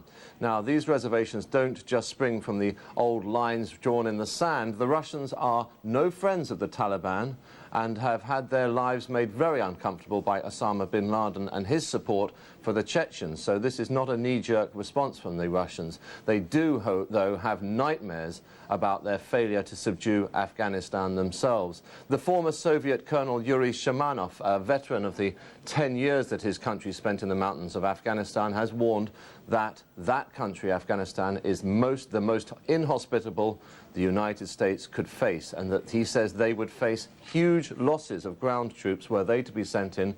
He also warns that bombing would not affect rebel camps which are buried deep in the caves to the south of the country. Hoda?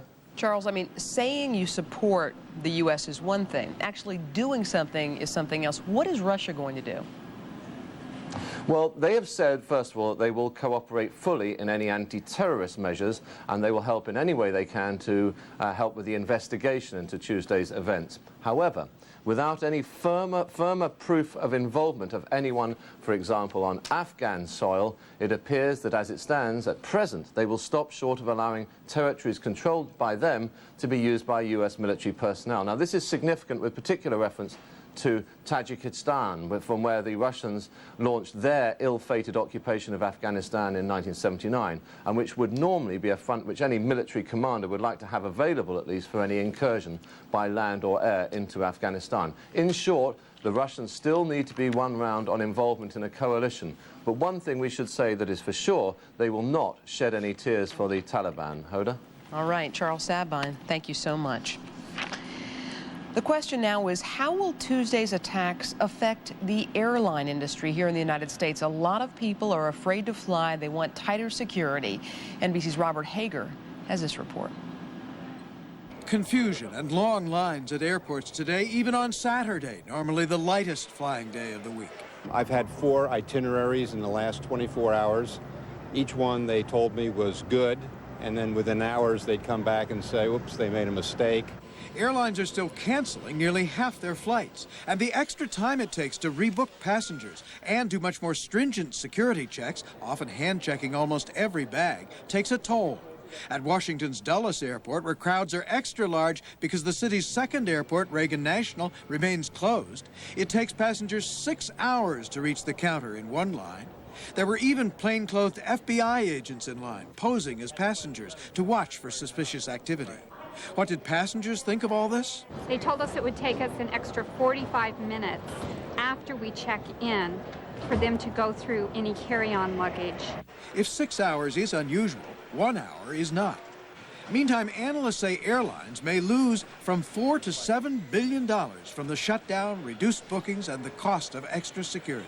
3 lines say they'll cut schedules permanently by at least 20%. American, Northwest, and Continental. And Continental will lay off 12,000 employees. Its chairman, Gordon Bethune. This is a loss as surely as if the airplanes or the bombs had struck this company or in our industry. Some analysts predict that without financial aid, a federal bailout, many airlines could go bankrupt. Meantime, passengers who were already used to delays in air travel now may have to get used to waiting around even longer. Robert Hager, NBC News, at Dulles Airport outside Washington. And when it comes to airline security, the U.S. may need to take a few cues from Israel. Some experts say that what happened here on Tuesday could have never taken place there. NBC's Donna Friesen has more. If America needs a model of airline security, El Al is it. Israel's national airline, a legend in combating terrorism. All the airlines have to learn from El Al how to provide security to the passengers. At Tel Aviv's airport, guards with automatic weapons are everywhere. No one can get near the gate without passing at least 5 security checks. For the last 30 years, from 1969, no Israeli aircraft was hijacked. And there were attempts, and they were all, and they failed all. Luggage is x-rayed before check-in. Anything suspicious meticulously hand-searched. All passengers grilled by security agents. Why are you traveling? Who will you meet? Who paid for your ticket? Have you ever traveled to Arab countries? Security agents use profiling to single out perceived high-risk passengers, especially Arab men, for even more intense interrogation. The agents trained to detect any signs of deception or nervousness. El Al will delay or even cancel a flight if there's any hint of a security breach. Checking in can take 2 hours or more. Our passenger, I would say, suffer compared to other companies, but on the other side, they feel safer. Cargo is put through decompression chambers. If a bomb is set to go off when the air pressure changes, it explodes inside the chamber instead of in the air. Baggage handlers and other staff are put through rigorous security screenings. The cockpits are hijack-proof, impenetrable double doors sealing the pilots in. And hidden among the passengers on every flight, 2 undercover armed guards. If everything fails and something happens there, they are very qualified and they know how to deal with it. Why such tight security? Israel lives in a near constant state of siege, the Middle East home to the most dangerous terrorist groups. In the late 60s and 70s, a spate of hijackings, kidnappings, and hostage-takings forced Israel to step up airline security. About the size of New Jersey, the country is surrounded by potential enemies, Tel Aviv and Jerusalem, within as little as 10 minutes striking distance by air. Which is why there is one more line of defense. 2 F-16 fighter jets on constant high alert, ready to shoot down suspicious planes like this one in March, which was headed unauthorized towards Tel Aviv. You have to intercept them, either to catch them, to bring them to trial. If it's not possible, just kill them, because if you won't kill them, they will kill you. Israel takes no chances. El Al employs 2,000 security personnel for its fleet of just 30 planes. The cost, millions, paid for by the government. Similar measures in the U.S. would cost billions, but experts say would most likely have prevented Tuesday's deadly attacks. Donna Friesen, NBC News, Tel Aviv. The rescue workers who have toiled for 5 straight days with long hours and very little rest, but just how do they go about such a massive effort? Dateline NBC's Mike Taibbi has this report. If the collapse of New York's Great Twin Towers was almost impossible to accept as true, if the pictures of a gaping hole in the monolithic Pentagon were just too shocking, inevitably reality set in. Beneath the mountains of rubble, perhaps 500,000 tons of it at the World Trade Center site, victims were buried. Most of them lost, but some, no one could guess how many, still alive. The firemen and other first responders did their treacherous work at great risk, getting the injured on the periphery to medical care. But if human beings were still alive inside the mountains, buried but holding on, who could move the mountains and have a chance to find them? We're all part of the same program under FEMA. Our basic premise is to extricate people out of primarily reinforced concrete buildings that have collapsed. Mike Tamilo is chief of an urban search and rescue battalion based in Virginia, among those that raced units to the Pentagon and to the devastation at the World Trade Center site. In recent years, these units have done their work at embassy bombings, at earthquakes, and in Oklahoma City. And now this, the Pentagon, a jolting event on its own, but especially the collapse of the Twin Towers. Does it fit any model that exists either in your training and your experience when you confront that scene in New York? We never were able to conceptualize the scale of having two buildings of that dimension. I think if I'm correct, each one has its own zip code. They're literally each a small city coming down in that small of a footprint. This is something that we were never prepared for. But if these urban search and rescue units were no more prepared for the scale of this disaster than was the general public, they are uniquely equipped and trained to do a job that by any measure seems overwhelming.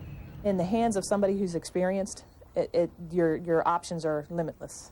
Mike Tamilo's colleague, Kathy Draper, demonstrated for us one of the most important tools at a training academy just outside of Washington, D.C.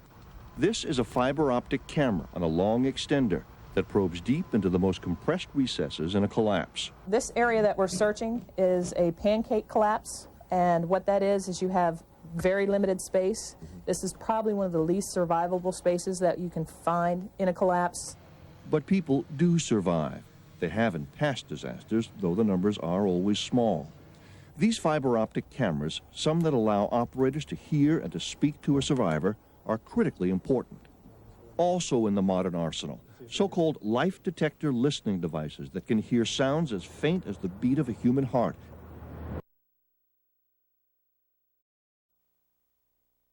The World Trade Center towers stood just 6 days ago. The uplifting news across the United States this weekend: Americans are relying on patriotism, prayer, and goodwill to help them make it through.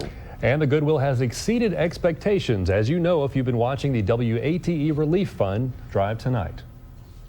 It's overwhelming. I can't even tell you how shocked I am. The response to the WATE Relief Fund was too big for the in-studio phone bank to handle.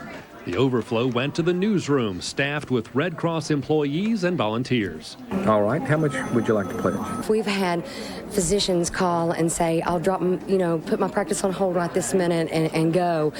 Truck drivers call and say, hey, I'm gassed up, I'm ready to go. People saying, I don't have anything to do, I'm laid off, I don't have anything to do, let me go dig. The phones rang constantly from the first mention of the fund during our 6 o'clock newscast. Stand by camera 2. Through the 2-hour telethon. Some gave $1,000, some $50. Bobby Crum spoke with a woman willing to give herself. She was apologizing for only being able to give $30. She was disabled, but she said if they need skin, she said I can give skin. Not everyone supported the spirit of the fund drive. Some were skeptical the money would reach the victims of the terror attacks. Others, he was more interested in whether or not a particular show was going to be aired tonight. He didn't give me much opportunity to respond further. He hung up. But the pledge calls carried the night. We thought maybe $50,000 would be a wonderful amount to send to Washington and New York. I talk for a living, and I'm speechless about that. Lori Tucker hosting the telethon along with Gene Patterson tonight, and that number's gone even higher since. It has an amazing outpouring of generosity. Lori Tucker joining us again from the telethon, and Lori, it has continued to be amazing. It certainly has, Yvette and Brennan. It is just absolutely amazing. We want to show you the totals in just a little bit. We're almost to the $500,000 mark, I can tell you that, and we're going to be on the air until about 11:30 tonight, or until the last phone rings with somebody wanting to pledge their dollars that are coming right from their heart. I've got with me a man who left Knoxville 6 hours after the tragedy. He is Dr. Chuck Wilder, and he wanted to do something. And at that point, Dr. Wilder, there weren't any directions or any indications from FEMA or the other agencies about what to do, where to go. Everybody was still pretty stunned and reacting to the tragedy at hand. What made you decide to jump in a U-Haul filled with supplies and take off? Well, I think everyone in America wanted to do something. The position that I have and the hospitals I work with, we felt that there were some things that we could do to help the hospitals in the New York. And 80 people confirmed dead in New York. All but 65 of those have been identified. More than 70 bodies have been recovered from the Pentagon. Officials estimate that there are 188 killed. And there were 266 people aboard the 4 hijacked planes. There were no survivors amongst those passengers. During times of tragedy, many people turn to a place of worship. On the first Sunday after the terrorist attacks, Americans are trying to comprehend the terror of the previous work week. East Tennesseans at the First Baptist Church in Concord packed the pews this morning, extending their thoughts and prayers to their fellow Americans. Through all the tragic moments, many Americans are relying on their belief in God to pull them through. You know, I was so grateful that our people didn't take to the streets, but they turned to the church. I believe that says a lot about our people and who they are and what they really believe deep down. Many people also attended special prayer services earlier in the week in honor of the victims and their families. Meanwhile, several religious leaders are coming together to show their support in our nation's time of crisis. Knoxville Mayor Victor Ashe and local religious leaders of various faiths held a service today at An-Nur Mosque. The different faiths come together to condemn the acts of terrorism that took place on Tuesday. Okay, this event was an event to show unity and express condemnation on the acts that happened, the attacks on America that happened last Tuesday. It was also a means of showing that we can come together as brothers and sisters of our different religious faiths, of just different walks of life, for a common cause.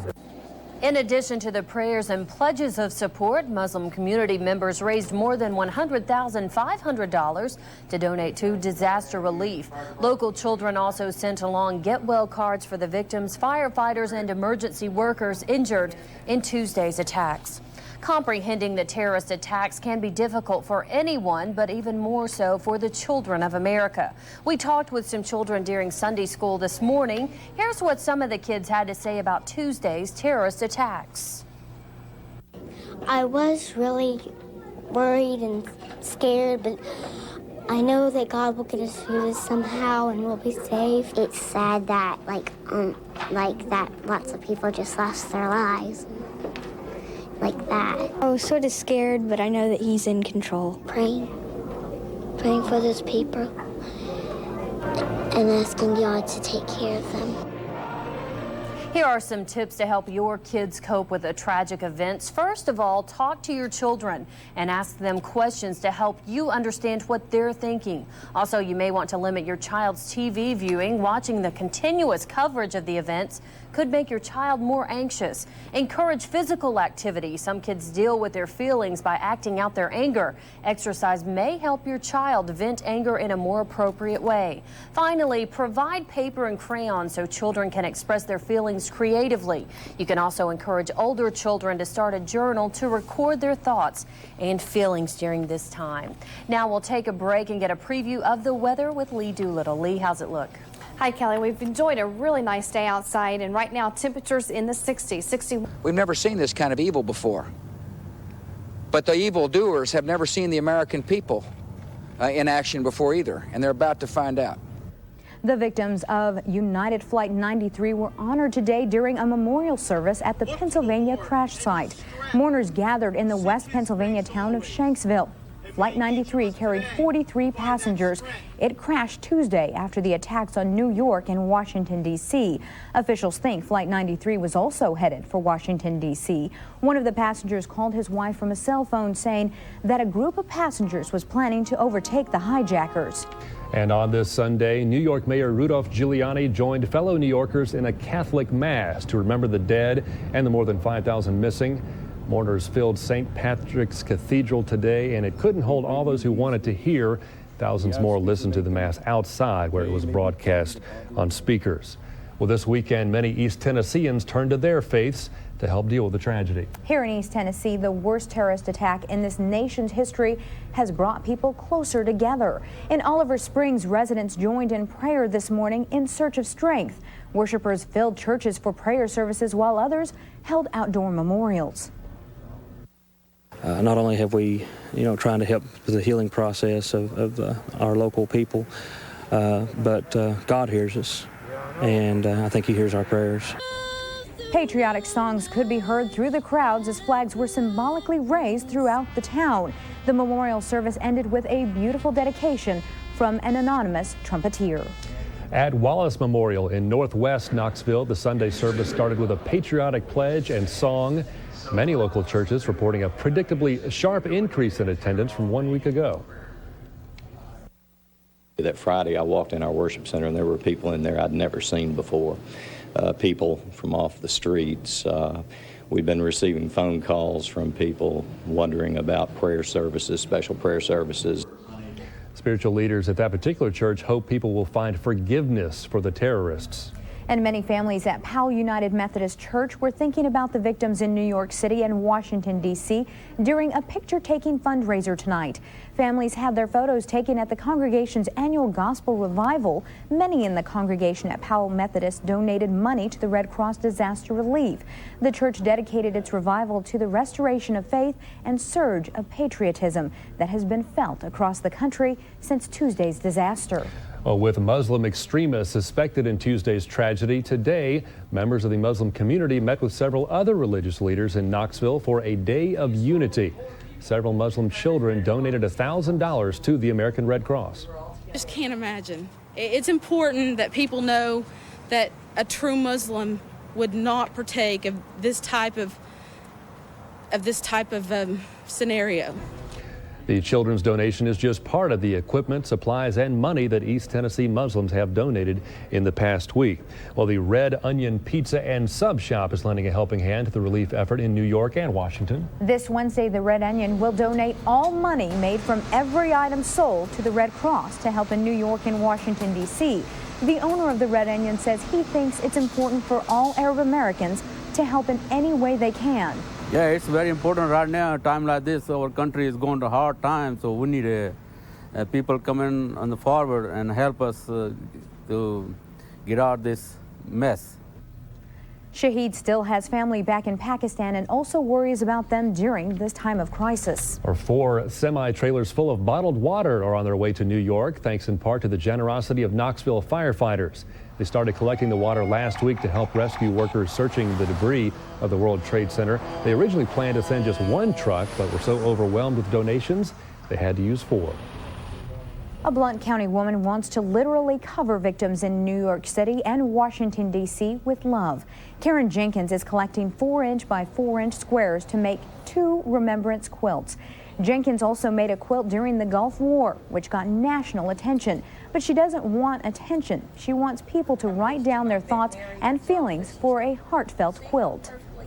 This quilt's going to give thousands of people, or 2 quilts are going to give thousands of people, to say what America is, what America's feeling, and be united. You can call Karen Jenkins at 865-983-6736 to find out more about the Remembrance. Islamic terms with it's like a careful legal brief that he's drawn up here. And bin Laden and his followers have backed up his call for jihad time and again. Somalia, 1992, 28,000 U.S. troops are dispatched on a humanitarian mission to a Muslim nation embroiled in famine and civil war. U.S. soldiers are caught in the crossfire. 18 are killed. In his first admission to a U.S. news organization, bin Laden says Arabs who fought in Afghanistan, men who looked to him as a leader, killed those U.S. troops. Resistance started against the American invasion because Muslims did not believe the U.S. allegations that they came to save the Somalis. With Allah's grace, Muslims in Somalia cooperated with some Arab holy warriors who were in Afghanistan. Together, they killed large numbers of American occupation troops. He's brazenly said that his people were responsible for that, so we take him at his word. It is not the only attack on U.S. troops linked to bin Laden. The U.S. government says that bin Laden forces attempted to bomb U.S. servicemen on their way to Somalia. The bomb killed 2, but no U.S. soldiers. Then there is the possibility of a bin Laden connection to 2 bombings in Saudi Arabia, at Riyadh in 1995 and Dhahran in 1996, that left a total of 24 U.S. troops dead. It's no secret that during the 2 explosions I was not in Saudi Arabia, but I have great respect for the people who did this. They are heroes. What they did is a big honor that I miss participating in. The Saudi government accused these Saudi citizens of planting the Riyadh bomb. 3 of the 4 men were Afghan Arabs who fought in the war against the Soviets. They acknowledged their role, probably under duress, and were later executed. According to experience in explosives which I gained during the Afghan war, I assembled the bombs in this car. They also acknowledge bin Laden's teaching. We received pamphlets from Osama bin Laden and others. The U.S. government also points to bin Laden's circumstantial ties to the bombing of the World Trade Center in 1993. Ramzi Youssef, mastermind of that attack, afterwards fled to Pakistan, where he lived in a guest house for Islamic radicals funded by bin Laden. Bin Laden denies this. I don't know Ramzi Youssef. What the American government and Pakistani intelligence has been reporting isn't true at all. The man considered the spiritual leader of Ramzi Youssef's and the 1993 World Trade Center bombers, Sheikh Omar Abdel Rahman, also has links to bin Laden. The State Department says that bin Laden finances a training camp in Afghanistan for 2 Egyptian terrorist groups that look to Sheikh Rahman as their spiritual leader. Sheikh Omar Abdel Rahman is a Muslim scholar well known all over the Muslim world. He represents the kind of injustice that is adopted by the U.S. A baseless case was fabricated against him, even though he is a blind old man. In 1998, Rahman's sons joined forces with bin Laden. During a rare press conference in Afghanistan, bin Laden dropped hints of another strike at U.S. interest overseas. He talked about good news in coming weeks. 9 weeks later, it would become clear exactly what that good news was. He's alive! He's alive! He's alive!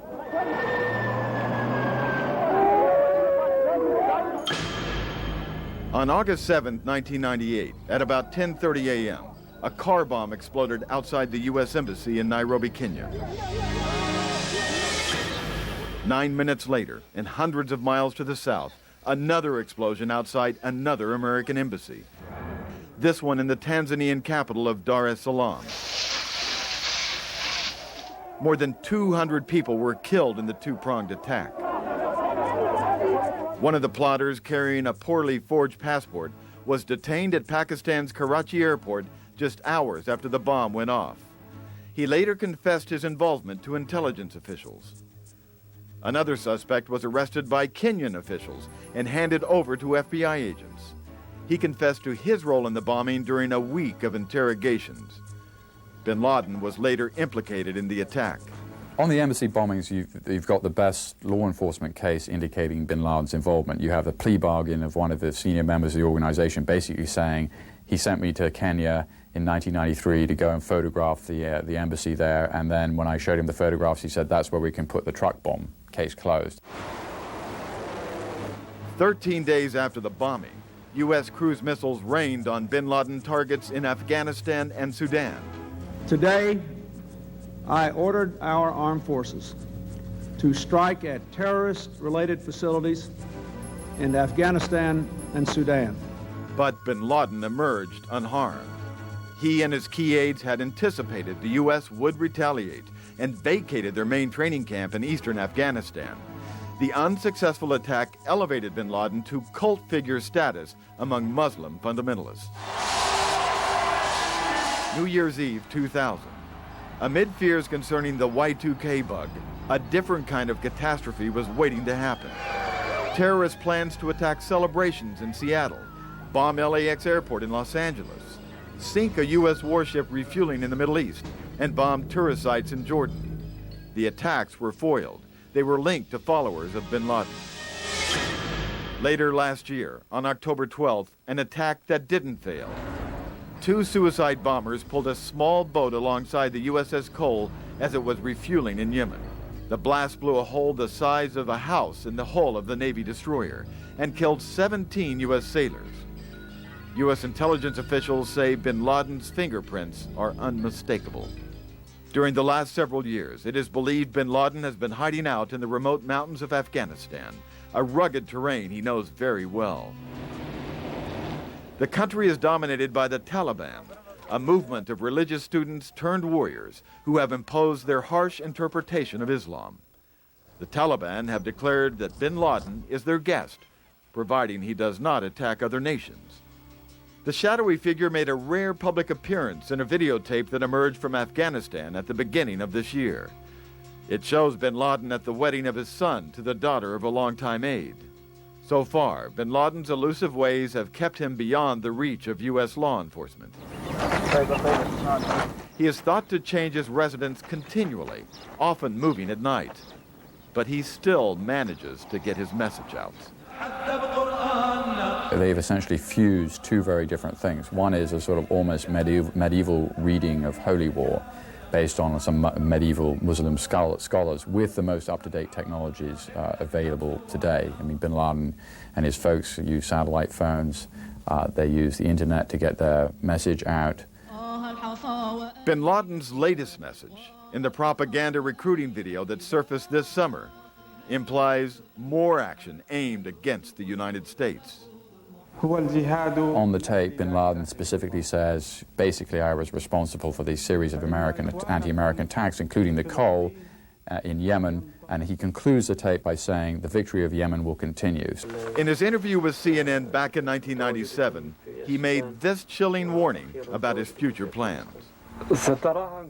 You'll see them and hear about them in the media, God willing. CNN's Mike Boettcher, and I apologize. In my conversation earlier with Aaron Brown, I misleadingly suggested what you were going to see was Peter's interview with bin Laden from 1997.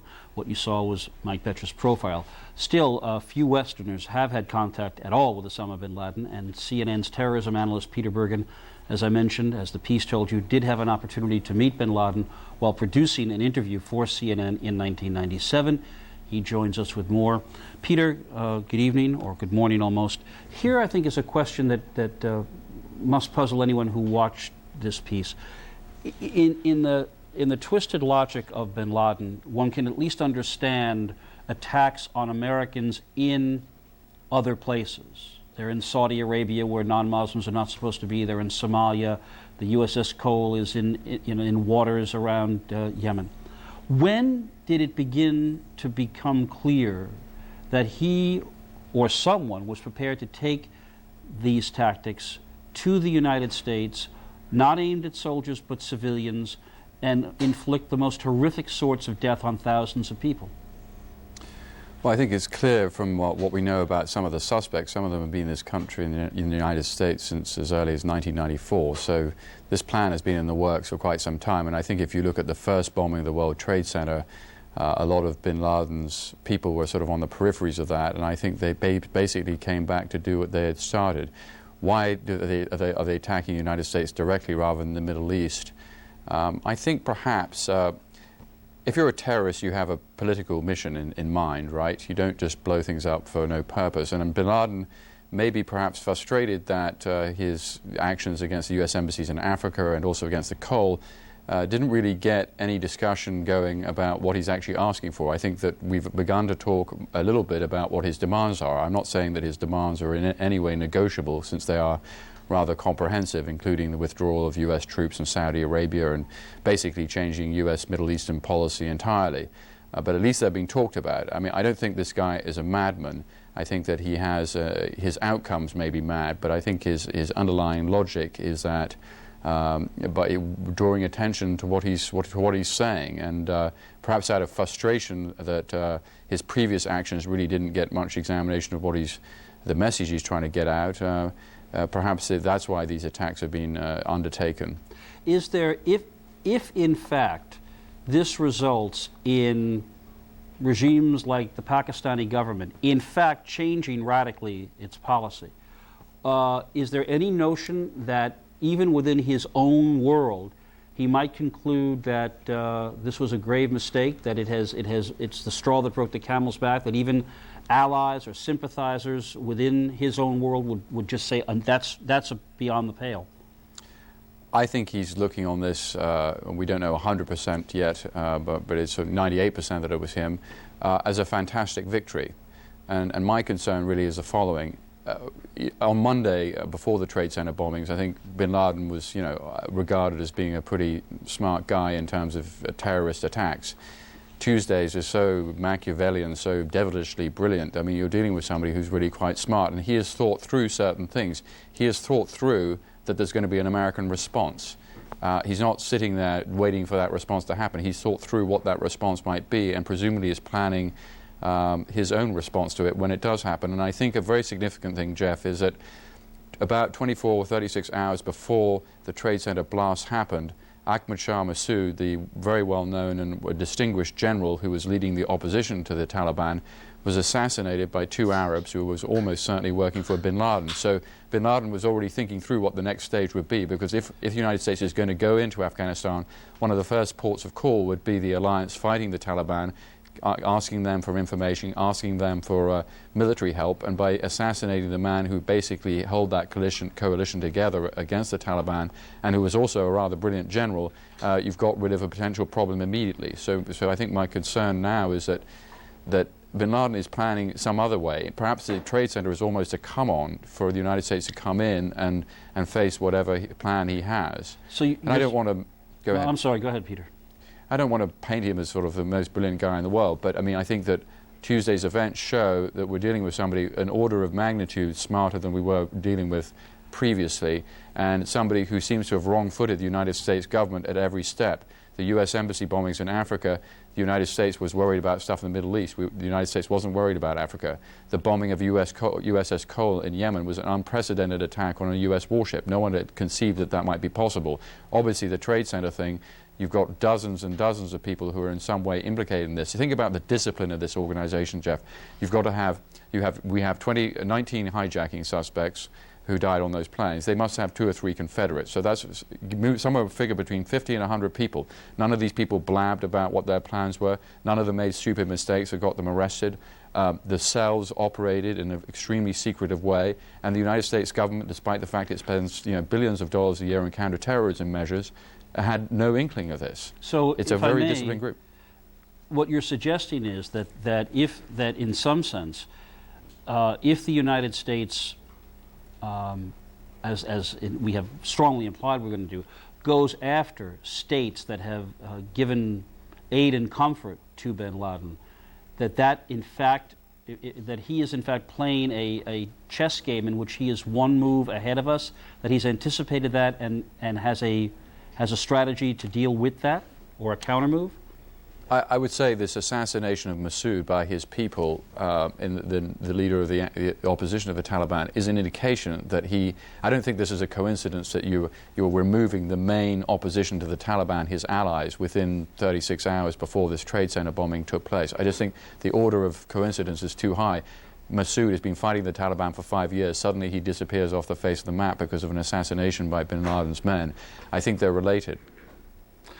All right, Peter Bergen, CNN analyst, one of the few Westerners ever to talk to Osama bin Laden. Thank you very much for joining us. I suspect there are some more sleepless nights ahead based on both what you said and what we've seen. Thank you, Peter. Speaking of possible responses, the Pakistani delegation has arrived in Kandahar, Afghanistan. This team reportedly plans to issue an ultimatum, hand over Osama bin Laden. And CNN's Kamal Haider joins us on the phone from an undisclosed location in the region. Good morning or good evening to you, as the case may be, Kamal. Yeah, it's 8:30 in the morning over here, Afghan Standard Time. This delegation has arrived in Kandahar. They are basically carrying a message from the U.S. authorities. So basically, they're only relaying that message. They're expected to meet with Mullah Umar, the Supreme Taliban leader, this morning in Kandahar. The mood, meanwhile, in Kandahar remains defined, and there's very little expectation from this meeting, except that the letter or the concerns of the U.S. government are to be handed over to the Taliban authorities. Jeff? Kamal, given the past support from Pakistan for the Taliban, economic support, political support, and I'm going to ask this very bluntly, are we to take this at face value, or is there some sense that what we are seeing is something of a piece of stagecraft designed to make the United States feel better without accomplishing anything? Well, I think the Pakistan authorities have in the past had a good relationship with the Afghan governments, consecutive Afghan governments, because of Pakistan's 20 years of involvement in the Afghan war, in the sense that Pakistan was a frontline state against the Russian occupation of Afghanistan and a great ally of the United States. The Pakistani authorities have lost the leverage that they used to have on a government which acts more independently. Afghans have always made their own decisions in the end, and they have not been subservient to anybody, be that Pakistan or any other power. Jeff? Kamal, I'm not going to ask you to predict the likelihood of success, but if the Taliban does not do what the Pakistani government says it wants, what response can the Pakistani government make? Kamal? Well, the Pakistani authorities have made it very clear that they stand with the international world on this issue. I think the talks between the Pakistani and American authorities have established that Pakistan is likely to provide America with all possible assistance. Those signals are coming from the foreign ministry. Internally within Pakistan, there is tremendous opposition because they feel that Osama bin Laden is being used as a scapegoat. And here in Afghanistan, there is now a feeling emerging that they should keep the doors of negotiations open and not slam them shut. So at this moment in time, the Pakistani authorities nor any other government can prevail on the government of Afghanistan. They seem to be making decisions on their own without taking into account what that may have for them as a future, for their future. Yes?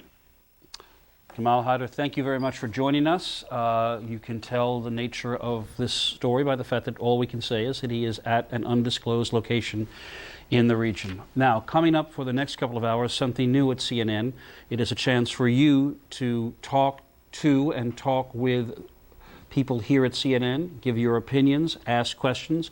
It is called CNN Hotline. It is hosted by Jack Cafferty, a veteran newsman. And the number to call is 1-800-310-4CNN. I would translate that numerically, but I am numerically illiterate, so I'll give it to you again as it appears. CNN Hotline, 1-800-310-4CNN.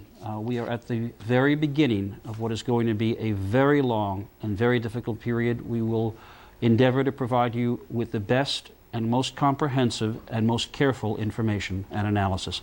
I'm Jeff Greenfield. Thanks for watching. Please stay tuned for Hotline.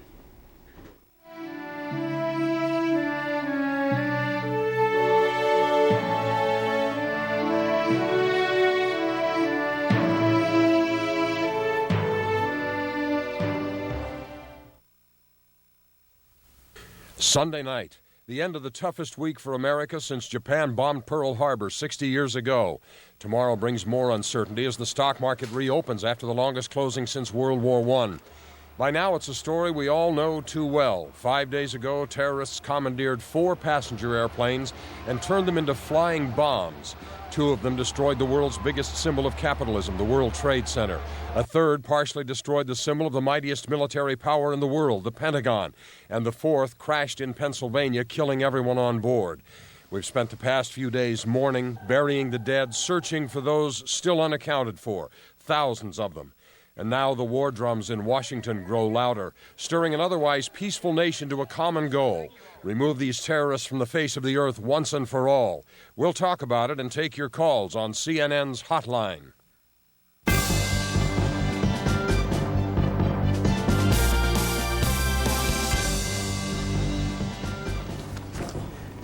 Good evening. I'm Jack Cafferty. The CNN hotline number is 1-800-310-4CNN. Tonight, 3 guests who are here to shed light on what to expect when the stock market opens tomorrow morning for the first time in almost a week. Where's the economy heading? We have CNN correspondents at the White House, at Ground Zero, the site of the collapse of the World Trade Center in Lower Manhattan, and around the world who will be reporting on developments, answering your questions. In fact, we have a call right now from Jack in Michigan. Good evening, Jack. How was your week this week?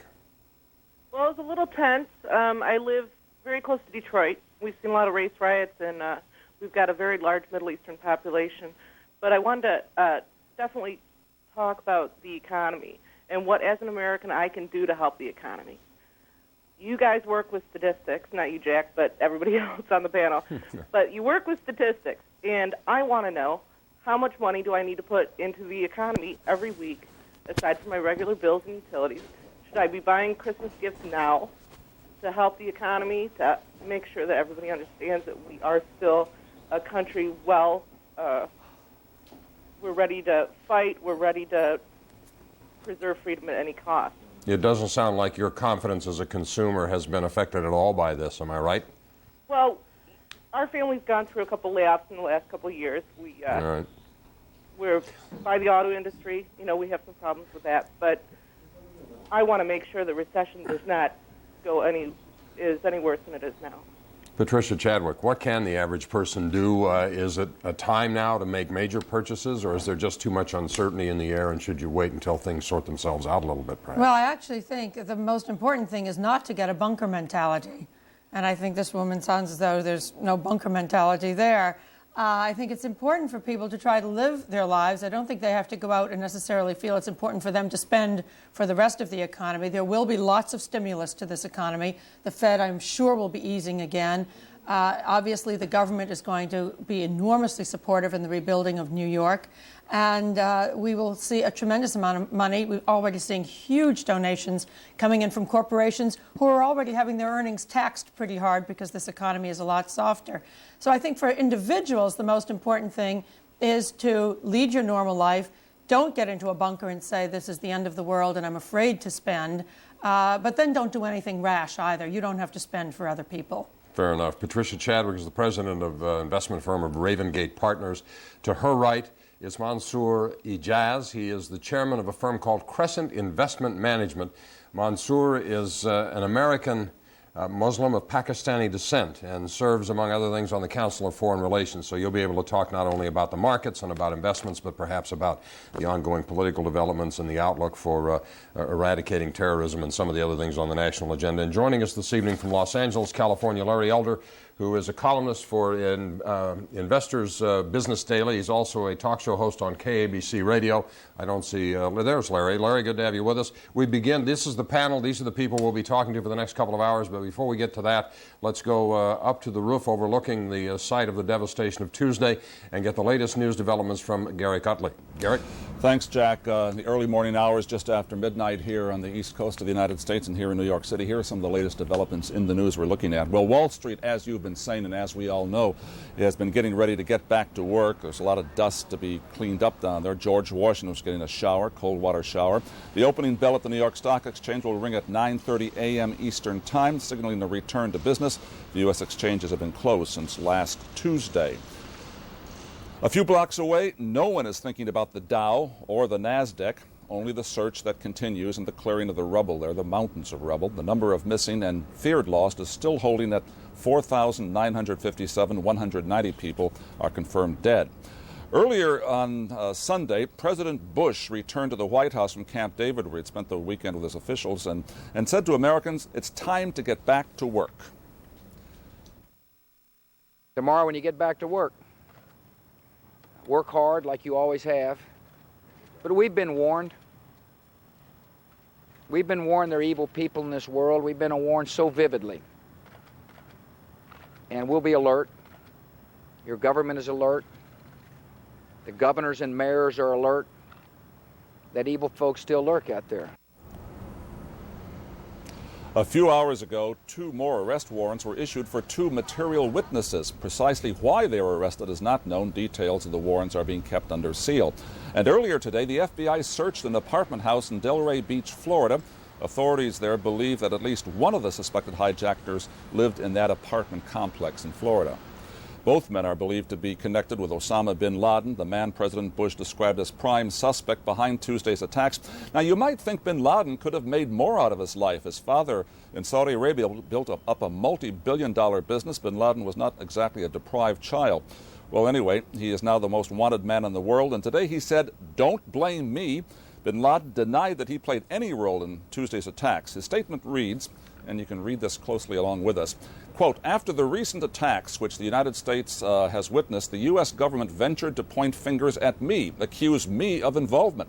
The U.S. government has consistently blamed me for being behind every occasion its enemies attack it." And he goes on, "I would like to assure the world that I did not plan the recent attacks, which seems to have been planned by people for personal reasons. As for me, I've been living in the Islamic Emirate of Afghanistan and following its leader's rules. The current leader does not allow me to exercise such operations." Well, the rulers of Afghanistan are the Taliban. They depend on neighboring Pakistan for fuel and other critical support. Now Pakistan has told the Taliban to hand over Osama bin Laden in the next 3 days or risk the United States launching massive military action against them. So we are now, Jack, really at 3 days and counting. Just one little footnote here as we get ready for Wall Street to reopen. The caller at the top of the program just a minute or two ago was very interesting in asking what she can do to help the economy. And of course, the markets that will open down here in Wall Street at the stock exchange are not at all emotional or patriotic. They're about cold, clear thinking. And I think one of the things we need to keep in mind, and perhaps the people under the greatest stress, are going to be those traders, those investors, those pros down on Wall Street. Many of them have lost a lot of friends, and they're still in grieving. And tomorrow they have to go back and make these clear-headed decisions. It's going to be a particularly tough day for them. Jack. Indeed it is. All right, thanks, Gary. Gary Cudley with the latest news. The overseas markets, of course, had a chance to react to this tragedy when it happened, and they did. They sold off some, then they recovered. However, I would guess in anticipation that these markets may open sharply lower here in New York tomorrow morning. The European markets, as I was on the way up to the studio, I noticed are all down triple digits. They're getting hit pretty hard in the sell column. And Sir Garrick was talking about this mission. The Pakistanis have gone into Afghanistan to deliver this ultimatum to hand over bin Laden or else. What's your sense of what we're watching there? Is that the real deal? Is this international street theater? Is this rhetoric? I mean, if it were as simple as all that. Well, I think that the United States has taken a different tack this time in dealing with the problem that bin Laden presents to the global community. And that is that in prior instances where he planned an unplanned attack or an unannounced attack, we would plan a similar unannounced attack, and we thought we had retributed. And now what we have learned is that these people have no code, essentially. They're prepared to hit us anywhere, anytime, and they can, in fact, do that. But they had indicated that before with the blowing up of the embassies in Africa and other incidents, had they not? I mean, that's correct, but it's a different thing when you hit it on U.S. soil. That's absolutely. Something that they hadn't Sure it is. They hadn't had the guts to do that before. Right.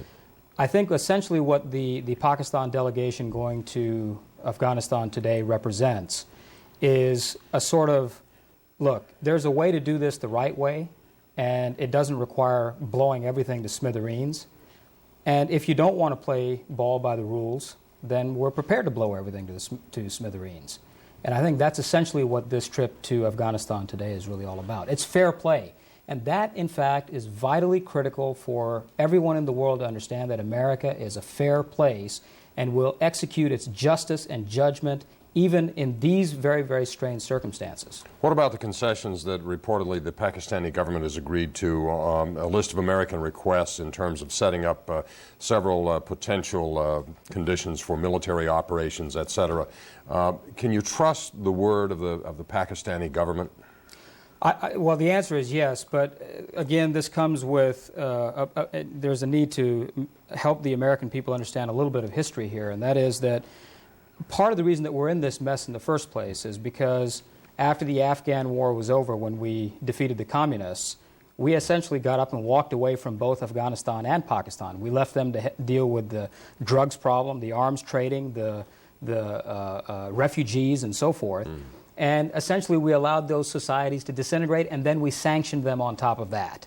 Now, if we do the same thing this time, then I can tell you that we're going to have much bigger problems in the future. So if the United States government is smart, and they're going to engage the Pakistani government at this moment, they have to do that in such a way that it's a long-term engagement to help essentially rebuild these societies. That's, I think, really what needs to happen. All right. I want to talk some more about the potential military options, the foreign policy initiatives that might contribute to a solution, the potential use of the greenback dollar bill as a weapon in a military struggle, because there are suggestions that economically there may be ways to apply more pressure to some of these societies than the military ever could. But let's go back to the markets. We have a caller, Jordana from Rome, New York. What kind of week has this been for you? It has been a horrible week. You can't even explain how it's been. But I actually have two questions that are connected. Go ahead. And one quick statement. We have spent massive amount of money, economic support, military support, all throughout the world. I guess one of my questions is how much are we going to get now from other countries? How much are we going to continue to spend in these other countries when we need it here? And the one quick comment I had was just, instead of African American and Arab American, how about if we turn it around and we're American Arabs, we're American Africans. There you go. We're American first and foremost. Did you have a question? Just if they have any idea how we are going to, are we going to stop the economic spending all over the world? Are we going to get any help back? Well, that is a good question. It's a big question, and it has a lot to do with where these markets may or may not go. The American economy was weakening before these events. The European economies were weak. The Asian economies are weak. A couple of ways to look at this, with the additional spending that may flow from Washington in terms of tapping the Social Security reserves and spending money for military operations, etc. I guess economically that would work as a stimulus. But if consumer confidence dries up and people are afraid, then we get the reverse effect. Does the market open lower tomorrow? Does it close higher? What do you think? And we'll kind of begin there. Why don't you start? You're the expert. Yeah, and that's a question nobody knows the answer to. Well, nobody does know the answer to how the markets will open tomorrow, but I think there is one important thing to the point of the question that was being asked. In fact, the reason that the United States has been able to help so many other countries in the world is because we are the most powerful. We have the strongest economy. We have a budget surplus. Very few other countries have budget surpluses. We have the strongest military. And in fact, as the U.S. economy has gone down most recently, so hasn't it dragged the rest of the world's economies. And I think it's important. You mentioned how the European markets, were down, then rallied, and are nervous. I think they really are looking to take their cue from the American market. They want to see how our market does, right, and that will give them a follow-on. We have certainly got support from a lot of our allies.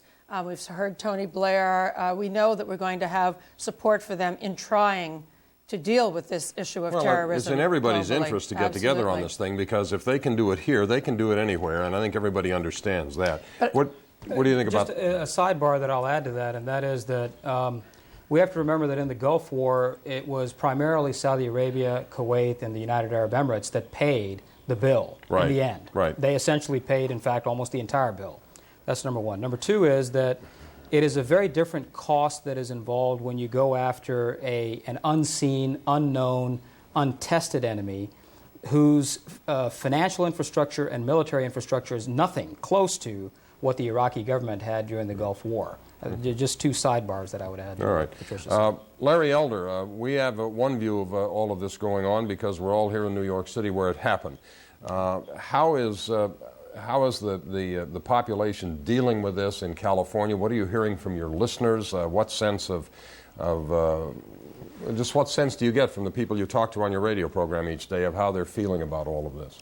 Well, what we're getting is an overwhelming sense of patriotism. If there's a silver lining to this crisis, it's that Americans are finally seeing that we have a lot more in common than we have apart.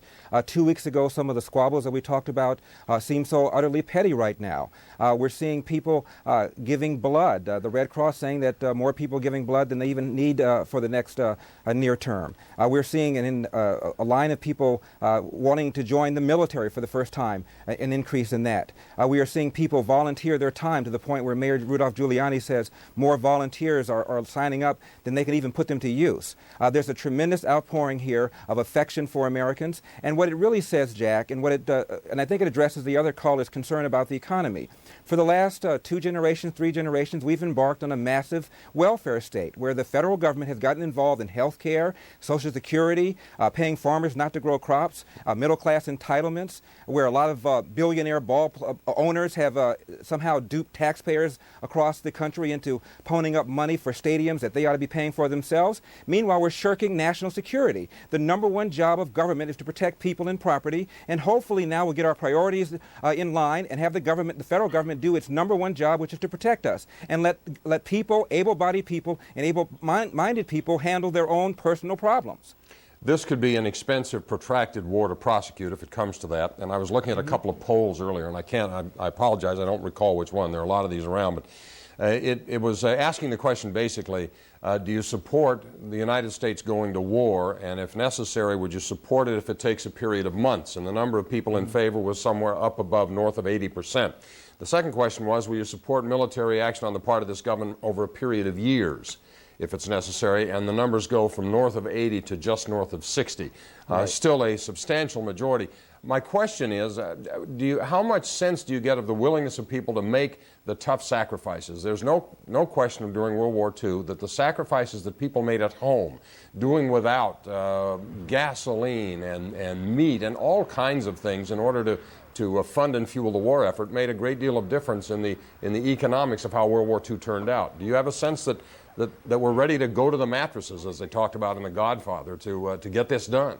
Oh, absolutely. When you look at those images of those planes, the plane slamming into the World Trade Center, people are angry. We've got an enemy here, and there's no question that the American people are prepared to fight that enemy. But think about where the president was when this happened. He was in Florida reading to elementary school children. Again, a function that the federal government shouldn't have been involved in at all. Our own mayor of Los Angeles... Wait a sec. I mean, that politicians have been kissing babies since George Washington ran for office. It's just, photo ops are what they do.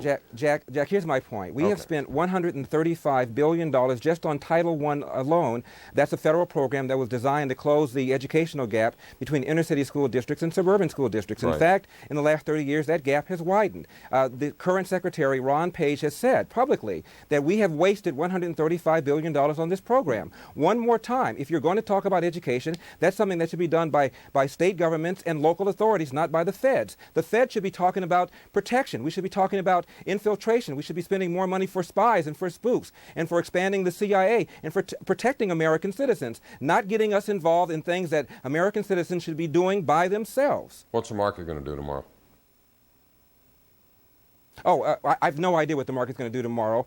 This is a case of first impression. But let's just not panic. If you are an investor in the market, you should be in on the long haul anyway. The way to make money in the market is not to panic, but to invest in corporations that have good assets, good earnings over a long period of time, and invest for the long haul. So I would urge investors not to panic and to ride it out. If you've invested your money in good companies, the fundamentals haven't altered just because of Tuesday. All right, Steve in Idaho, what can we help you with, and what kind of week have you had?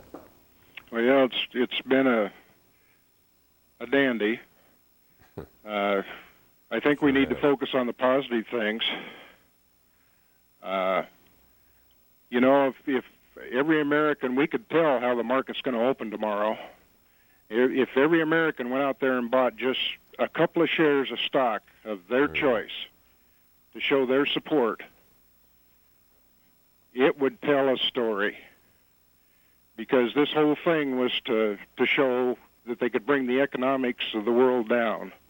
And the United States could show the picture with little cost to anybody of just how we support this country and what we're all about. Did you have a question? I didn't have a question other than right. I Don't called. have to have one. I called earlier this evening to an investment person that I deal with on how we could get word out to people to go out and just purchase a couple shares of stock. That's not a bad idea. They actually, in a related subject, the SEC has relaxed the rules for companies to buy their own stock, which would, I guess, serve to kind of put a floor under the market if it starts to go down, because as shares of these big companies that have a lot of cash in the bank, companies I'm thinking like Microsoft, General Electric, if their shares start to go down sharply tomorrow, they can step in and buy their own shares and, in effect, support their own stock, which would have, of course, an effect on the market overall. Yes? Right. There are rules about that, and that is true. I think the SEC has tried to make those rules easier for corporations so that they can do it all day rather than during restricted hours. And I think that is important. And I think if corporations feel comfortable about buying their own shares, that sends a message to the investing public that these corporations feel good about their own business long term, despite the fact that the economy is not very strong at the moment. But I think it's very interesting to listen to a lot of this groundswell from individuals, some of whom may not even ever have invested before or have not been enormously invested, wanting to do this kind of thing. And the market is also a lot about psychology. And I think there's a way in which this can almost be a cathartic moment. We've spent a lot of time in the marketplace looking at these tiny, trivial bits of information and trying to extrapolate them long term when we know that even if we are in a recession, it is not going to be for the long term. And to see now a much more important event be the overriding element that's driving people, and people saying, you know what, we support it, and maybe there is some good that comes out of all this, can really change the whole mindset that the market's been in. The kind of thing he was talking about is not dissimilar to buying war bonds. I mean, it's a way to put money to work for the economy. And the government will be issuing war bonds as well. That's right. I heard that they're going to do that. That will be another way that people can be involved. I think there's another historical perspective that buttresses this groundswell that we're hearing from our callers, and that is that if you go back to 1987 when we had the first real crack in the global markets, and then you look at what happened when the Japanese market, the bubble burst. Right. And then the Gulf War. What was the Nikkei at 40,000 or close? 37,000 when that happened. And then you had the incident with the Gulf War. And then you had communism collapse. And all of these things happened in rapid fire sequence. In each of those cases, you had something that went wrong with the economic infrastructure somewhere. Oil prices shot up, or there was a spike in interest rates at that point. The senior President Bush during the Gulf War, as you suggested, was dealing with huge deficits. He didn't have a surplus that he could reach into to finance a war. He had to raise taxes, which politically may have cost him the next election. And the difference this time is that you don't have any real structural or infrastructure problems in the economy. It may be a little bit weak. It may be, on the verge of teetering with, a couple of quarters of negative growth. But structurally, there's nothing wrong with our economy. And that is where the buttress comes with the kinds of comments that we've heard tonight. If you go out and buy 10 shares of your favorite stock tomorrow, all of a sudden the order imbalances that might be there at the opening disappear. That's what it comes down to. Do you expect that the markets are going to come under pressure? The reason I keep asking that, the one thing the markets hate more than maybe anything else is uncertainty. And there is right now an awful lot of uncertainty, not just about the economy, but about where we're going and what we're doing and who we're going to fight, and if we declare war, who exactly are we going to declare war? I mean, the markets don't like that kind of tenuous, uncertain environment. But there are two things that the market should really be comfortable about. Number one, the ability of the Federal Reserve of the United States and every other central bank in the world and every major economy to provide enormous liquidity at this moment is very different than we have seen in any other global crisis that we've been through, whether it was Saddam Hussein or 1987. The second thing is that the structure of the markets today, in terms of liquidity and safety and so forth, there really aren't very many other places where you can go and put your money to work. So let's say that you sell your stocks. Right. What precisely are you going to buy? 4% or 5% bonds. Two-year Treasury notes are down under 3. Larry Elder, what about that? There's a little alternative to the stock market if you're looking for more than a very low single-digit return. That's one point. The other point is that there are tremendous amounts of foreign money invested in the American economy, particularly in things like Treasury bills, because the perception is the U.S. government is the safest financial institution on the face of the earth. Well, is there any risk with the circumstances we're talking about here tonight that foreign money would begin to be taken out of this country, and what would be the impact if that happened? Well, I doubt that foreign money will be taken out, because the reason foreign money is here is because of our political stability and our economic progress. And you're absolutely right, markets do not like uncertainty, and in the short run you're going to have volatility. That's why prudent investment requires you to take the long haul. 5, 10, 15, 20-year investment windows ought to be one's horizon, and if that's how you look at it, you can ride out these shocks. In 1987, when the stock market crashed, the most prudent thing to do was to go back the next day and get into that market, because if you had done that, you would have made a substantial amount of return on your equity. Absolutely right. All right. We have a caller? We did. Lost him. Scared him away. We scared him away. I think also the markets tomorrow are really going to look for liquidity, the ability of communications, that nothing's gone wrong. And all of these have been tested over the weekend, and they're expected to work fine. A number of firms that I've spoken to are going to be in their disaster recovery sites, which are in some places over the border in New Jersey and places like that. So a lot of the companies that have lost their headquarters will be in a position to be able to engage in business. And I think the marketplace will want to see that the marketplace is orderly, and that transactions can take place on the floor of the exchange, that there is liquidity, and that there is clearing. And I think that if that takes place, that will in itself will provide some calmness. It's not only important that the markets get open, it's important that they operate correctly and efficiently for the trading session right up to the closing bell at 4 o'clock, and everybody can say, all right, the system's back and it works okay. Gregory in New Jersey, what kind of week have you had? Well, first of all, I spent a couple days in Kansas City because my flight never made it to Seattle. We got grounded. However, the reason why I called was that I live here close to New York, and I see that they've got Americans have poured out a lot in donations, and they've got more than they need. And a lot of corporations have donated big bucks to a couple of $100 million, I think, last time we looked. It's over $200 million. Remember the Gulf War when Kuwait was being invaded by one of its neighbors, one of its brothers or cousins, you might say? We went over there and we bailed them out. We saved their country. We saved their people. Now the United States needs money. They're one of the richest countries in the world. Have they made any kind of indication that they would be contributing to some of the money? It's like payback time. I don't know the answer to the question about money, but I do know this, that should military operations commence over in that part of the world, Kuwait has made available its real estate to American military personnel and equipment. So Kuwait would be used as a launching pad. I guess that's maybe not the best way to describe it. Larry, have you heard anything about any kind of foreign economic money donations coming in, particularly from the moderate Middle Eastern countries? I haven't heard anything about it. No, I haven't heard anything, nor have I heard Colin Powell or anybody else even suggest that they wanted that. But Kuwait did take a full-page ad out in many of the nation's newspapers and express their sympathy and offer their support. What about the potential shock to these markets on the price of oil? I'm not talking about tomorrow. Oil prices haven't really reacted that much yet. But depending on the kind of military operation we decide to prosecute, the world's oil fields are all around. And I just wonder potentially if the markets, they tend to be forward-looking mechanisms. Markets try to look out and sense what's coming. Would that be a factor that might weigh on the minds of investors tomorrow, that if the bullets and missiles start flying, oil prices, as they did the Persian Gulf War, they hit $41 a barrel very quickly? What about that? Oh, absolutely. I think there's a potential for oil prices to go up. Anytime, again, you have some kind of uncertainty, particularly if this country is talking about military strikes, it's possible that this could alienate some of the Arab countries, oil-supplying Arab countries, and they may restrict some supplies in order to placate some of the people in their own country who are going to be upset with our military maneuvers. So, again, anytime there's any kind of uncertainty, you're going to have a spike up in prices. All right. It is 12:30 a.m. Eastern Daylight Time on what has now become a Monday morning here on the East Coast. Let's swing over to Garrick Utley and get up-to-minute report on the latest news developments. Garrick?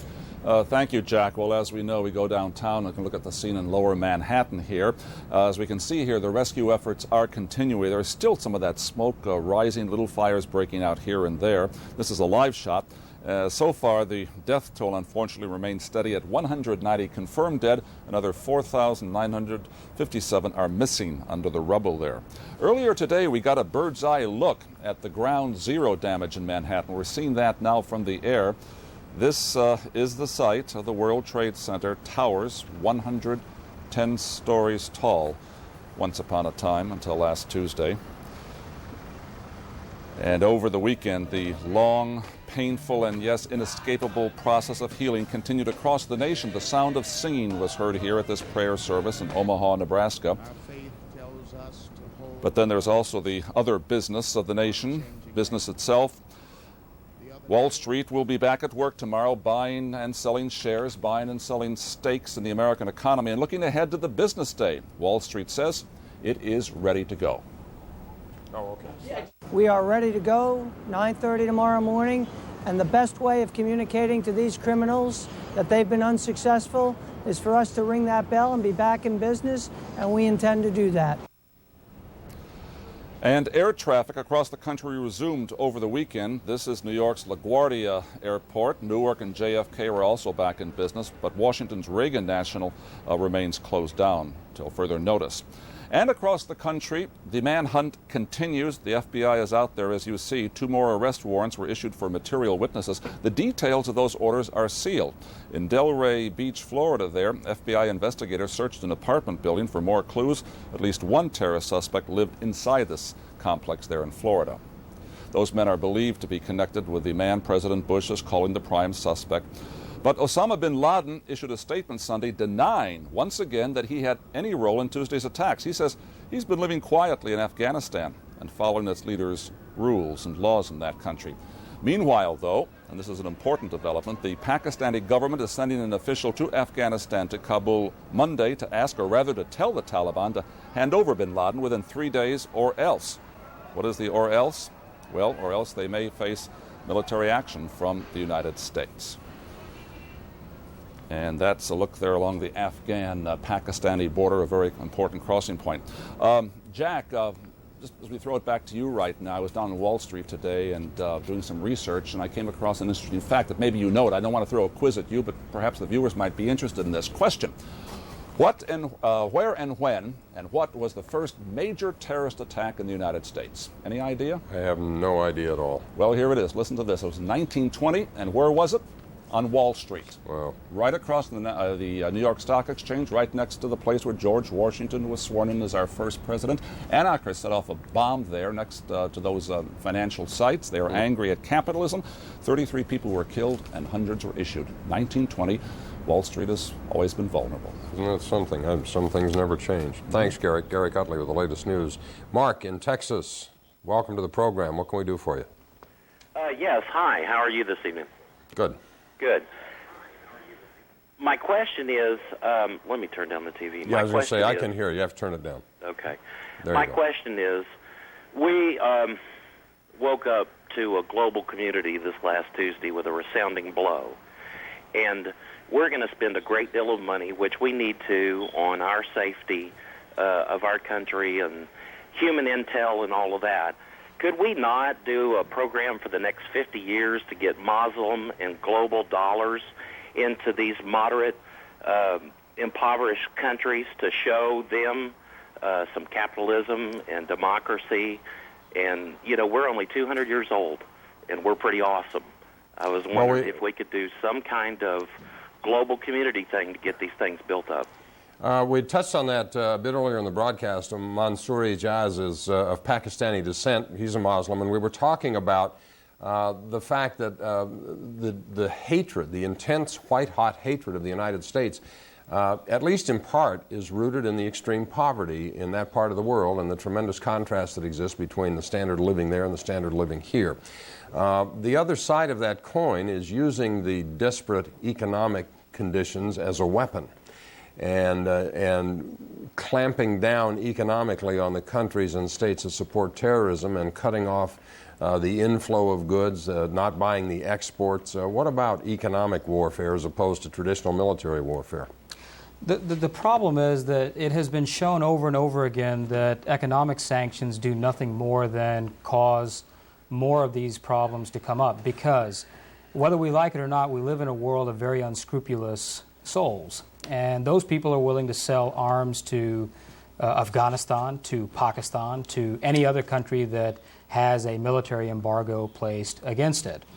And the caller raises an interesting point, but I think there needs to be a perspective put on that, and that is that one of the reasons that somebody like Osama bin Laden, and again, this is in no defense of him, but I want to make sure that people here understand what is his complaint on the other side of the fence. We need to understand that too. And I think one of the things that he has said very often is that if you go into a structure like the Saudi royal family, where they concentrate wealth in one part, and they decide who they want to give that wealth to, that causes a disparity within a society which we do not control from the outside. Right.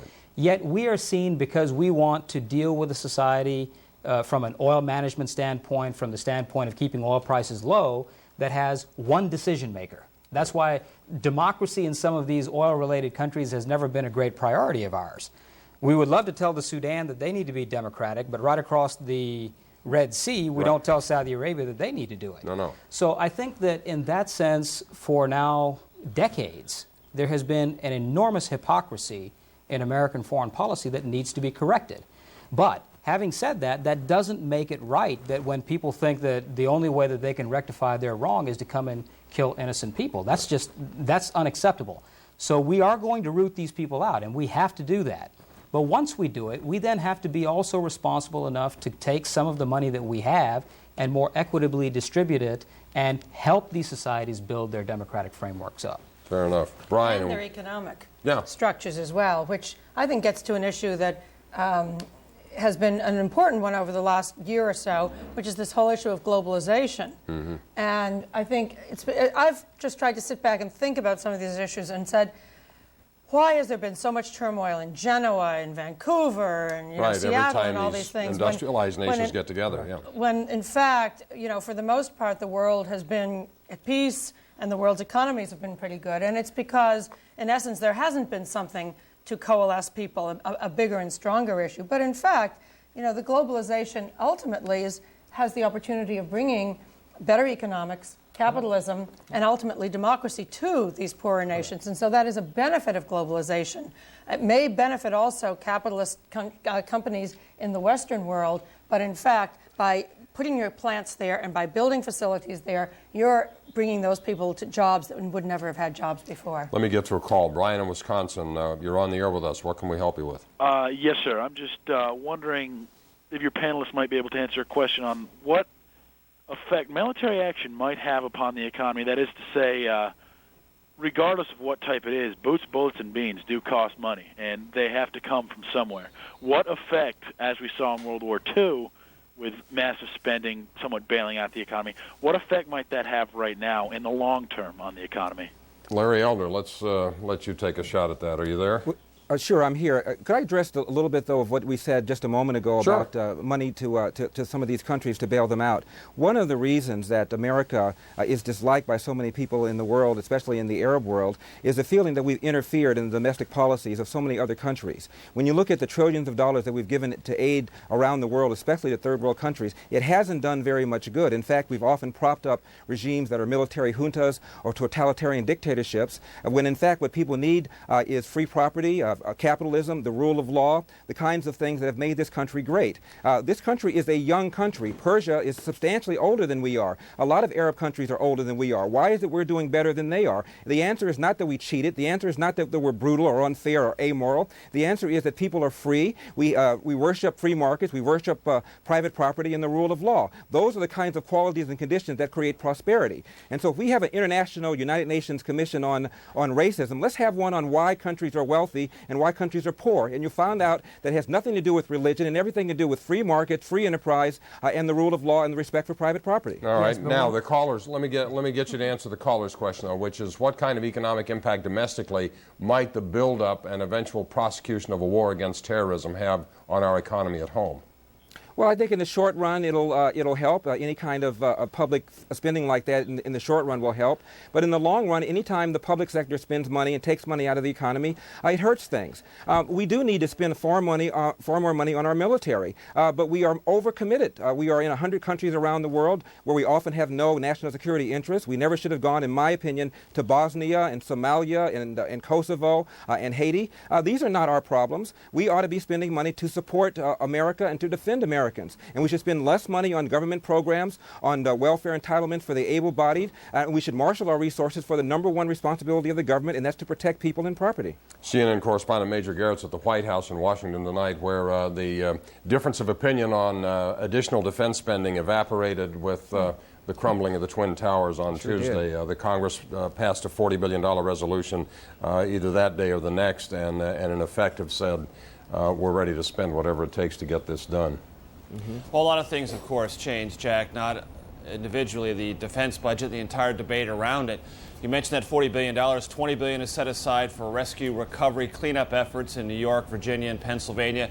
Another $20 billion for counterterrorism activities. A lot of things will come in under that umbrella.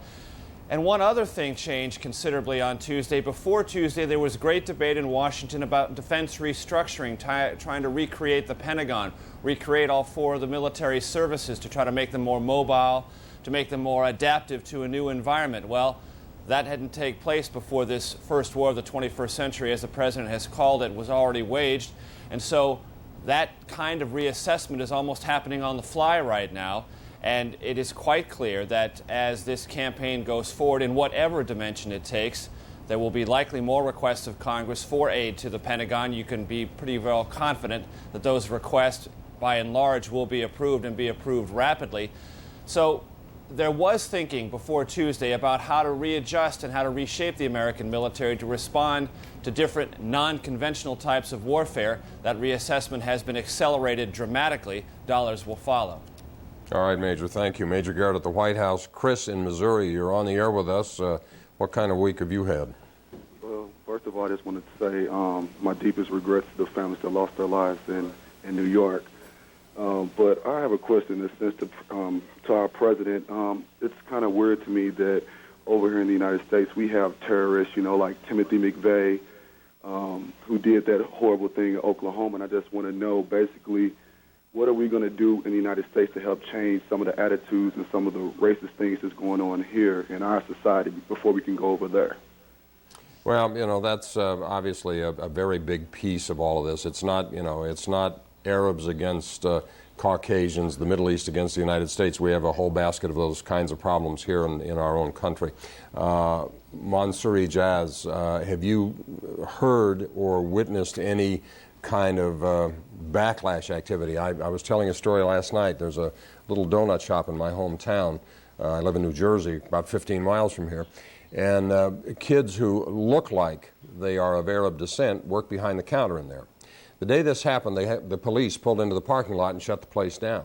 The rumor going through town was that these kids were Islamic fundamentalists and that they began celebrating and writing anti-American slogans on the window, and the police went in and said, you got to get out of here for your own safety.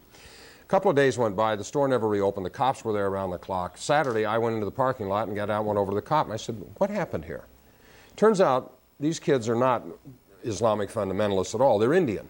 They did nothing wrong, but within an hour of the explosions at the World Trade Center, 150 threats by telephone went into this little donut store in a town of 15,000 people in New Jersey. So the caller who's raising the issue of the racial profiling and the stereotyping and the potential backlash in this country has a valid point. How do we guard against that? It happened to the Japanese after Pearl Harbor was bombed. Well, the first thing that we have to realize is that we're all Americans, and we're all in this together. I agreed very much with the caller who previously said, why don't we call ourselves American Arabs and American Pakistanis and so forth. We are Americans first. And one of the reasons that when I have gone out in my citizen diplomacy efforts around the world, I have told Islamic leaders in other countries that, in fact, America is probably the most Islamic country on the face of the planet for one very simple reason. It is to the last hair of evidence that we are prepared to go to hold a man or a woman innocent if we can show that they are, in fact, innocent. Right. And that's something that, in fact, if you practice the Islam and the Quran in its purest sense, you would find people that would practice it exactly that way. The issue about racial profiling, and again, this has hit very close to home for me. The day after this happened, on that evening's broadcast, one of the other anchors, I want to make it clear it wasn't a CNN anchor. Thank you. From one of the other networks.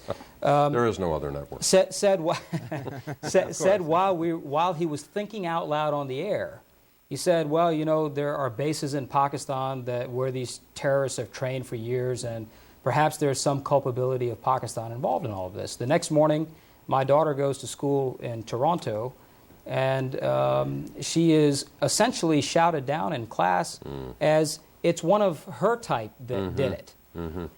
Yesterday we had a Sikh gentleman in Phoenix, Arizona, who wears a turban, who looks a little bit like bin Laden wearing the turban with a beard. Now he's a Sikh, an Indian, has nothing to do with Islam whatsoever, and he was shot dead right there in his gas station. Today we had an incident of a Pakistani man being shot in Texas. So I would urge the American people to understand that we are all in this together. In fact, we are trying very hard to help our government. I'm talking about now people of our ethnic origin, our religious beliefs, help our government understand what it is that needs to be done. How do you get inside the mind of the people over there that we don't see and don't understand? And if nothing else is learned from this process, we ought to go out there as Americans and say, we need to know more about the world we live in. Yeah, and this rally around the flag is a wonderful thing, but if you're turning around and doing the kind of thing that happened to your daughter, then that sort of negates the purpose of the whole thing. Major Garrett, how concerned is the administration in Washington about this kind of activity? Very concerned, Jack, and I want to point out a couple of things. You know, there have been throughout this last week some comparisons to Pearl Harbor and the attitude of the United States to rally around the flag, the sense of trauma. Very, very similar. But in one very particular way, there is a dissimilarity, and it goes to this issue of underlying ethnic hatred and turning against an ethnic minority in this country and doing so rapidly. You'll recall after Pearl Harbor, there was a government-sanctioned effort that was carried out to displace Japanese Americans, put them in what at the time were called concentration camps. We've cleaned up the language since then. It was after Hitler's concentration camps were discovered that we stopped calling our camps in America concentration camps. But FDR and every member of Congress called them exactly that at the time. A member of the Bush cabinet, Norm Mineta, was a child in California. He was sent to a concentration camp. We call them internment camps now. He tells a very poignant story, told it to me, as a matter of fact, around the time of the second T-ball game here at the White House. He remembers being hustled onto that train and a security guard taking his baseball glove, and his bat away from him because he thought they could all be used as weapons. Norm Mineta, a member of the Bush cabinet leading the entire re-examination of airport security and airline security, remembers all too well what happened in this country at a time such as that. He sits at the table while the president deals with all of these issues. The president has said there can be no tolerance in this country for any kind of racism or violence against Arab Americans. He has spoken out about it. Mayor Giuliani has. Governor Pataki has. You've heard members of Congress from both parties say it. I think that, though there have been very episodes that concern us all in this country, but there is absolutely no official sanction for that behavior as there was after Pearl Harbor. As a matter of fact, a very aggressive effort to tamp that down. All right, thanks, Major Garrett. Greg in Connecticut's on the line with us. You glad this week is over like the rest of us are, Greg? Yes, I am. What can we do for you? In life insurance policies, there's a pretty universal exclusion for death incurred in war, whether declared or undeclared. And certainly no amount of money, I'm sure, can replace the losses that families of the victims have suffered. However, my question is, would death benefits be payable to victims' families? And if so, what kind of hassle might they face as insurance companies require some kind of proof of death? And certainly there might not be any evidence. Some people might never be upgraded to anything better than missing. My sense is it probably has to do with the way the policy is written, but let me turn to the people on the panel who probably know more about it than I do, and it'll lead us into a discussion of insurance companies as investments, which is a topic maybe we should talk about. But what about policies and this nebulous act of war kind of provision. Right. I mean, I think there is the spirit and there is the letter. Yep. And while the letter may talk about war and the president may say we are at war against terrorists, I don't think any insurance company in this country is not going to honor the life insurance policy of any individual who has had one. I happen to be on the board of an insurance company, and we've already talked about the fact that we know that there will be a meaningful impact on the life insurance side. And there was never any thought or discussion that it wouldn't be paid because some kind of concept of war was involved. Okay, that's fair enough. That makes just good human common sense. What about insurance companies as investments? Potentially, they seek tremendous, or they face rather tremendous liability in terms of claims. This I was reading could be the most expensive insurance settlement episode in American history. The insurance companies may come under some pressure when the markets open tomorrow. I'd be interested in both of your thoughts on whether or not, if the insurance company is a company like AIG, for example, which is one of the big insurance companies, if that stock begins to fall tomorrow, do you step in and buy it because it becomes cheap, or do you stay away from it because we haven't figured out how much this is going to cost them yet? Well, obviously, did you want to? No, please, go ahead. Obviously, the impact on the insurance industry will be huge, and it will be very negative. But Hurricane Andrew, I think, was the largest claim, which was, about 7, 8, 10 years ago. And insurance companies came through that. There was a huge amount of reinsurance. Remember, a lot of this reinsurance is offshore as well, so this is a global phenomenon. And reinsurance, for those of you watching who don't watch financial news television, is a way that the insurance companies spread the risk. If they are writing a policy that exposes them to tremendous liability, they reinsure with a reinsurance company and get them to take part of the risk, so that if the event happens, all of the liability doesn't accrue to one party. Is that sort of the layman's explanation? Absolutely. I heard Warren Buffett yesterday I heard this too. saying that, in fact, they were going to pay out the most they'd ever paid out, but that they were a strong company and they had a good balance sheet. Many insurance companies have very good balance sheets. There are some insurance companies that don't have good balance sheets, and for some of them this may be a serious economic problem. I don't think we can expect our government to bail out every industry that will be impacted. Insurance companies write insurance for events that hopefully are never this catastrophic, but from time to time are.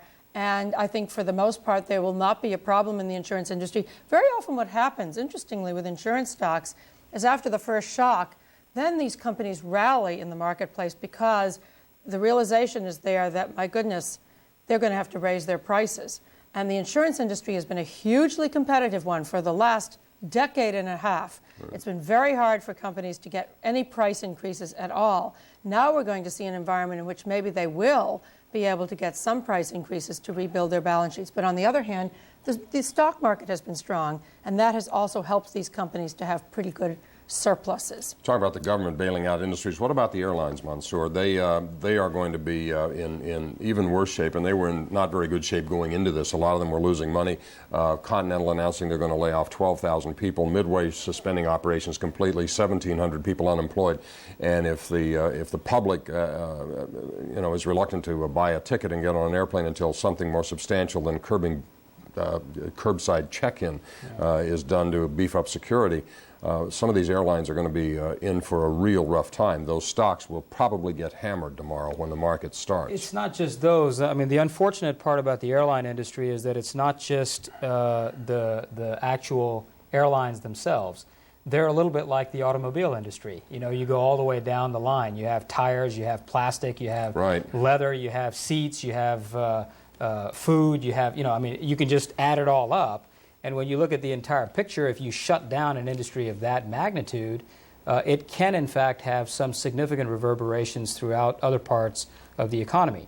The second thing is that we have to remember how big Boeing as an industry, for example, I call Boeing an industry by itself in a sense. Well, it is. Them and Airbus, right? They build all the planes in the world. Exactly. I mean, where all of a sudden, people were modernizing airlines and they were talking about building 800 passenger airplanes and all of that stuff. Right. All of that goes out the window at this moment. All bets are off as far as that part is concerned. I heard an early estimate that no more than 400 new airplanes may be built in the next 12 months as a result of this. Exactly. So So I think the answer is that there will be a significant impact, and the analysts are going to be working overtime for the next month or so trying to figure out precisely what those impacts are.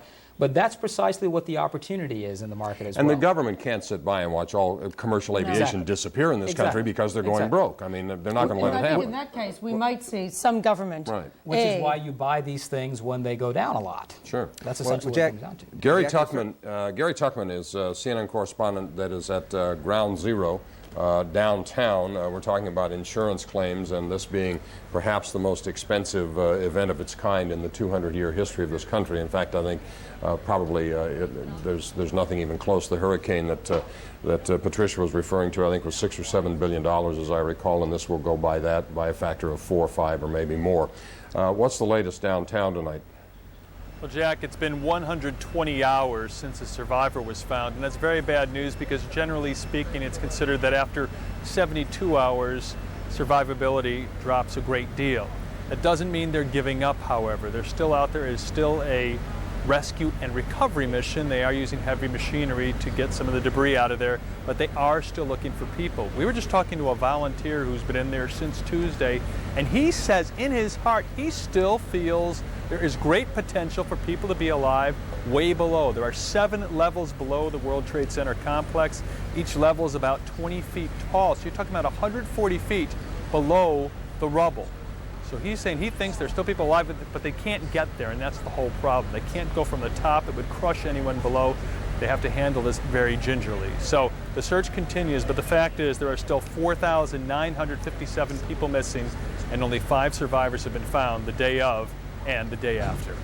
And even if those people that you talked about perhaps being trapped in these compartments way below ground level are alive, time is a big enemy now. I mean, there's no food presumably down there, there's no water down there, and who knows how good the airflow is, etc. So the odds get very long very quickly from here on. No question about it, Jake, and we certainly don't want to raise anybody's hopes based on what that gentleman was saying. People are saying lots of different things here, but you're right. So much time has passed. It's very unlikely, but it's still possible. One other thing I want to point out to you, this rescue worker we were just talking to a short time ago, he has his search dog with him, and his search dog is physically exhausted right now, and he was laying on the sidewalk next to us, and he told us a short time ago a Coast Guard search dog died from heat exhaustion on the scene behind us. That's amazing. Animals are more interesting in that regard than people. When they're trained to do something, they'll do it till they drop dead unless you tell them to stop. So tough stuff. Thanks, Gary. Let me go back to Los Angeles. Larry Elder, you were talking earlier about the government's priorities, the nation's priorities. If you go back and read the documents of the Founding Fathers, way high on the list of things that the federal government's supposed to do is provide for the common defense. I had a woman on this program last night who was a former Inspector General for the Department of Transportation. She was with the FAA, and she said, to paraphrase, that there is no airport/airline security in this country, that it's a joke. And that, until major things are done, including, in her opinion, making the cockpits on airplanes impenetrable, putting armed sky marshals on, providing for cockpit video or passenger cabin video that would alert people on the ground if there was any kind of a problem, that it's unreasonable to expect the public is going to rush back and embrace the airlines, and nobody's going to fly unless they have to under conditions that they perceive as threatening or dangerous. Is this a place where the federal government, in your opinion, has a big job to do? And if so, who ought to take over the security of the nation's airlines and airports? Well, there's a role for the feds, there's a role for state government, there's a role for the private sector of the airlines, which are absolutely right. El Al, the official airline of Israel, has double steel doors. Once the airline pilot and the co-pilot get behind there, they do not come out until that plane touches down. They fly with between 6 and 8 plainclothes sky marshals that are trained in order to thwart attacks like this, and as a result, you do not hear about skyjackings in Israel. You're right. The American people now have gotten religion. We now realize how porous our security is, how easy it is to get on an airplane with a weapon that can be used to skyjack a plane, and the American people will demand safety measures before they turn out in droves and begin to fly the way we used to before Tuesday. Yeah. I'm new at this. This is the second night, but there were a couple of very interesting calls last night about this very subject. One woman called and said, why couldn't you equip airplanes with a way that in the cockpit they could release something that would put everybody in the passenger's compartment to sleep? If you had a camera looking into the passenger's compartment and you saw trouble start, why couldn't you release something that would knock everybody out? Somebody else called and said, vis-a-vis putting armed sky marshals on the flights, he was a retired cop. And he said, you know, we've had the training. We know about weapons. We know how to handle crisis situations. What about recruiting retired law enforcement people who have, you know, not that much to do now to do this until they can train a younger crop of so the American spirit and ingenuity is alive and well. Let's go to Garrick Utley. We're halfway through this broadcast tonight. It's 1 o'clock in the East. Garrick Utley has the latest news headlines for us now. Garrick? Thanks, Jack. We're going to go downtown and look again at Lower Manhattan. Gary Tuckman was just reporting there a short while ago about the only good news, and this is very slim good news, as you can see, in Lower Manhattan, is that it is a beautiful night once again. We've only had one sort of chilly, bad, wet, stormy night here. It was a couple nights ago. Otherwise, it's been good conditions, and that's important, not only for the physical safety of the rescue workers there, but also for their emotional condition. They don't have to fight the elements. Anyway, as Gary Tuckman reported, it's been 120 hours now since the last survivor was found. Hopes are fading. The death toll, the official confirmed dead, is 190, but still more than 4,900, nearly 5,000 are missing. And after last week's devastating attacks, New York and Washington are at last ready to get back to work. That's the New York Stock Exchange down there on Wall Street. George Washington getting a hose down because of all the dust, the flags flying at the Stock Exchange there. Streets are being cleaned. The opening bell is less than 9 hours away now. And trading will get underway. We'll see what happens in the markets, what the Americans think of the economic future of their land. Turning to President Bush. Now, there's a view of Wall Street. You can see the more of the dust there. It was really a mess. I was down there today. President Bush returned to the White House on Sunday, and he is telling Americans that it's time to get back to work. The president, as we know, was meeting with his officials up at Camp David. And when he returned, he wanted to say some things to the American people. Here's some of what he had to say. This war on terrorism is going to take a while, and the American people must be patient. I'm going to be patient, but I can assure the American people I am determined. I'm not going to be distracted. I will keep my focus to make sure that not only are these brought to justice, but anybody who's been associated will be brought to justice. This weekend, many Americans celebrated their patriotism. Look at this. This is Tucson, Arizona. 25,000 people gathered to show their true colors. A very human statement. The effort that went into that, just imagine that. In Brooklyn, on Sunday, Brooklyn, New York, the message was the same but more somber as thousands attended a vigil in Brooklyn Heights, just across the river from the World Trade Center disaster. Finally, a peaceful look at the Empire State Building along Fifth Avenue this evening, Manhattan. Tonight, it's showing its true colors, red, white, and blue. The lights had been turned off much of last week. Well, the man who is believed to be the leader in the terrorist attack, Osama bin Laden, #1 on everybody's most wanted list in the world today, he's saying that once again that he did not do it. Don't hold him responsible. He's not guilty. He, of course, is the man that has been fingered by just about everybody in the world. And now he's released a statement really underlining that he had nothing to do with it. So let's go through the statement. There's some interesting aspects to this. He said, after the recent attacks which the U.S. has witnessed, the U.S. government ventured to point fingers at me, accuse me of involvement. The U.S. government has consistently blamed me for being behind every occasion its enemies attack it, that is the United States. And it goes on. I would like to assure the world that I did not plan the recent attacks, which seems to have been planned by people for personal reasons. And as for me, I have been living in the Islamic Emirate of Afghanistan and following its leader's rules. The current leader does not allow me to exercise such operations. Well, Jack, we can all weigh that on the scale of credibility and come to our own conclusions. Let me just add one little thought here. A very important news development, which we're going to be following for the next few days, is in that part of the world. Pakistan today, Monday, is sending a message to the Afghan leaders saying, hand over bin Laden within 3 days or face the consequences. We'll see what comes out from that, what the Afghan response is going to be. But it's important because we're all waiting to see what and where and when and how the next shoe will drop in this tragedy. Street. By having this 3-day deadline, at least, it seems that we'll have through Wednesday before any missiles or guns are going to be fired or any moves like that. So we'll all be keeping our eyes on the response from Afghanistan to that Pakistani message. Jack? Indeed. All right. Thanks a lot. Gary Cutley, the latest news. Randy in Minnesota, we're going to get to you in 2 seconds. I want to ask Mansour Ijaz to put his Council of Foreign Relations hat on here for a minute and talk with the knowledge about the Middle East. President Bush said, in effect, you're either with us or you're against us in this thing. And that goes to a lot of non-Middle Eastern countries as well. But the other part of the statement was, if you harbor, grant refuge, comfort to terrorism or to terrorists, you are no different than the terrorists themselves.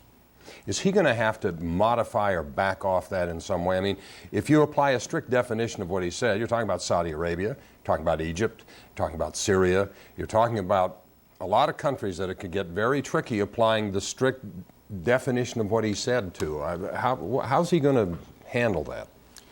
I think that definitions here are not probably the most important way to look at this. Essentially, what the president has to do is create a consensus amongst the Organization of Islamic Countries, the OIC. Okay. If he can persuade Saudi Arabia to lead the ball for him within the OIC, and the OIC includes countries like Sudan and Syria and even Iraq. Right. Now, they may abstain, they may not want, then at least we know who the real guilty parties are. Right, that'll be a clue, right? Exactly. Sure. Now, if he gets that part done, that represents a core nucleus, which he can then take to Russia, I was going to say, if he can do that, he can go to the rest of the world and say, look who I've got on board this thing. What are you waiting for? Now, right? The moment that happens, quite frankly, I think that even the Taliban doesn't have much of a chance at that moment. Yeah. And in a sense, I think part of what has happened here today as the Pakistanis go to Afghanistan is to say to them, look, whatever happened here, whoever's responsible, this was too much. You guys overstepped your bounds. Yeah. You know, you, in a sense, what they did was destroy their own movement. And that is what bin Laden is worried about. That essentially, he may even have not given the order on this one. That old and maybe cliche. he was a subcontractor. Yeah. But essentially, he knows that the game is over now. Careful what you wish for, you might get it. All right. Exactly. Randy, I'm sorry to keep you waiting in Minnesota. How's everything in the Northland? Pretty good. What can we I do have a for you? two-part question. Go ahead. For you. What could we have possibly done for these people to hate us so bad? And secondly, what is their eventual goal? What would make them happy? What do they want out of all of this? Mansour probably has the answer to both of your questions. We touched on part of it in the first hour of the program, but let's go back and quickly do it again. I think what we have done to them is essentially rail on their sensitivity of what they conceive their religion to be. We lived, until last Tuesday, we lived 2 oceans apart from everybody, a benign neighbor to the north and a benign neighbor to the south. We essentially had no natural enemies, whereas just about every other country in the world doesn't have that sort of situation with them. Now, bin Laden's biggest complaint has always been that America, with its beer-drinking ways and military assets, came and essentially soiled what he considered to be the Holy Land. We were the infidels. We were the infidels. And he didn't understand that the real infidels were sitting right amongst him all the time. They don't admit that part. That's the problem with these people. Sure. They don't admit what's wrong with them. They only want to admit what's wrong with us.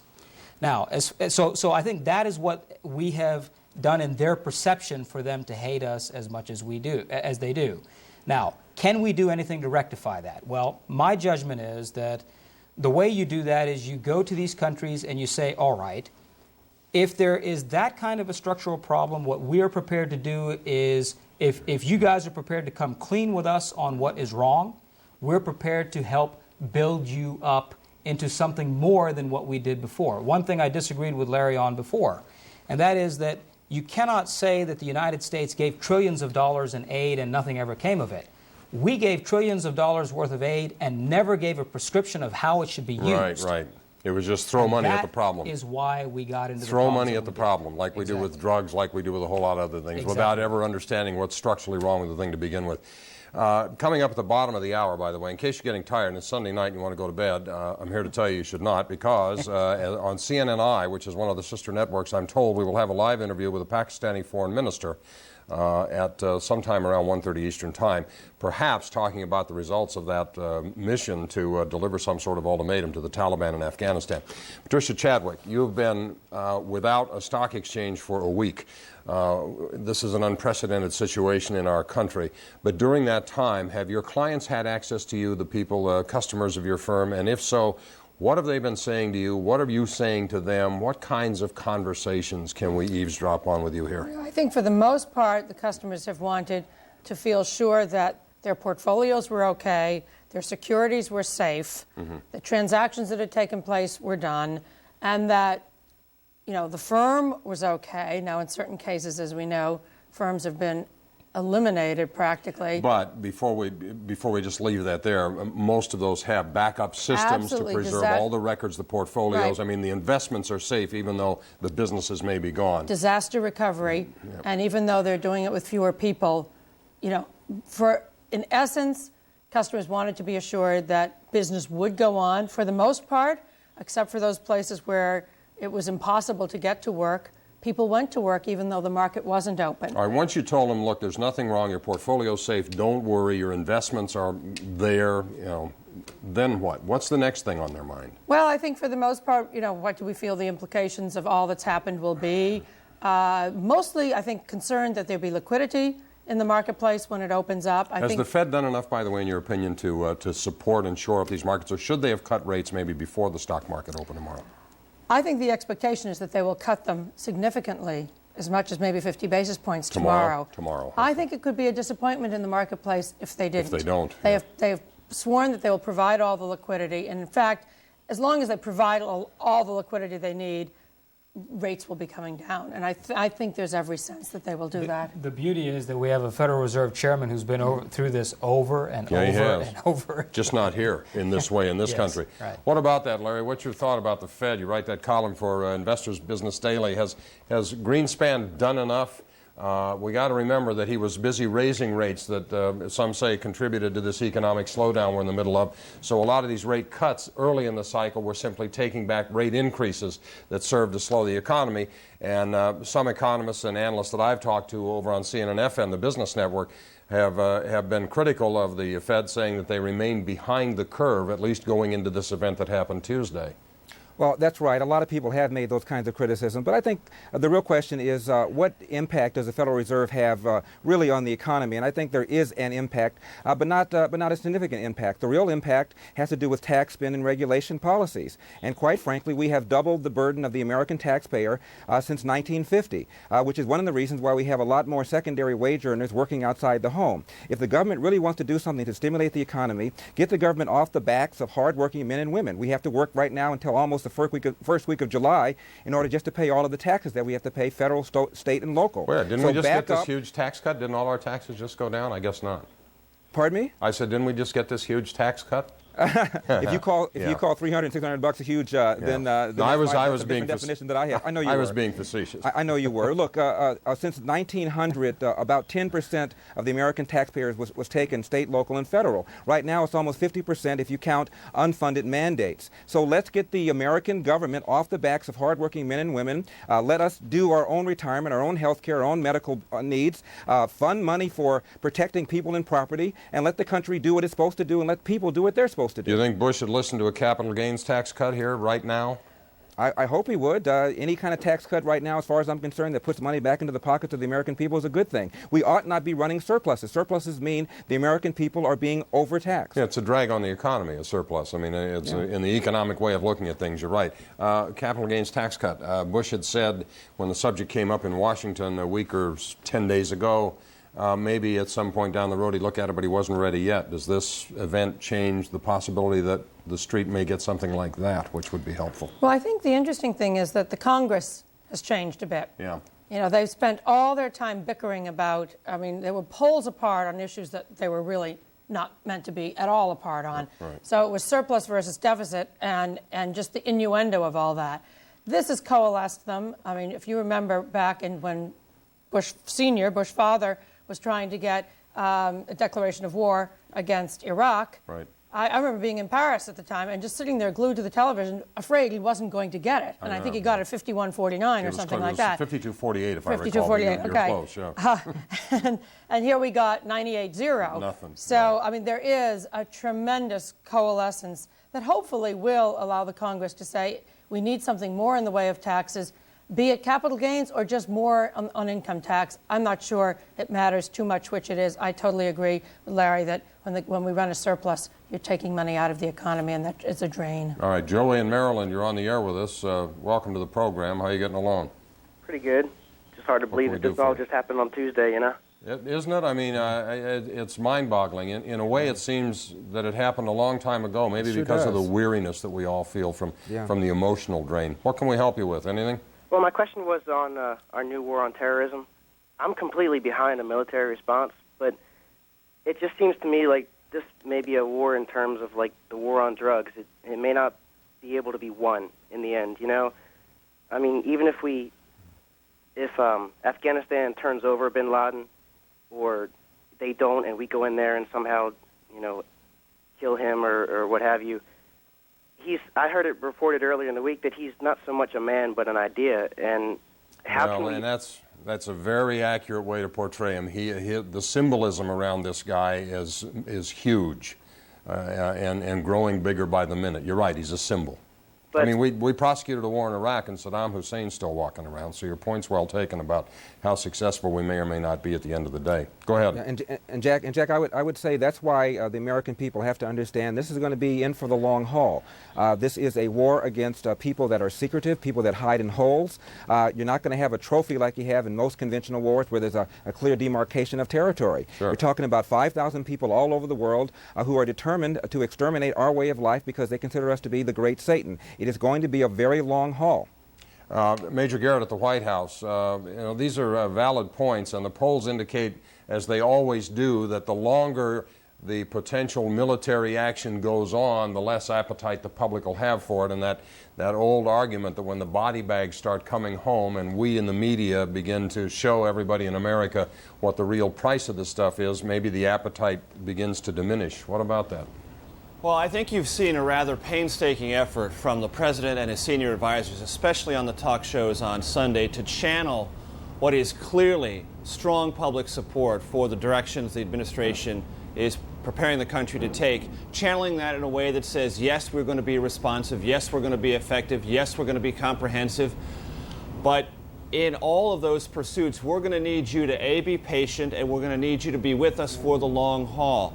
Secretary of State Colin Powell said today that this could take years, not months, absolutely years. Donald Rumsfeld, the Secretary of Defense, said much the same thing. Vice President Cheney said, all of us have to be prepared, not only to wage this war internationally, build new coalitions, but also understand our way of life in this country is going to change. So the administration, I think, is trying, because it's aware of so many of the points you just brought up, that it has to channel this public support and nurse it along, feed it, and keep it going for a good long while, because, as Larry just pointed out, this is not going to be the kind of endeavor where there's one beachhead secured, everyone looks around and says, that's it. We've driven the stake finally through the heart of our enemy.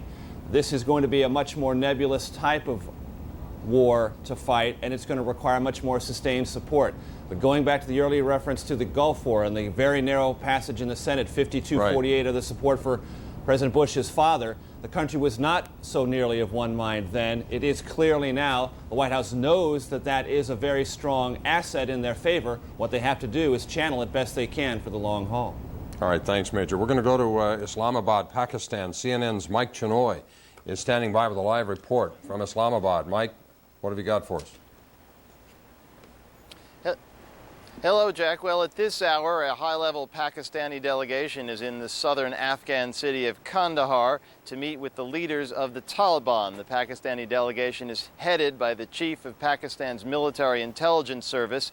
That is the part of the Pakistani establishment that has, over the past few years, had very close ties with the Taliban, ties involving military aid, political support. To some degree, Pakistani intelligence was responsible for bringing the Taliban to power in Afghanistan. And that delegation is going to be pressing the Taliban leadership to agree to turn Osama bin Laden over to the United States. The head of the delegation is reportedly carrying a letter from the United States detailing the evidence that Washington has so far acquired linking Osama bin Laden and his network to last week's terrorist attacks. At the same time, we're getting reports that either Pakistan's president or foreign minister will shortly be on their way to China and then to Saudi Arabia and the United Arab Emirates. Saudi Arabia and the UAE are the only other nations that maintain formal relations with the Taliban. Pakistan's government trying to be true to its promise that it will do what it can to help the United States line up support against Osama bin Laden and his backers in Afghanistan. That stance is provoking considerable controversy here in Pakistan. On Sunday, there were demonstrations in several parts of the country by opposition politicians and Islamic fundamentalists. They tend to support the Taliban's extreme version of Islam, and they have warned that if the government supports the United States to the extent that Washington is able to use Pakistan to take military action against Afghanistan, there could be trouble on the streets here. Jack? I only mean this semi-facetiously. Do they know where the Taliban is? Because we're getting reports that they've gone into hiding and nobody knows where they are. If anybody knows where the Taliban leadership is or how to reach them, it is Pakistani military intelligence. The head of the Taliban, Mullah Omar, normally lives in Kandahar. There have been reports that he has left Kandahar since the attacks last week, but presumably the Pakistanis know how to either reach him or get word to him of the message that they're delivering. All right, Mike, thanks very much. Nice to have you with us. Mike Shenoy, live in Islamabad, Pakistan. Lynette in Texas, sorry to keep you waiting. We had a little breaking news. What can we help you with here tonight, this morning? I had a question about economics. Okay. I am probably what you would call lower class, single parent, Texan, an American, and there was a caller before me about investing now in economics to build it up. Mm-hmm. Would that be the best way for me to try to put some of my money into the economy to help the situation? Well, we had another caller earlier ask that same question. Let me ask our panel here what they think you ought to be doing. Well, again, I think it's first and foremost important that you don't spend over and above your means. You've just said that you don't have a very large income, so it's important that you take care of your needs and your family's needs. If, in fact, there's money that you feel you should be investing and want to invest, I would say that the time horizon that you need to take is a long one. And if you can take a long one, then I would argue that while the markets may remain volatile, and it's certainly likely that they will remain volatile for some period of time in here, that if you have a long time horizon, it can be a very wise idea to be putting some of your money into equities, which will only be helpful to you in the long run when you go to retire. All right, Larry Elder, let me ask you. Yeah, go ahead. Jack, her situation to me typifies why we need to have a discussion about the privatization of Social Security.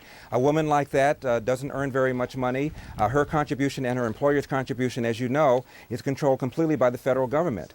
She ought to be able to put her money in stocks and bonds so that when she retires down the road, when she feels like retiring, not at an age that is mandated by the federal government, she'll have substantially more in assets than she otherwise would by our current Social Security plan. So hopefully this could get us to jumpstart the conversation that we need to have about allowing American men and women to put their own money in stocks and bonds for the long haul, so they're far better off than our current Social Security system. All right, that's a debate. I have a hunch Larry's going to go onto the back burner here for probably quite a while, but it's a hot topic, and at some point down the road it'll be raised again. We've got a caller in Chicago. Rich, how you making out? Hi, thank you. Good evening, or good morning, depending where you're at. Yeah, right. My question is to everybody in the panel there, maybe something you're listening to your listeners, is with all the millions of dollars being donated by these major corporations, I mean, and we're talking tens of millions, hundreds of millions of dollars going through, wouldn't it not have been better to keep the millions of dollars, even though it's commendable that they are doing this, and keep back or hire back employees that they've either laid off or hire new employees? Wouldn't the tax revenue generated from the employee back help stimulate the economy a little bit better? Yeah, it would, but let me just, I don't know if I'm qualified to answer it, but I'm going to take a shot at it. We've got 300 firefighters in this city that are never going to take another breath. We got 68 or 70 cops. They left families, they left kids. You know what, I don't know if you're married or have children, but I've got 4 of them. I know what it costs to put them in college and raise them and pay insurance for them and do all those things. And your point's well taken. As an economic stimulus, a couple of $100 million in an $11 trillion economy, and you guys correct me if I'm wrong, it's not all that much. But to those widows and orphans of the firefighters and the cops in this city, it's a whole bunch of money, and my sense is that maybe it's better there. I don't know. Agreed. Agreed?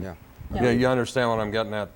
I mean, I know what you're saying, and it's a good idea, but I mean, neither are these mutually exclusive events. Well, that's true too. Because eventually the money gets into the economy. Just because Morgan Stanley gives $10 million to the fund doesn't mean that they can't hire back, or hire more, or go out and stimulate from whatever else they have. And I guess the money eventually will find its way into the economy through the families of these departed. But I think there are other points. I mean, it's very hard for a corporation to go and hire back people when they don't have things for them to do, and they're in turmoil. But I will say I've thought a lot about how the economy might change, and of course we know that the airline industry is going to get fairly hard hit. A lot of people do not want to travel. A lot of corporations are telling their people they do not want them to travel. Sure. They have to get permission to travel right now. And yet when you think, okay, how could this be a benefit somewhere in the economy? On the technology side, we know that the technology for teleconferencing exists. Right. It's not utilized at all to the extent that it could be. And in a way, this might jumpstart some technology spending. I was going to say, the technology sector of the stock market has been the one that has enjoyed the greatest losses, not enjoyed, but suffered the greatest losses, down 60-70% from that NASDAQ 5,000 tech bubble that we had almost 2 years ago now. And that's an interesting idea that corporations and businesses, as a way to keep in touch with clients, it may not be the salesman on his route anymore. Right, and that is a tremendous productivity enhancing situation. I also think everybody is going to have a cell phone who doesn't have one. People just feel the need to be able to communicate with anyone. Look how they were used aboard these hijacked airliners. Mansour, your office is downtown? No, we're at Midtown. The reason I ask, real estate investment trusts were all the rage as an investment, particularly with the stock market overall declining, because they paid a pretty nice dividend. You could get 5, 6, 7, 8% dividend along with potential appreciation of the shares in the companies. We have lost somewhere in the neighborhood of 20 million square feet of office space here in New York City as a result of this.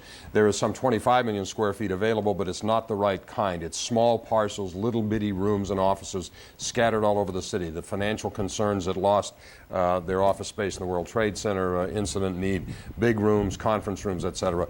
My question is, do real estate investment trusts change as a potential investment vehicle because of the potential for the kind of situation that we're seeing here in New York, perhaps, God forbid, happening in other cities? I mean, what about that? Is that too big a reach, do you think, or not? Well, I would say on the real estate, I mean, I think, again, it depends on where your properties are. I mean, if you own the real estate downtown on Wall Street, your prospects are not so good. If you own pieces of real estate around town, and I'm very, intimately involved in a situation where suddenly real estate out in Westchester is probably going to go like that, and there has been to relocate, right? And there has been a lot of excess capacity out in that area as the economy has slowed down. So I think it really depends on how you're structured and where you are. But you're right, this extra 25 million square feet doesn't do too much good if you're a corporation of 1,000 people or you're trying to move 2,000 people.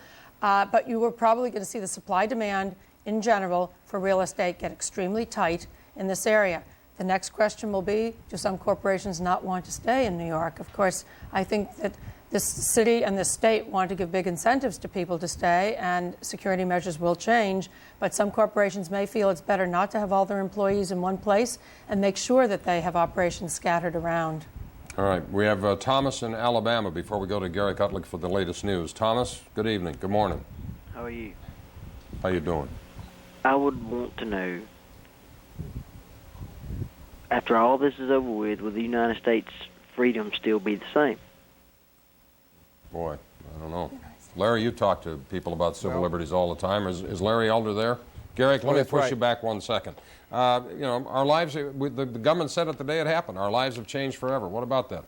Our lives have changed forever. Benjamin Franklin said any society that sacrifices freedom for security deserves neither. But clearly we have to rethink exactly how porous our borders are, how easy it is to get on an airplane, how easy it is to circulate throughout the country. We have to really think about the fact that we are now in a 21st century war against terrorism, against people who are willing to come in the country and hijack planes. Lord knows what is in store of us next in terms of biochemical and nuclear weapons. And so we have to begin to think about sacrificing some of the freedoms and the convenience that we used to experience on a day-to-day basis. That can no longer be the status quo. All right, 1:30 Eastern Time. Let's go to Garrick Utley and get the latest news. Garrick? Jack, what the quote of one of your panelists just a minute ago reminded me of the old Field of Dreams saying, build it and they will come. When you look downtown, and I was down there today, the big question is in terms of real estate, rebuild, and will they come back? Well, we just don't know. It's going to be months and years before we can even think about that. But let's look at these live pictures down there. As we know, the human toll, 190 dead, another 4,900 missing.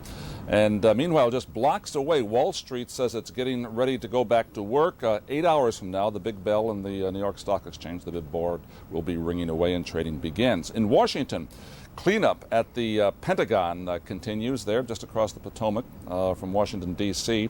The death toll there at the Pentagon stands at 188, 187 missing, and 2 confirmed dead. Earlier on Sunday, the Bush administration called on the leaders of the world to stand up and be counted. The key here to keep in mind is that what we're asking nations to do, and which the PACs have clearly made a decision to do, is we're asking nations to step up and be counted. They're going to have to decide. Are they going to stand with the United States and believe in freedom and democracy and civilization, or are they going to stand with the terrorists and the barbarians, if you will? And it's a fairly clear-cut choice, and I'm delighted to see that Pakistan has, in fact, stepped up to the task. Across the country, the manhunt continues with the FBI agents spreading out. Just a few hours ago, 2 arrest warrants were issued for 2 more material witnesses. In Delray Beach, Florida today, the FBI stepped up its search of this apartment complex. Authorities there believe at least 1, if not 2, suspected hijackers were living there. And finally, the long healing process begins. Americans lit candles across the country to mourn the victims from the attacks, the disaster last Tuesday. And as the vigils continue, President Bush is calling on Americans to do one very important thing, not only to get back to work, but to recreate a sense of normalcy in this country, normalcy in the United States, all 50 states. The president returned to the White House Sunday from Camp David, urging Americans to go back to work. He returned after meeting with his top security advisors at Camp David, discussing likely responses to last week's attacks. Meanwhile, the man the president has fingered as the prime suspect, Osama bin Laden, issued a statement on Sunday denying once again that he had any role in Tuesday's attacks. He says he's been living in the Islamic Emirate of Afghanistan and following the rules and the laws of that country's leaders. Well, Jack, again, as we reported just a moment ago from Islamabad, correspondent Mike Chinoy there, the big story is the meeting taking place this Monday between the head of military intelligence of Pakistan and the Taliban leaders. Pakistan telling the Taliban, hand over bin Laden within the next 3 days or else. This is the real test, perhaps the last chance, it seems, according to informed observers there, to have a peaceful resolution to this. No one's giving high hopes that it's going to happen. Anyway, 3 days and counting until that deadline reaches us. Back to you. Garrick, our sister network CNNI is promising shortly, in fact any time now, a live interview with the Pakistani foreign minister, presumably, hopefully, we'll see, but hopefully they'll have some information about that meeting between the Taliban and the Pakistani officials. Mansour, you've got close to $1 billion under management in your firm. How much equity exposure do you have? Well, we're primarily invested in private equity transactions. So from a public stock market standpoint, I sort of got out of the public markets about 2.5, 3 years ago, primarily because we saw, when you've had that kind of a 5-year run, you don't kick a gift horse in the mouth and you say, all right, where can we go and do some more interesting things? And some of the things that we're trying to do right now include very novel internet paradigms that are designed to protect the internet security, infrastructure security, in ways that have never been seen before. Can you talk about what they are? Or is it... Well, let me give you a hint, and that is that the ability to protect a computer up until now has depended on building these very elaborate firewalls. Right. Now what we're doing is, in fact, taking the internet address of the computer and moving it around in cyberspace so you can't find the computer. If you can't find it, you can't attack it. That's one thing we're doing. Other things we're doing, biomass conversion. We're very interested in satellite technologies. Telecommunications, I think, will have a resurgence as a result of these kinds of things because of what Patricia just said, which is that we've never used a teleconference capability anywhere in the world, and now I think we're going to do that. And in fact, Pakistan is a very good place to do that, as a matter of fact. And they're privatizing their telecom company. And if they survive this short-term crisis, I think there's a lot to be done in those kinds of countries to build their infrastructure out as well. All right. Timothy, here in New York. Good morning. Good morning. How are you getting along? Oh, it's been a rough week. Yeah, it has. I mean, as much as everyone's talking about the economy and everything, being so close to these two tragic events here in New York, being a Long Islander, I kind of felt like being trapped in a way. That's why they shut the city down. You were trapped in a way. Were you out on the island when this happened, or were you in the city? Yeah, I was out on the island at work. But basically, my question has to do with everything that has taken place on American soil, not being a military strike as Pearl Harbor, but yet being terrorist attacks.